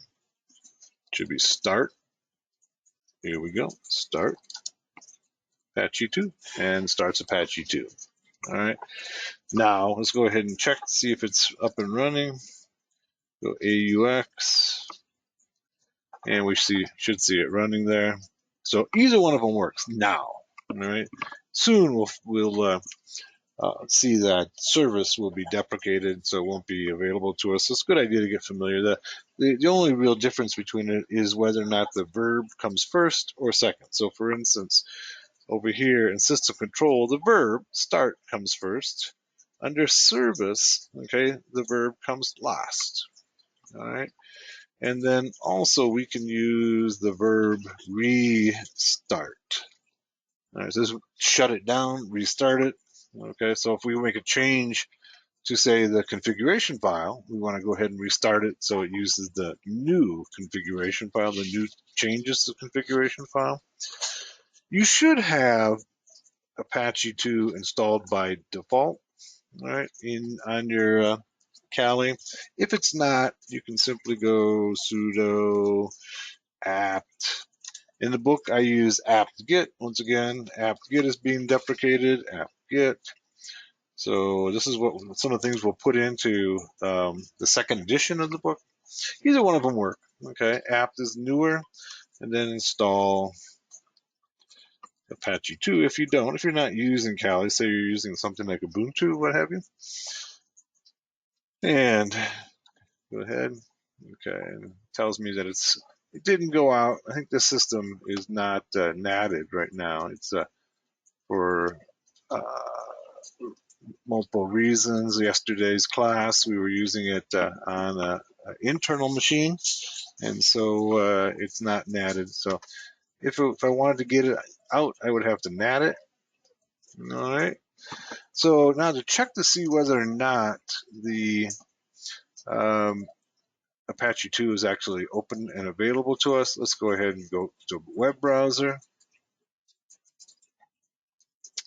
And let's go to 127.127.0.0.1, or, okay, there we go. Look at that.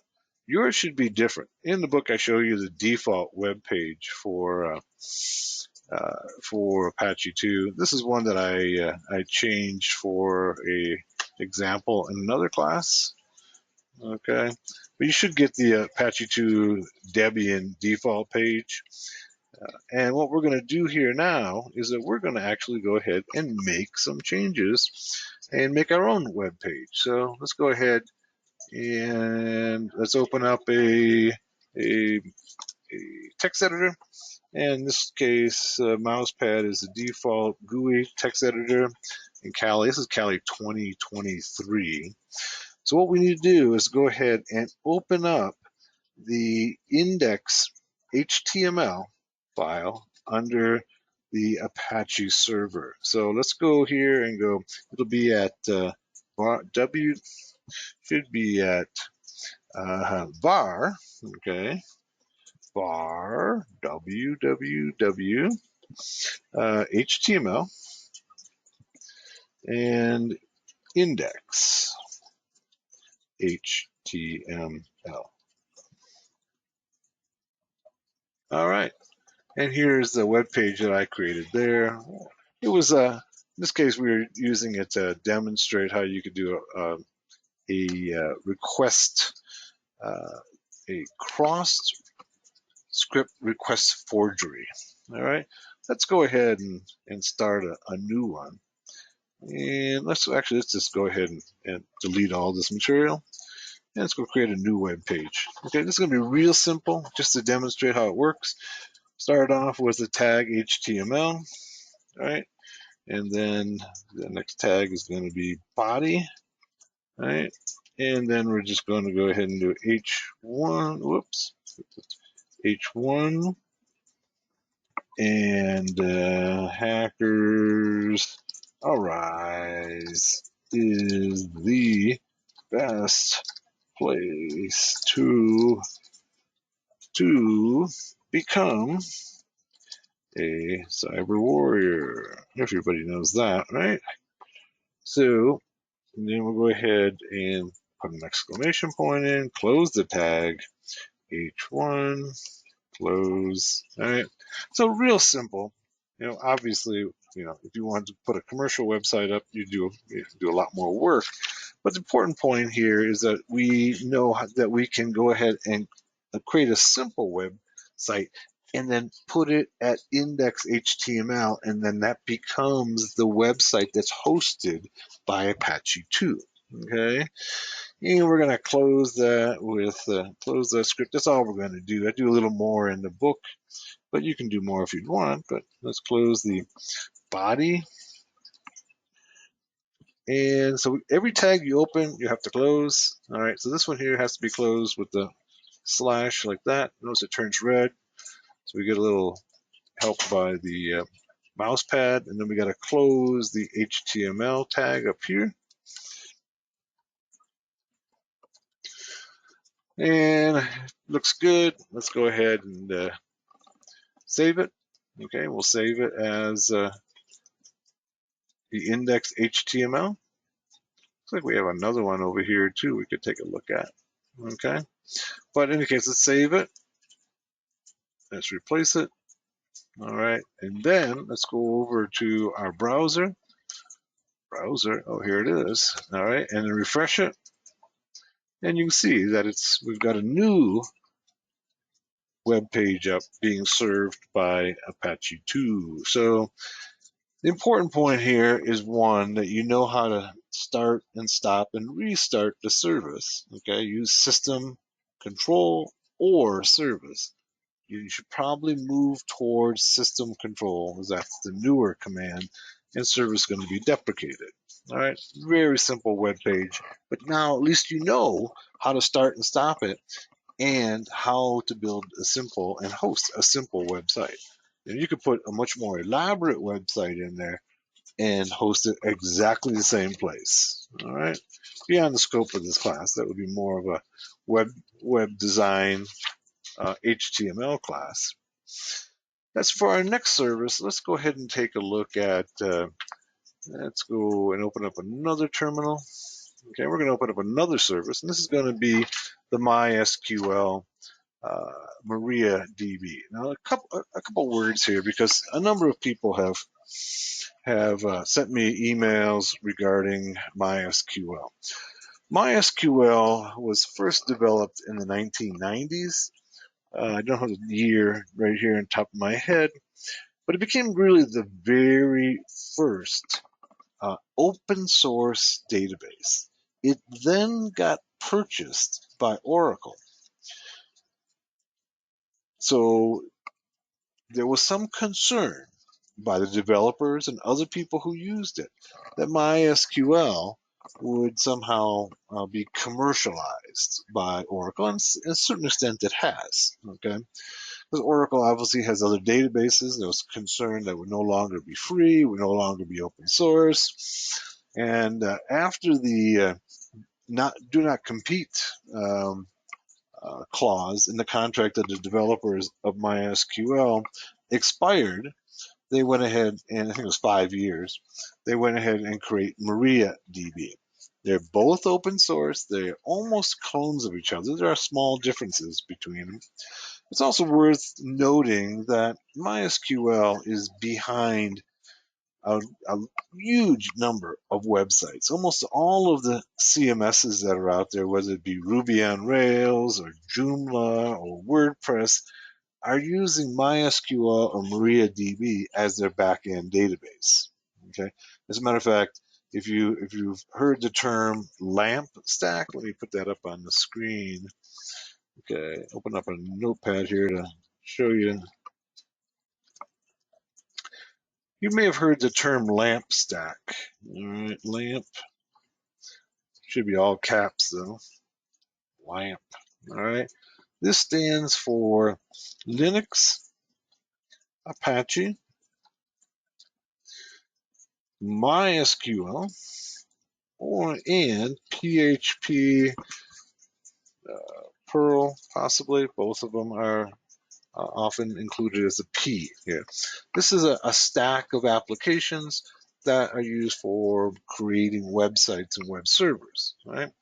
So that's what the LAMP stack is. So we've got Linux, our Kali, Apache, what we started. We have MySQL, and we don't have, well, we do have it on our system. We're not using it right now, PHP and Perl. So if you're talking about any of the big CMSs, okay, CMSs are content management systems. WordPress, okay, uses the uses MySQL. Joomla does. Let's see, what else? Um, hmm. Oh, Ruby on Rails. Okay, that's the other one I was trying to figure out. All right, Ruby and a number of others. So these big CMSs comprise about almost half of all the websites in the world.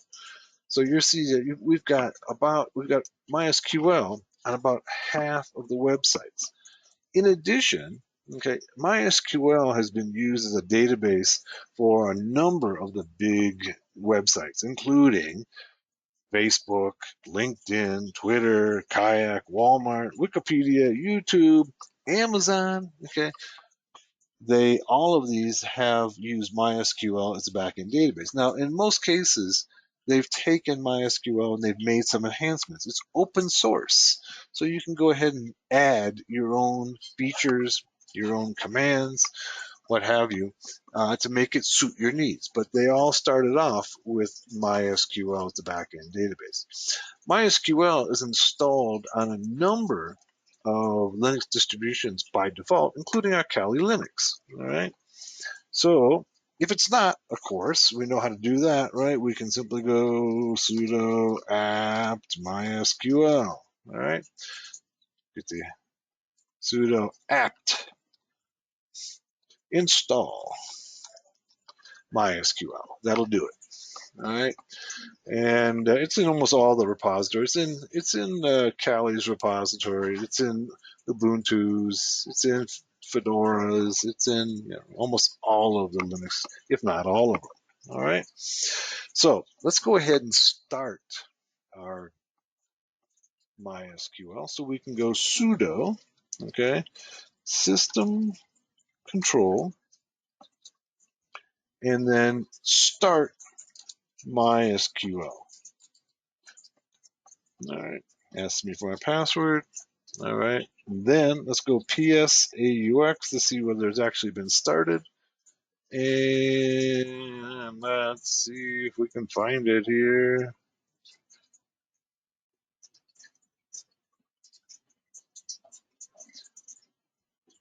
I am not seeing it. So let's go, just use a PSAUX grep MySQL. And you see there it is. Okay. So even though I couldn't see it, that's why the grep command is so useful. It may not be immediately apparent just scanning them. This is a lot of lines here. But using the grep command, I can extract the lines that have MySQL in them. All right, good. So we got MySQL running. That's the good part. Now, what we want to do is to log in to MySQL. So let's go MySQL and then -u, and then for the root user, and then -p means prompt us for a password. So ask us for a password. We don't have one. By default, there isn't one. There isn't a password on root when it's initially installed. And access denied. Let's go. All right. Let's try sudo. And then go Kali. There we go. Okay, so sudo was the only thing that we were missing. Now notice that when I run MySQL, it comes back and tells me that Maria is running. This has been confusing for a lot of folks. Okay, so basically we have a link, okay, between the command MySQL and MariaDB. Maria is actually running, but we can access it the same way we would access MySQL. They're basically clones of each other, and they have links between the names of the different databases. If we could, let me open up another terminal, and I'll show you what happens if we go, let's go system, let's go sudo, system control, all right, start Maria DB.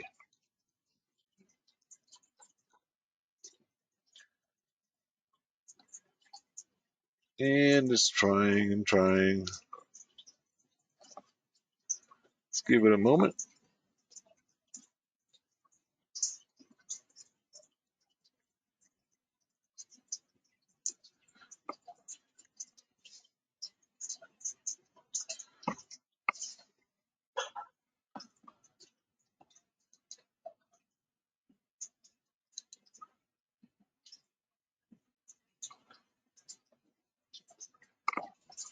And it's still trying.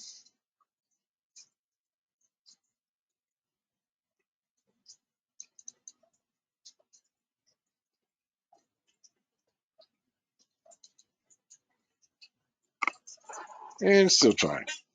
Okay, so it's not finding Maria.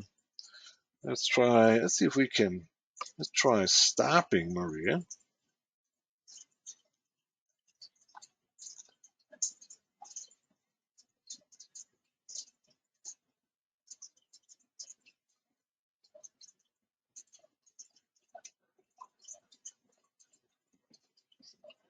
So what this is telling us is that we really, even though the underlying database is MariaDB, we should still use the term MySQL. This has become confusing to a lot of folks when they went ahead and ran this.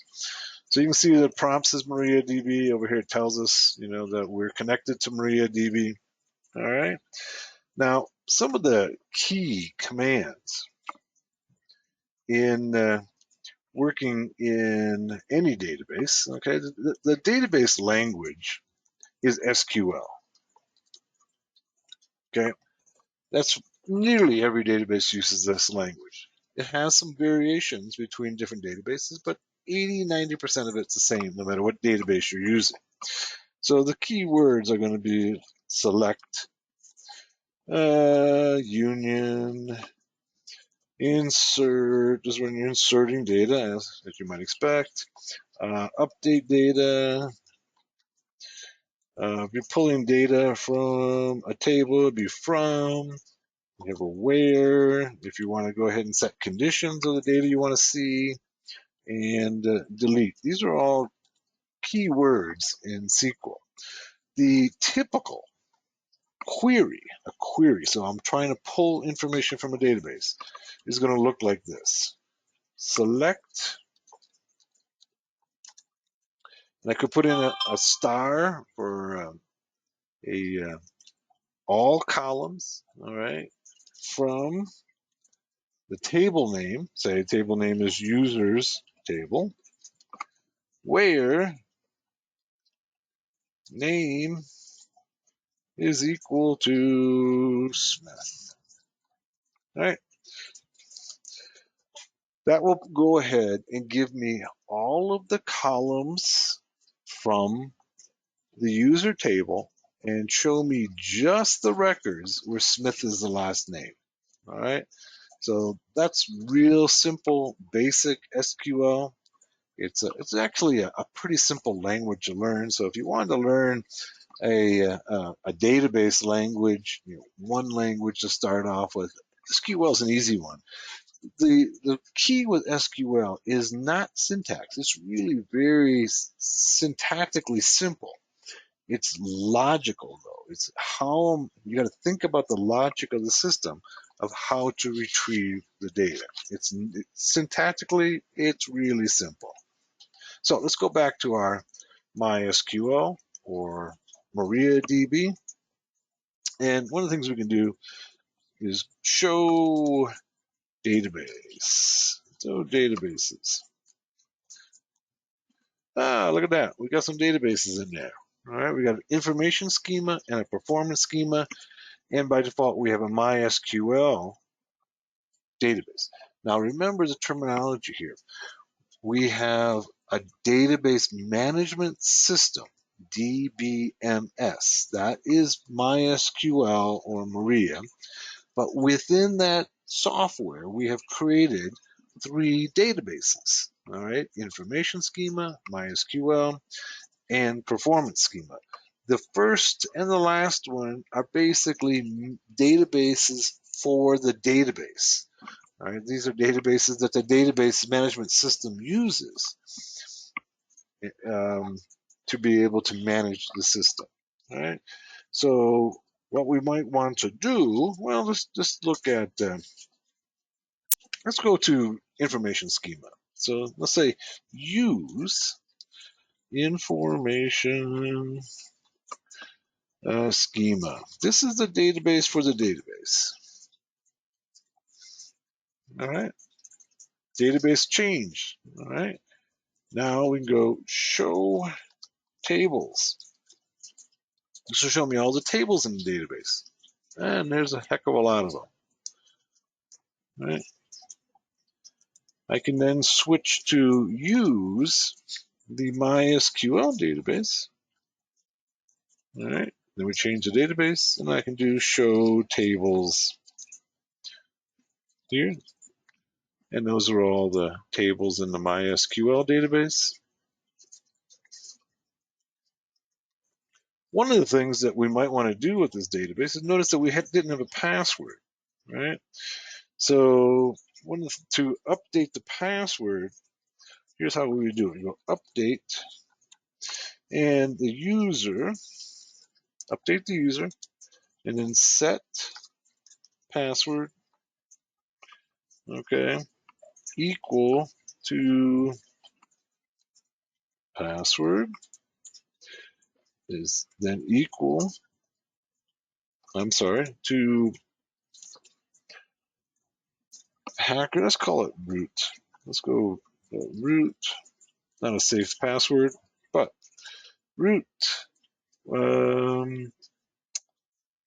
Let's put in where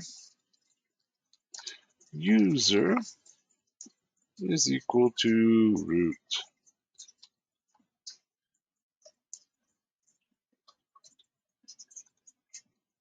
And I got to end it with a semicolon. All right. So now it says one row was affected. Okay. That means now the next time we log in, let's try it. Let's go ahead and quit. All right. It tells me bye. Now let's try logging in again. All right. So go sudo mysql -u root -p, mean prompt me for the password. It says ask me for a password. And remember earlier I just hit enter, no password. I'm gonna do that now. And it came in. It came in and let me in without a password. This is intriguing. It let me in without a password. This shouldn't be the case. And unless that, I'm going to go ahead and quit again. And let's try logging in again, but this time let's try using the password. And lets me do that as well using root.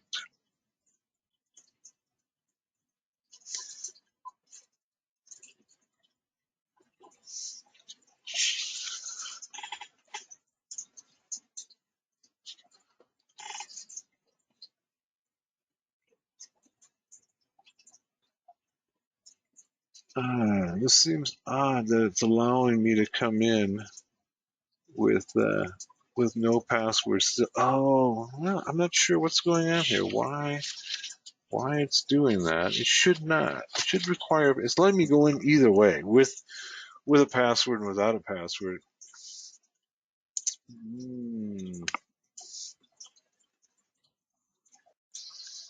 Okay, so what I did while we were off there for a second, I went ahead and did a select user, show me who the user is, and it comes back and tells me I'm root on localhost. Right? That's what I want to be. That's what it should be. Let's go ahead and quit. Let's try logging in again.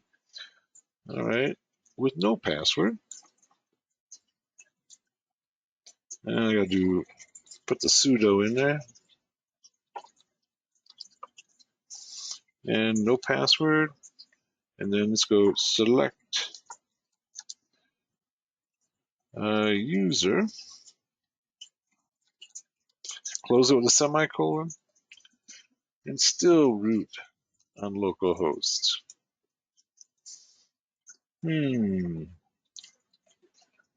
Seems a little strange. Let's try changing the password again. Password, and we'll make it into let's make it into OTW.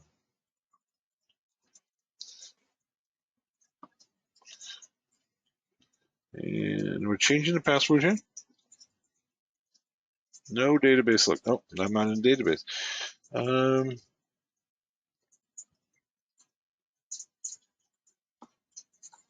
use MySQL. Database changed. And let's go ahead and do update the password. There we have. Okay. And then go select user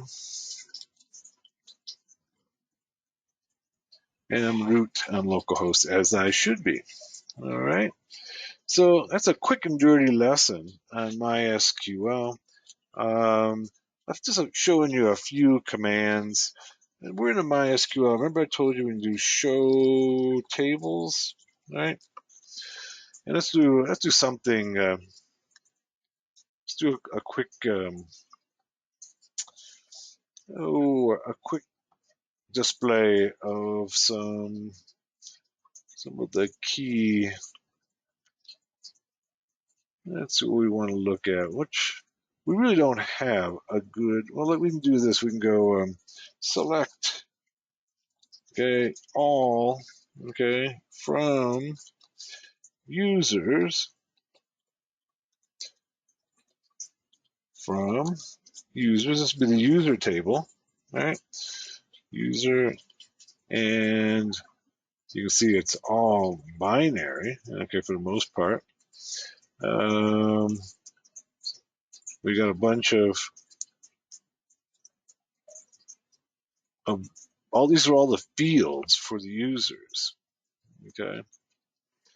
And let's see if we can find our, here we are, localhost root, and there's our password right there.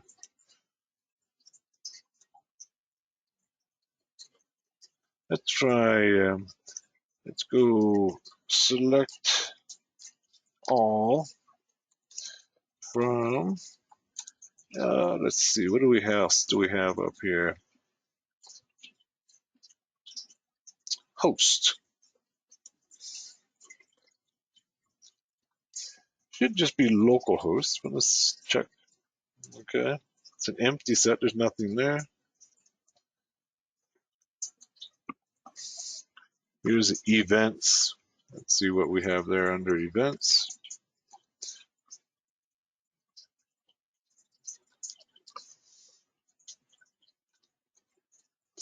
And there's nothing in there either. We can go ahead and create database.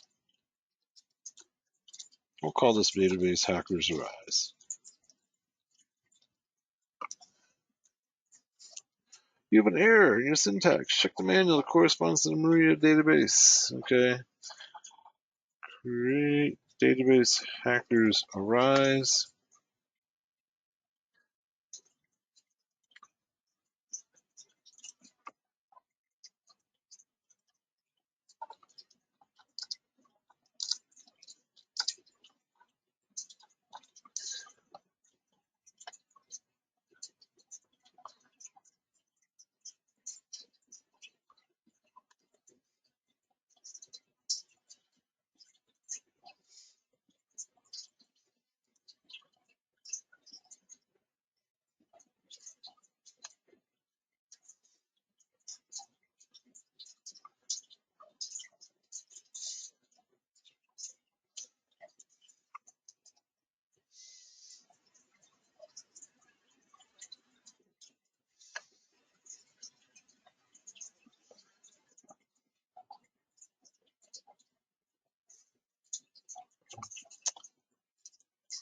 Let's I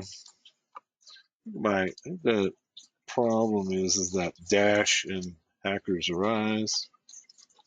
Let's try this. There we go. Got a new database. Now if we go show databases, got to spell it right.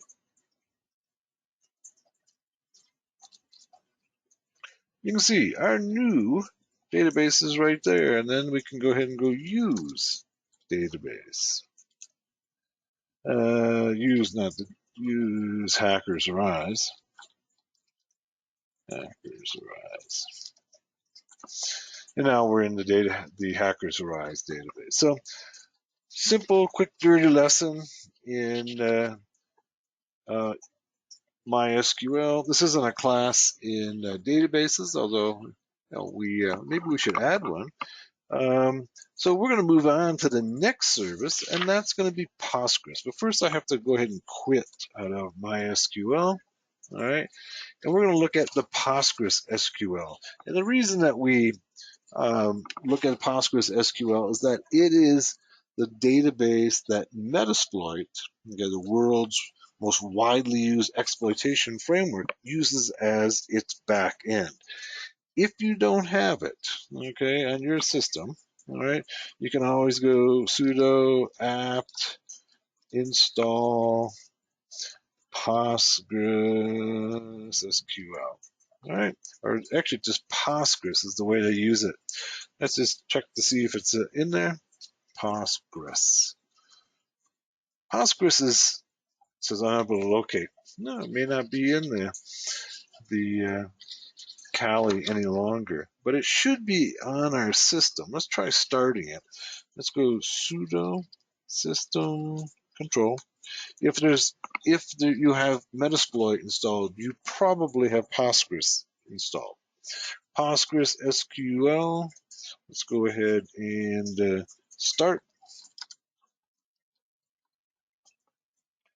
Postgres SQL. All right, it started. Then let's go and check to see if it's up and running. Go AUX, no dash before it. AUX, and then pipe it to grep Postgres. Postgres is open source. Some people consider it to be a more sophisticated database for a number of reasons. For using in a enterprise environment, and that's why Metasploit and a number of other applications that need a more sophisticated database use Postgres. So we've got Postgres running. One of the things that if you're using the uh, Metasploit database, one of the first, if you're using Metasploit and you want to use this database, you have to start Postgres first. All right. So we've started it right here, and then we can start the Metasploit, and Metasploit will automatically use this as a backend database. Let's go ahead and do that.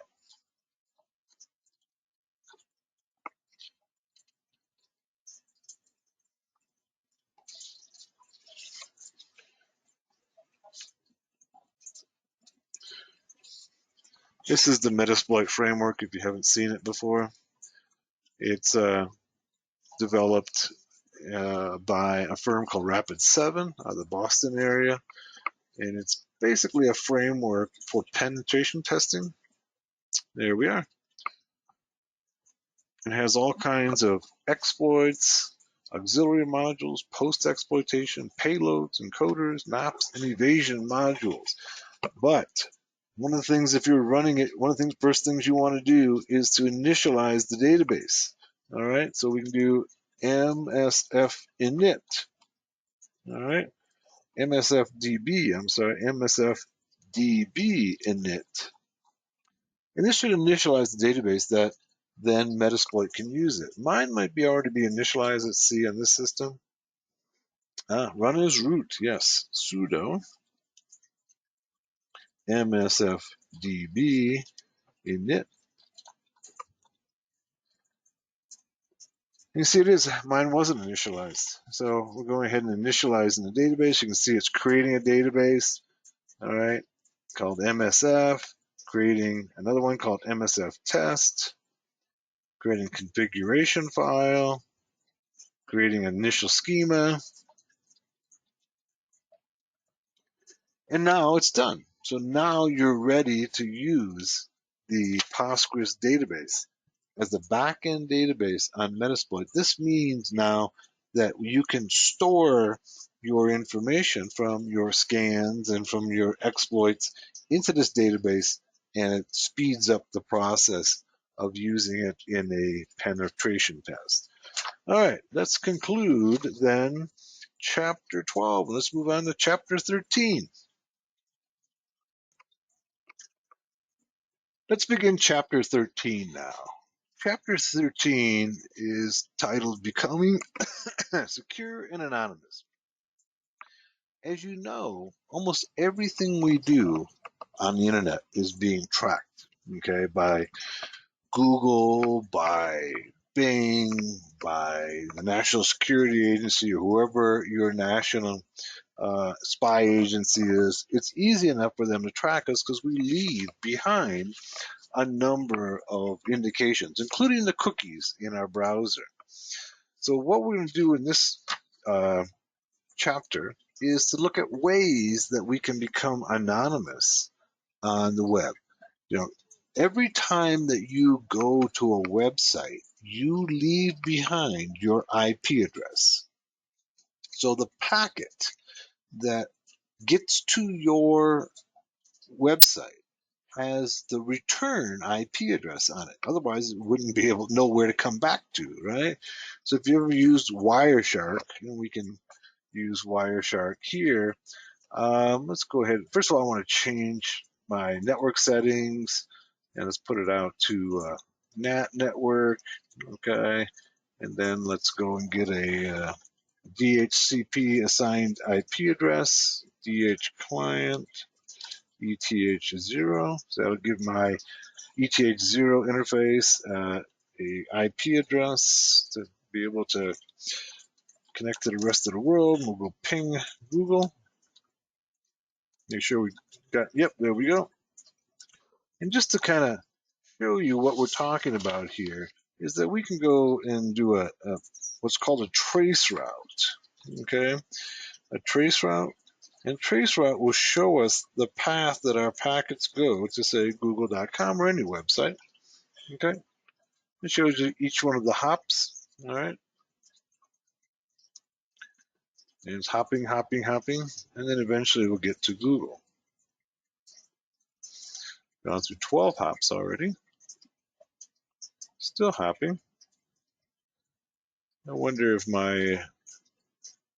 Yeah, it's still hopping. This is unusual. It shouldn't have to hop that much. I'm going to stop it. Let's go ahead and ping Google again. The fact that it's hopping that many times tells me it probably is lost. No, it's still, that's unusual. Let's try trace route to Hackers Arise. HackersArise.com. Notice it says 30 hops max. That's how many hops it'll make between each one of the routers, okay, over the internet to get to its destination.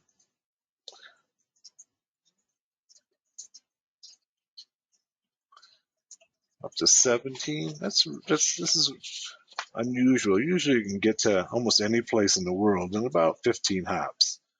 I'm not sure why we're getting this anomalous results right now. To further demonstrate, or to demonstrate, since that one really didn't, let's go ahead and open up Wireshark to show you what I'm talking about. Sudo Wireshark. Okay, so let's go ahead. This is Wireshark. If you haven't used it before, it allows you to watch the packets go across the wire. Let's go here. And let's go ahead and generate some traffic. Let's go to Hackers Arise. Here we are. You should begin. Oh, I think I might have. Let's go ahead and turn off the proxy. I got a proxy turned on here for web app hacking. Let's go here to network settings. No proxy. Say OK. All right. Now let's go ahead. You can start to see the packets go across here. It's going to Hackers Arise. And each one of these packets has a source IP address and a destination IP address. That means that any website that you go to is going to know exactly what IP address you're coming from, all right, and being able to trace you. That might be a problem if you want to remain anonymous. One of the ways that you can remain anonymous is to use a network called Tor. All right, let's go over here and let's go to the Tor network. Tor network. The Tor network, there we got some nice pictures. Okay, the Tor network is a network that was designed for anonymity. All right, designed for anonymity. Let's open up some of these pictures here to kind of show you how Tor works. All right, so here's the Tor client. That would be me. All right, and I go to what's called an entry guard, and then another relay, and another relay, and then to my destination. All right, you can see that the green, all right, over here is all encrypted. So nobody can see either the contents of what I'm sending nor the IP address, because the IP address is also encrypted. This system was developed by the US Navy to allow them to be able to cruise the web anonymously, and it's now an open source project and still available. And it essentially gives you access to the dark web. All right, it can give you anonymity too. If you just want to go around the web and not have anybody know what you're doing, you can go ahead and use the Tor browser, or you can use it to get on the dark web. Let's go ahead and download the browser. Here's the Tor network, the Tor project right here. This is your access, if you want to the dark web and all the dark secrets that are there. And there's some dark secrets there. Let's go ahead and download the Tor browser.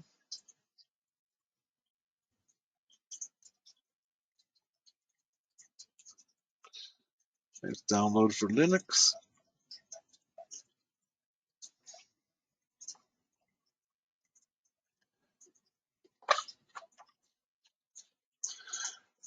And we're going to open it up with the archive manager. Okay, it's downloading.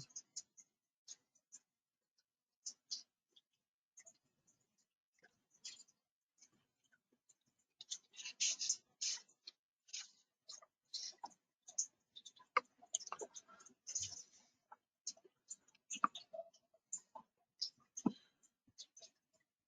few more seconds to go.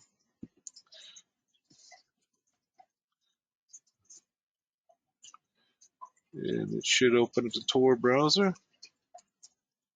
There's the archive manager.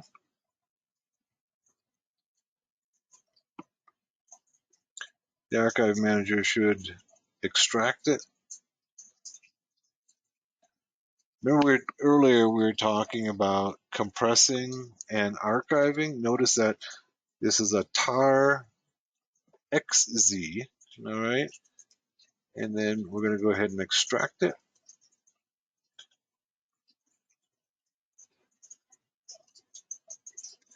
And where's our Tor browser at?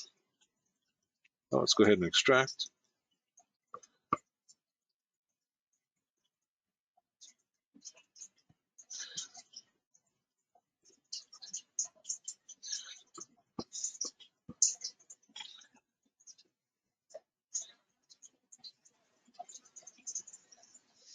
Extraction complete.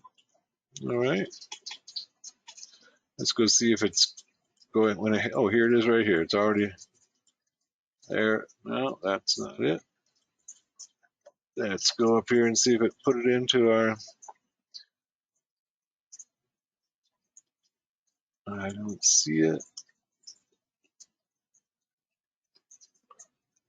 So let's go and open up and let's go and see, take a look in our Kali. Here's our Tor browser right there. All right, so let's go CD to Tor, tab to autocomplete. All right, then do an ls-m and start Tor browser.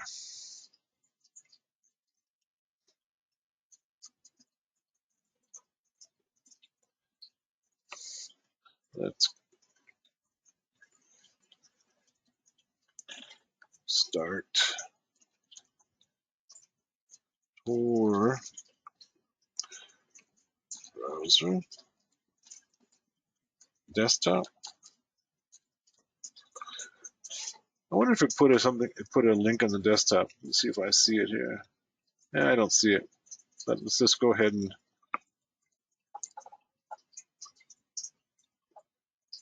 there we go. There's our Tor browser. Okay, you ready for the dark web? All right. Click connect. Now, what this is going to do is that it's going to connect this browser to the Tor network. You're not going to be going through the normal routers on the internet. You're going to be going through Tor routers that are going to encrypt and anonymize your traffic. Sometimes it can be pretty slow, depending upon how close the Tor a Tor router is and what capacity that Tor router has. So let's connect to it. It's going to go ahead and start connecting to a Tor relay.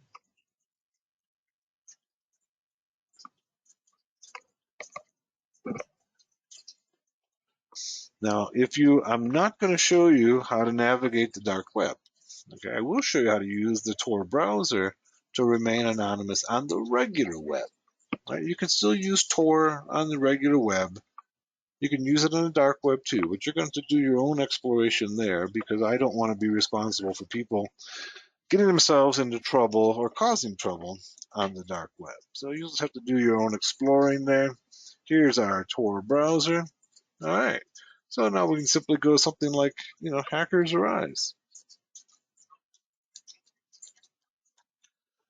And when we go to Hackers Arise, and when we go to Hack, notice it's slow. Okay.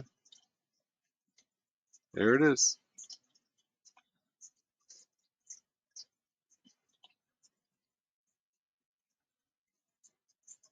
So now I've gone to Hackers Arise, and the folks at Hackers Arise don't know who I am. All right. They can't trace my IP address. What they will get is an IP address from the last node that I went through, all right, getting there. So let's go back here. Let's look at some of those pictures. And let's go back to look at some of those pictures again on the Tor network to demonstrate what's happening. All right, so here's the Tor network. Here's a picture of the Tor network or a schematic. So I'm the client. I've gone into an entry guard and then to a relay and then to another relay. When my traffic appears at the destination, in this case Hackers Arise, it has the IP address of the exit relay. Doesn't have mine, okay? So all they know is that there's this exit relay here, this IP address, and this IP address might be a Tor router any place on the planet, all right? And it's not going to lead back to me. All right, so that's a quick and dirty lesson on the Tor network. You can use it to go anywhere on the web anonymously. All right, it's kind of an important thing to get to know and get familiar with. The next thing that I want to show you is what is called proxy chains. All right, let's go and open up a terminal here, and we're going to, let me close some of these things down. It's possible to use the regular routers on the internet and still anonymize your traffic. All right, so there's a thing called proxy chains built into Kali. Let's go back a level and let's go locate proxy chains. Yeah, you can see proxy chains. There's an application that allows you to use proxies around the world so you can hide your traffic. So let's go to use proxy chains. What we need to do is, first of all, to look at its configuration file, sudo mousepad proxy chains. That should be etc proxy chains. .conf.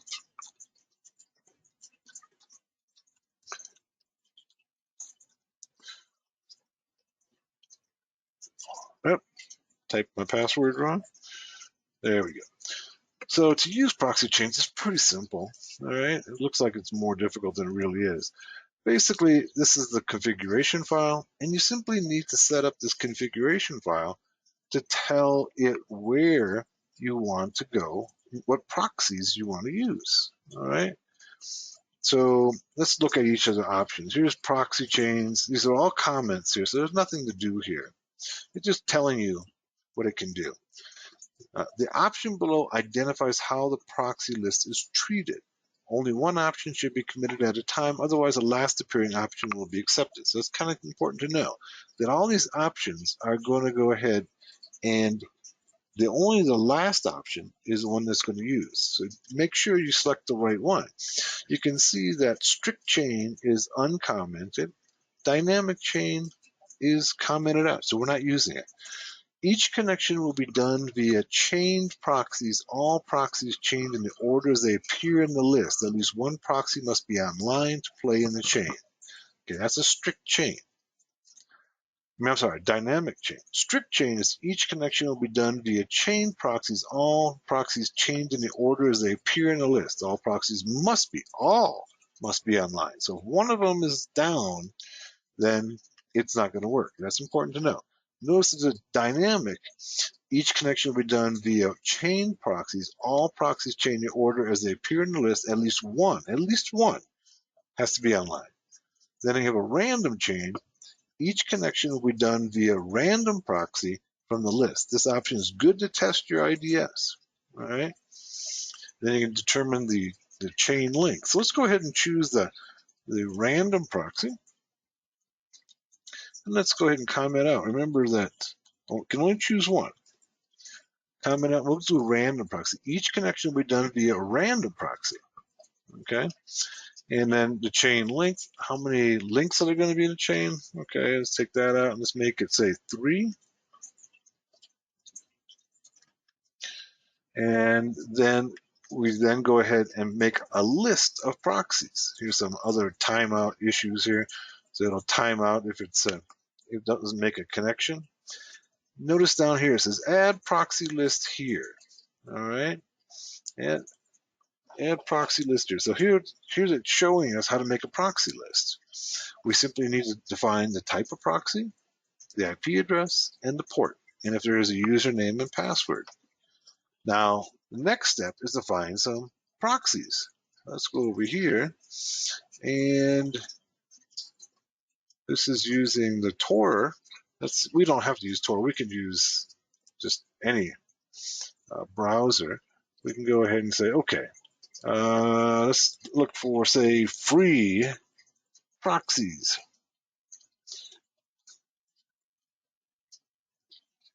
Free proxy list, high quality and fast. Perfect. Free and fast. What more could you ask for?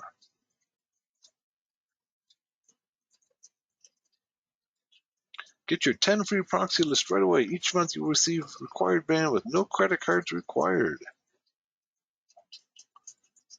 This one's going to require that we create an account.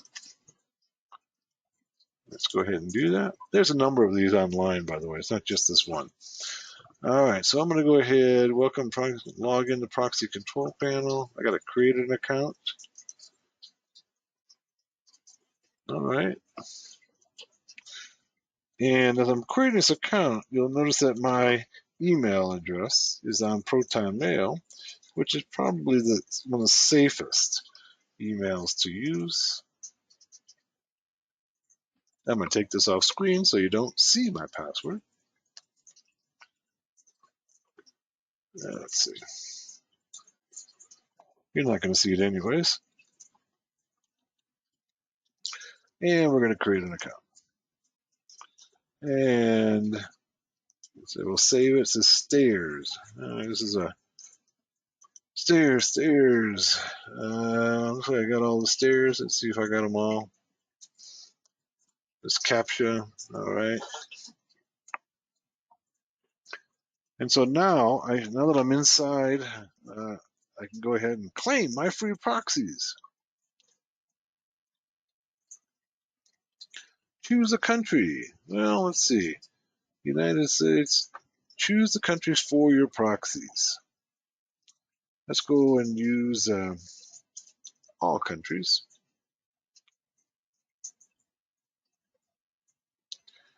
And let's say we want to use, there's my account being open. Let's go HTTP. Okay. And we'll go without, just use IP authentication. Oh, I'm gonna have to authenticate my account.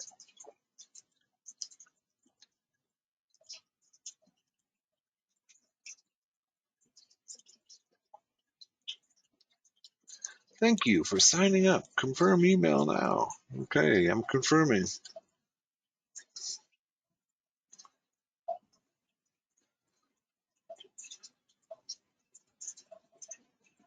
All right, let's go and refresh this. And here's my proxy list. All right, I can use these proxies to be able and put them on my list and then send my information, send my traffic through them. So here's one in Brazil. All right, let's go ahead and copy this one and the port.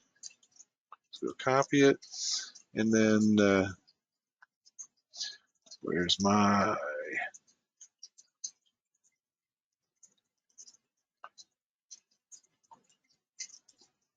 I'm trying to find my mouse pad.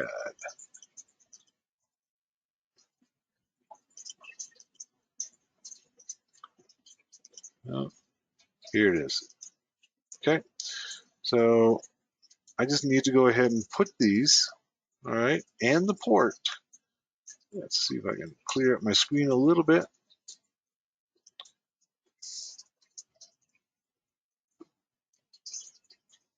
Got a lot of things running here. Let's close this. Wireshark.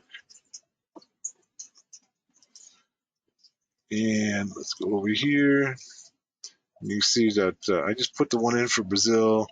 It should be 8151.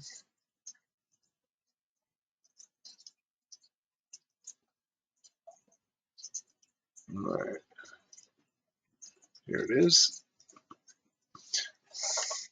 Tab 8151. Also note that I should have put in HTTP, the type HTTP tab. All right, so that sets up my first proxy. Put my next proxy in. All right, then I go back to my, and let's see, here's another one. That should be 8152. Let me fix that. 8152, not 51. It will fail otherwise. And the next one's going to be HTTP. And this one's going to be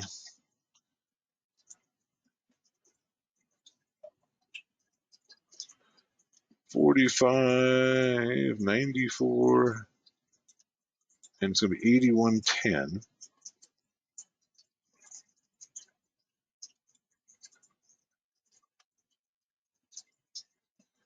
Tab 8110.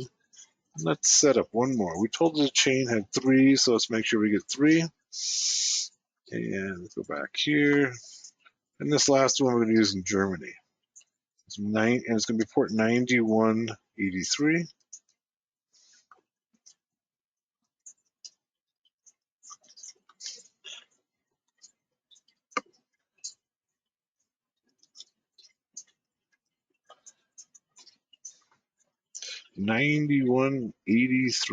Okay, so what this is going to do now is it's going to use these 3 proxies to send my traffic, okay, to any place that I go. And we've set it up for a random chain, so it's going to use any one of the three, all right, to be able to go ahead and send traffic. It has to, in this case, the random. Each connect will done via random proxy from the list, all right, and we have a chain length of 3, so it's going to do 3 of them. We put in a chain length of, say, 2. Let's do that.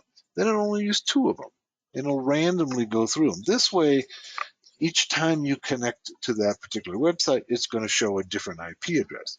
Then all you need to do is save. All right. Also, I want to point out at the very bottom of proxy chains, you can see the defaults are set to using Tor. All right. We don't want to use Tor. Let's go. We could use Tor, but let's take it out. Okay, and save it again. And now to use proxy chains, all we need to do, let's go ahead and close down our Firefox. All right, and let's open up a terminal, and we can go proxy chains, and then Mozilla or Firefox, and it will automatically begin using the proxy chains for our traffic in Mozilla. There we go. All right. Look, it's coming back and says, need more proxies, need more proxies. So we didn't put enough in. It's probably because some of them are failing. Okay.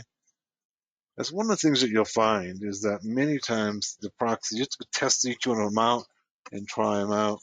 Oftentimes they're up for a while, then they fail, they're down. In some cases, they're taken down by law enforcement. So that's the way you do it. All right. And let's take a look at the responses that we're getting. All right, so here's one that's denied. It's denying all of them. Looks like each one of them being denied. Looks like they may be password protected.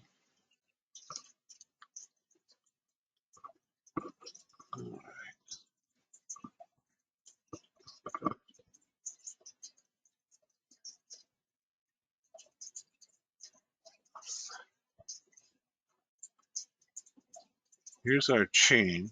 It's starting at this IP address here.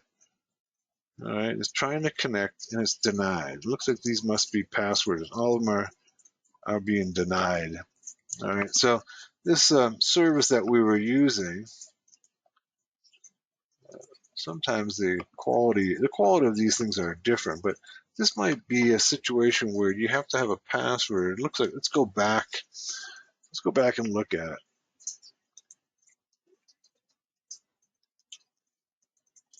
Let's go ahead and stop. Let's stop this proxy chains here. All right, try to do a Control C out of it.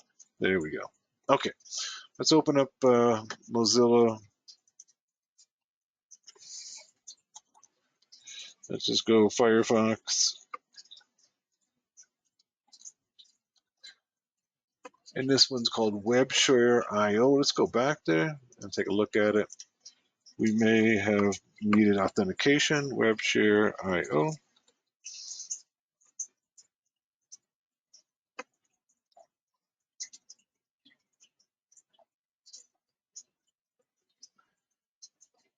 All right, let's log in.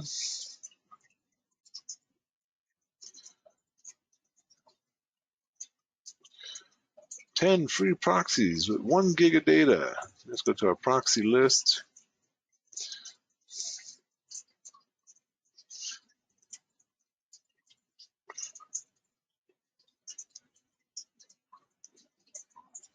Here's our proxy list.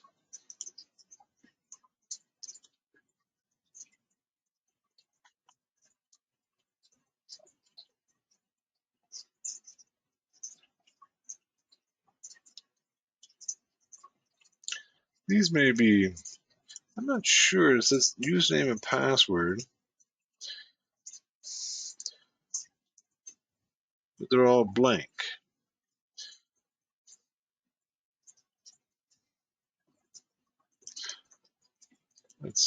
Let's try Googling free proxies. There's a number of sites that offer free proxies. That one apparently is not working.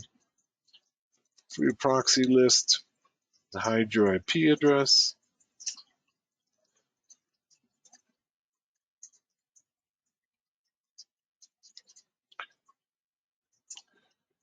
This is the one I use in the book. All right, it's called. Now they call it free proxy. Let's go ahead and go there. Looks like it's in the Czech Republic.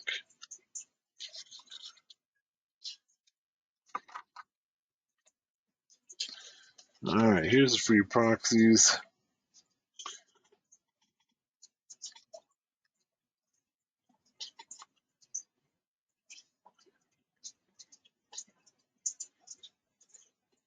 Okay, so you can go ahead and test some of these out, see which ones work best for you.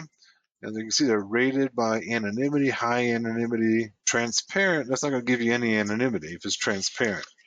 All right, you want the ones with high anonymity. The other thing you have to ask yourself about these is why would somebody put up a free proxy? As I say in a number of places, including Hackers Arise, if a service is free, you, okay, are not the customer. You're the product. So you have to ask yourself, why are these people putting up free proxies? Why would they do that? I wonder why. There's a good question. All right. So before you start sending out traffic that you think is going to be anonymous, just think about why would they set up a free proxy for you. All right. Then let's move on to encrypted mail. My favorite encrypted mail, there's a number of them out there, but Proton Mail is my favorite. As you know, if you tried to email me, I use a Proton Mail address. This is Proton Mail, based out of Switzerland. Everything is encrypted. Even the folks at Proton Mail can't see your email. It's used by a lot of people around the world. It's very, very difficult for anybody to get inside these mail servers, and if they do, then all they're going to see is a bunch of binary data. It's just not. If you're like, if somebody got a search warrant for Gmail, they would go into your Gmail account and read all your Gmail accounts, right?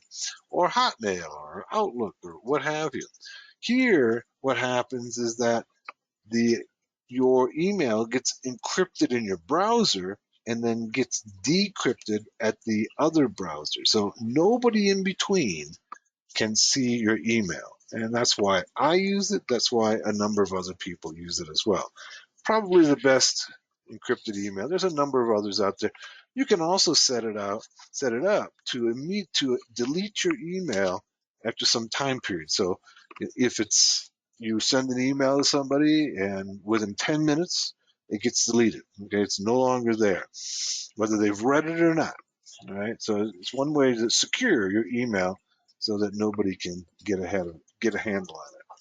Okay, let's go ahead, and that's the completion of chapter 13. Let's go on to chapter 14, which is wireless networks. Okay, let's move on to chapter 14, wireless networks. All right, let's see. Let's go ahead and close down our browser here. All right, and we've got a terminal open here. Let's clear some real estate. One of the things that I'd like you to do before we get started on this section is to read the terminology on page 154 on wireless networks. You should know terms like AP, ESSID, BSSID, SSID. I'll throw some up on the screen for you. Let's talk about some of these. Okay, AP, access point. All right, ESSID. Now, you probably are familiar with SSID. That is the name on the AP. ESSID is the extended service set identifier. It's the same as the SSID, but it applies to all of the SSIDs within, say, an organization. You need to know a BSSID, and that's the MAC address. Let's see, we need to know channels. Okay, there's multiple channels, and there's 1 through 14, actually, 1 through 14 in wireless networks. In the US, we only use 1 through 11. Modes. In wireless, there's multiple modes. There is monitor mode, okay, which we'll be using. There's managed mode. And what's the other one? Master mode. Okay. Your wireless adapter is in managed mode by default. Monitor mode is when we're going ahead and picking up all of the packets on the network, so like a sniffer would, like Wireshark, other tools. And frequency.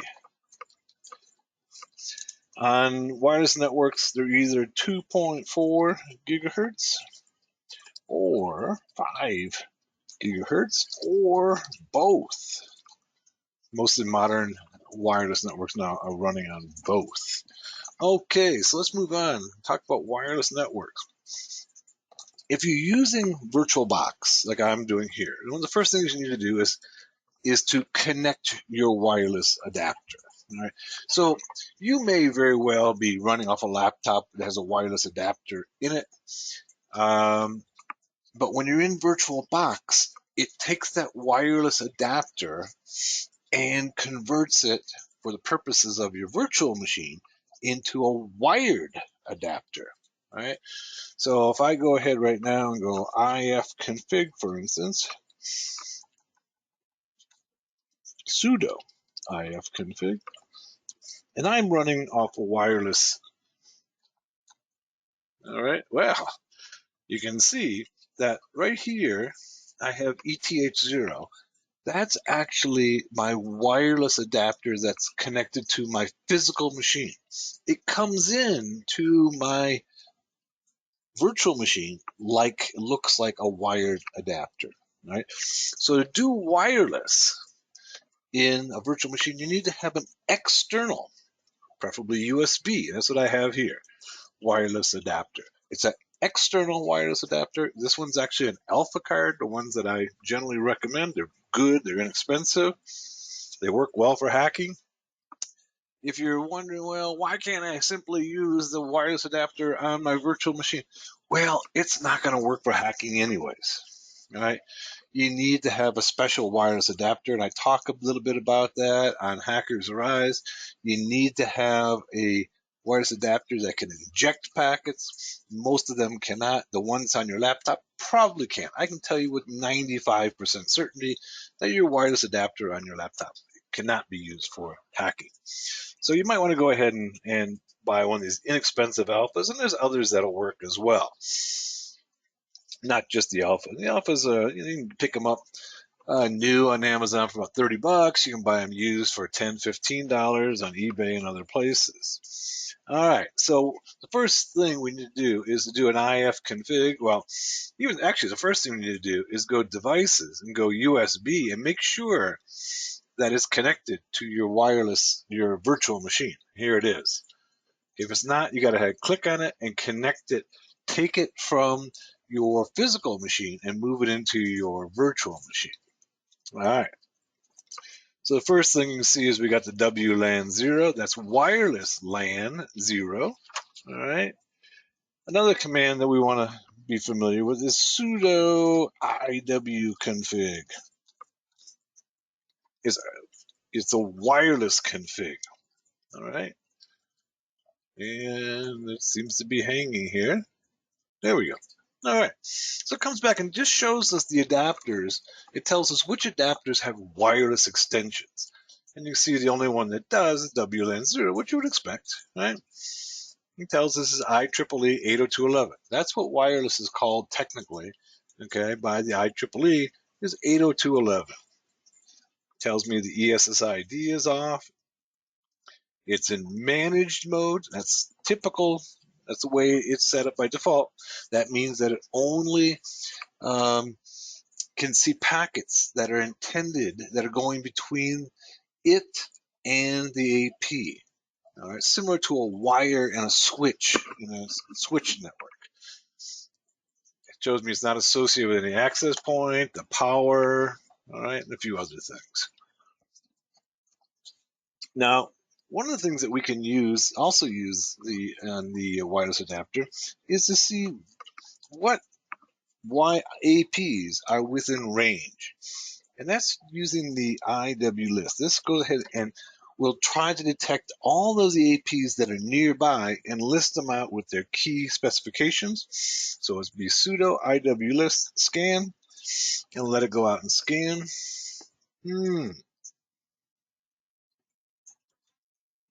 It's telling me my resources interface doesn't support scanning.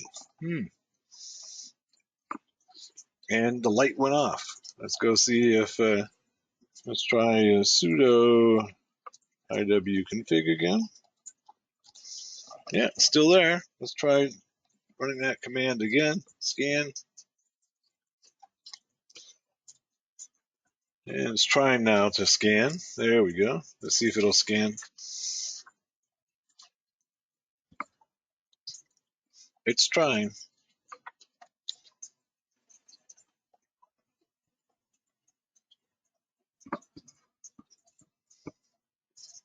There we go. So notice that it's gone ahead and picked up a number of APs and given us key information about each one of them. So everything that's within range. And I have an antenna, a high gain antenna, and so we got several from outside the area. We can see that this one here is using channel 1, the encryption key's on, the ESSID. It's in master mode, okay? Master mode is what you would expect, right? Because it's the master. Its APs are in master mode. Here's another one over here. It's on channel 1 as well. Notice it's at 2.4 gigahertz. Let's see if this one appears at. This one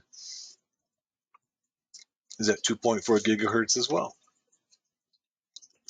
And ESSID is very similar. It's in master mode. Here's one called Mandela in master mode, 2.4 gigahertz. On channel 6, this one is. Notice here it says the address. That's the MAC address, okay? The globally unique MAC address. When we look further at wireless networks, this is often referred to as the BSSID.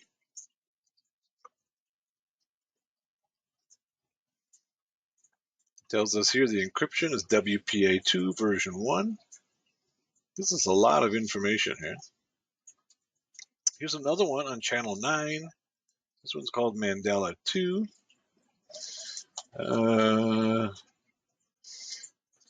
It's WPA version 1 as well. There's another one over here. This one doesn't have a name. Interesting.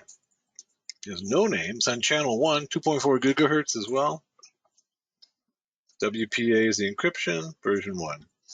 We can go through each of them. Another one with no name.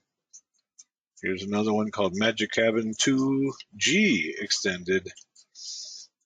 So, shows me all of them that it can reach, okay, in the immediate vicinity, depending upon the antenna you have and the strength of those signals. Now, the key piece of software that we need doing wireless work is called AirCrack. AirCrack is a suite of tools. All right, it's a suite of tools, and it does a number of different things.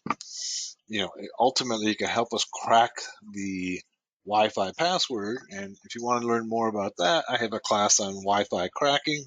You might want to go ahead and attend or purchase that video. But it has a number of different tools in it. And the first thing we need to do is to put our wireless adapter into what's called monitor mode. This is like promiscuous mode in a wired environment, so it can see all the packets going past me. All right. So to do that, we're going to go sudo airmon ng start. Okay, and then the adapter name, whatever your adapter name happens to be. Yours may be WLAN02, like mine. It may be WLAN1, WLAN2, WLAN3. Okay, and it may have another name. The key is that you get that name and use it here. So let's go ahead. This is putting the adapter into monitor mode. That's the first step. Okay, it did it. Came back with a couple of bit of information for us. It says, I found 3 pop processes that could cause trouble. Use airmon check kill before putting the card in monitor mode. They will interfere with changing signals. So let's go ahead and do that. It tells us that. So let's go and do sudo. I found generally that I don't get problems, but let's follow their directions. Check kill. So that if we do have problems, we know at least that that's not the source of the problem. And it's killing the problematic, yeah, there it is. It kills the problematic processes. Now, notice also that it went ahead and it changed the name of our adapter to now WLAN0mon. Okay, so that's one of the processes it does. So let's go and do sudo ifconfig. And you can see that our adapter now has a new name. And we have to use that name from now on. It has literally changed its name. And so if you're doing any work with that adapter, you have to use that name. So let's go ahead next and use the airodump command. Airodump basically is a command that allows us to see all the key information for hacking of all the APs nearby. So we just go sudo airdump ng and then the name of the adapter. In my case is WLAN 0, not O, but 0 mon, and run it. And soon, hopefully soon, we begin to see information. Nothing's coming up. This tells me that the adapter may have been dropped. Okay, it happens sometimes. Let's go ahead and stop it. Let's try sudo ifconfig and see if it's still connected to my virtual machine. It is. All right, that's good.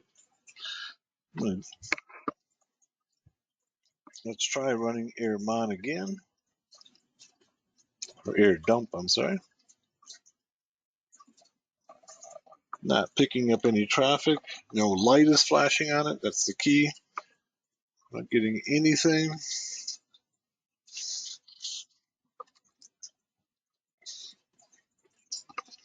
I'm going to go ahead and disconnect and connect it again. Let's go do this. Devices, network adapters. No, that's not what I want. I want devices, USB. There it is right there. Okay, it dropped it. Now let's go reconnect it.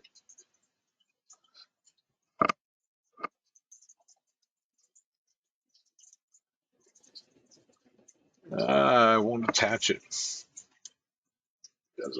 Doesn't want to fail to attach it. Let's try again. Oh, there it is right there. Let's go.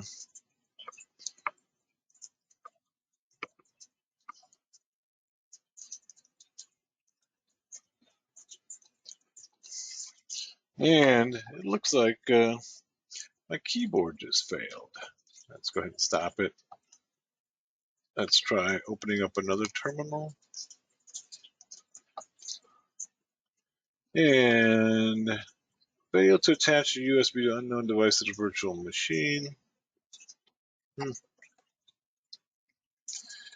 I think I have an additional problem in that I think I lost my keyboard. Let's try again. Let's open it up and go if. Oh, there we go. We got it back. Okay, sudo ifconfig. Okay, see, I lost my adapter. Let's see if I can get it attached again. Let's give it a shot. It shows it being attached. All right, let's detach it. Let's go ahead and attach it again.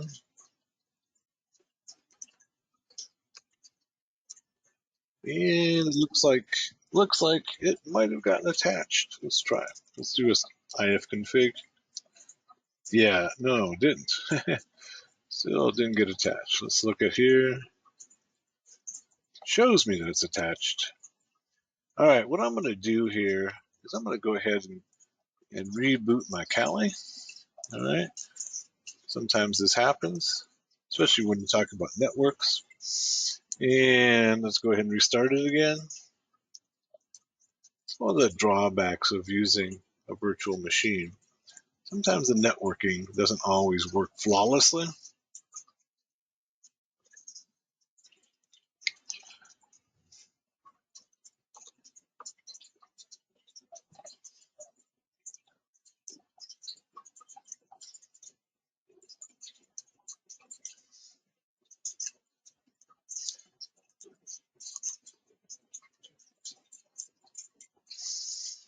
Let's give it a minute to reboot. We'll try again with our wireless network.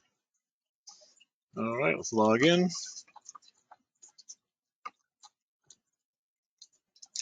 And let's check devices, USB, and there it looks like it's attached. Okay, it says it's attached.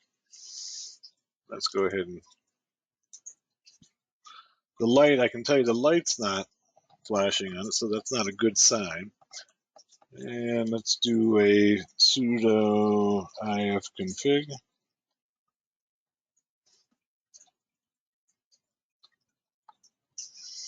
No, it's not attached. Let me physically try to attach and reattach it.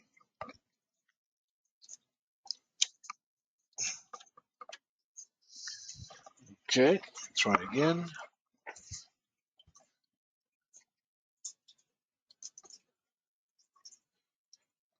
USB shows it right there. Let's go ahead and detach it and attach it. Essentially, we're mounting it is what we're doing. And let's do sudo ifconfig. Still no attachment. Light is on. That's a good sign. The light's on. And let's go. It's showing us that it's on.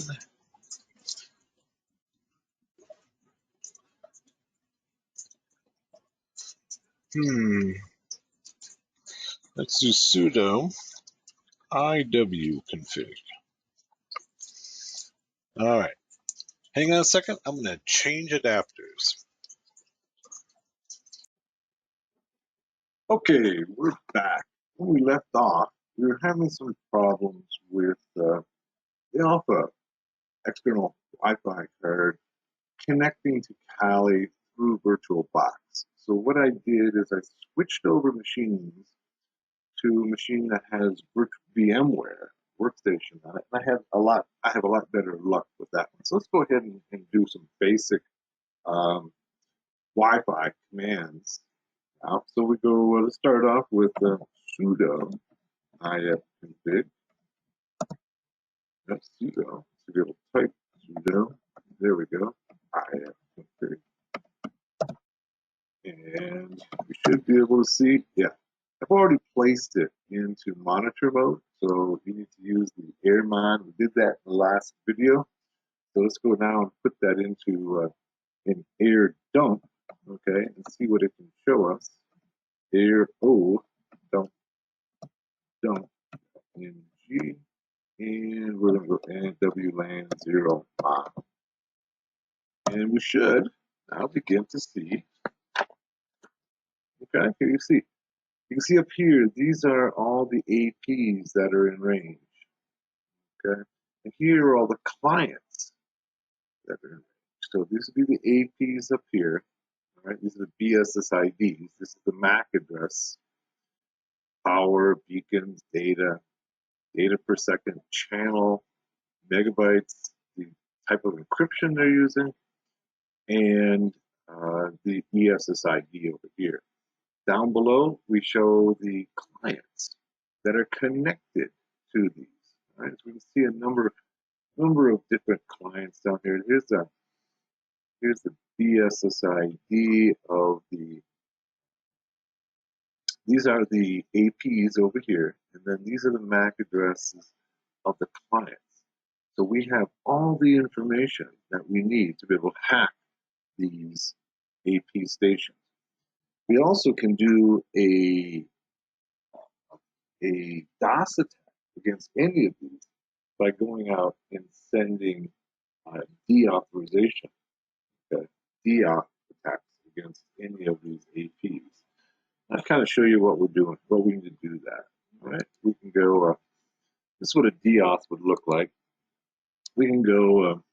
First of all, I got to start out with sudo. Deauthorization means it's sending packets to knock everybody off the AP. Essentially becomes a DOS attack. Okay?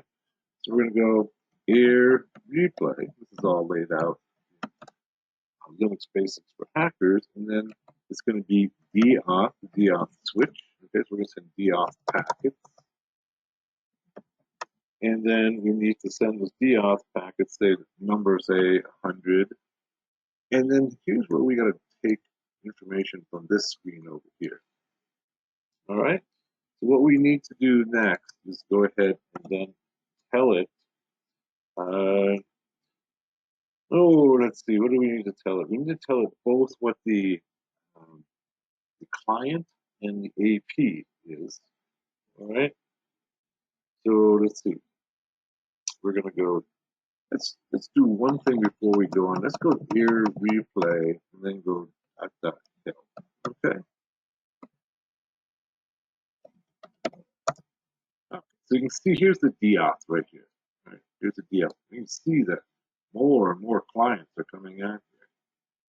So we've got a good picture of what's going on. This is when we have our Wi-Fi card in monitor mode, we can see everything is going through the air around us. All right. And I've got a long range antenna here, so we're seeing for quite a distance what's going on. But notice here's the deauth right here, and then we need to give it a count. That's what we were just doing. All right. And we look at some of the other switches as well. For instance, here we have the A switch is the BSSID of the MAC, okay, is the access point MAC address. And C is going to be the destination MAC address, okay. Let's see, anything else we need to look at there? See, also here's the B, setting the MAC address of the access point. What we're looking though at is a replay option. So set the access point MAC address, set the destination MAC address. Those are the ones that we need. So let's go ahead and set that up. And to go ahead and do a deauthorization attack or a DOS attack, I'm going to go sudo air replay. Okay, it simply sends packets into the AP, and then we'll say we'll put in 200. Okay, but we gotta put in the deauth first. Deauth. And how many we want to send? Say 200. And I'll send 200, and then I'll stop. And then we want to go ahead and say send them into. Let's go. Let's grab one of these here. Say this one right here. Let's quick copy and paste. It's simpler than trying to copy a MAC address. It's sometimes hard to capture these. Copy and paste. I'm trying. Let's try some of these others. Can I copy them? So I'm just going to enter it in. All right. So this one's going to be 00 colon 25 colon 9 C colon 97 colon and 4. I think I've got that 4F. Yep. And 48. So that's our destination MAC address. And then -C to go back to the replay options over here. Okay. replay is going to be, it's going to be set to destination address, right? C, and then we got to put in the destination MAC address, and then we just got to end it with the name of our adapter, WLAN 0 MOD, WLAN 0. Now, when we hit enter, this will send out a surge of deauthorization packets into the AP, and it'll basically knock everybody off. Now, if you're trying to crack the AP, this might be useful to get everybody off the AP so they have to re-authenticate. And when they re-authenticate, that sends the hash of the from the client to the AP. And that we can intercept and then crack that. All right. So that's all I wanted to show you with the Wi-Fi. I think the most important thing here is to understand how we can do this reconnaissance and get all this information that we can use either for denying service or cracking. And we get into all of those services, all of those cracking techniques in the Wi-Fi hacking class. So if you want to know more about Wi-Fi hacking, that's the place to go. Next, let's go on to Bluetooth. All right, I'm going to go ahead and shut some of these screens down. Let's go clear and shut some of them down. We'll go on to Bluetooth. Okay, let's shut this one down. All right, let's go on to Bluetooth now. Once again, you have a Bluetooth adapter in your machine, your laptop, what have you. But to be able to connect to Bluetooth from your virtual machine, you're going to need an external adapter. It has to be Linux compatible. I've got a couple of them here, all right? And let's see, I've got one of them that is from Panda, and one of them, these are pretty inexpensive. They cost less than $10 a piece. Let me get my Bluetooth adapters here. One's from Panda and one's from Plugable.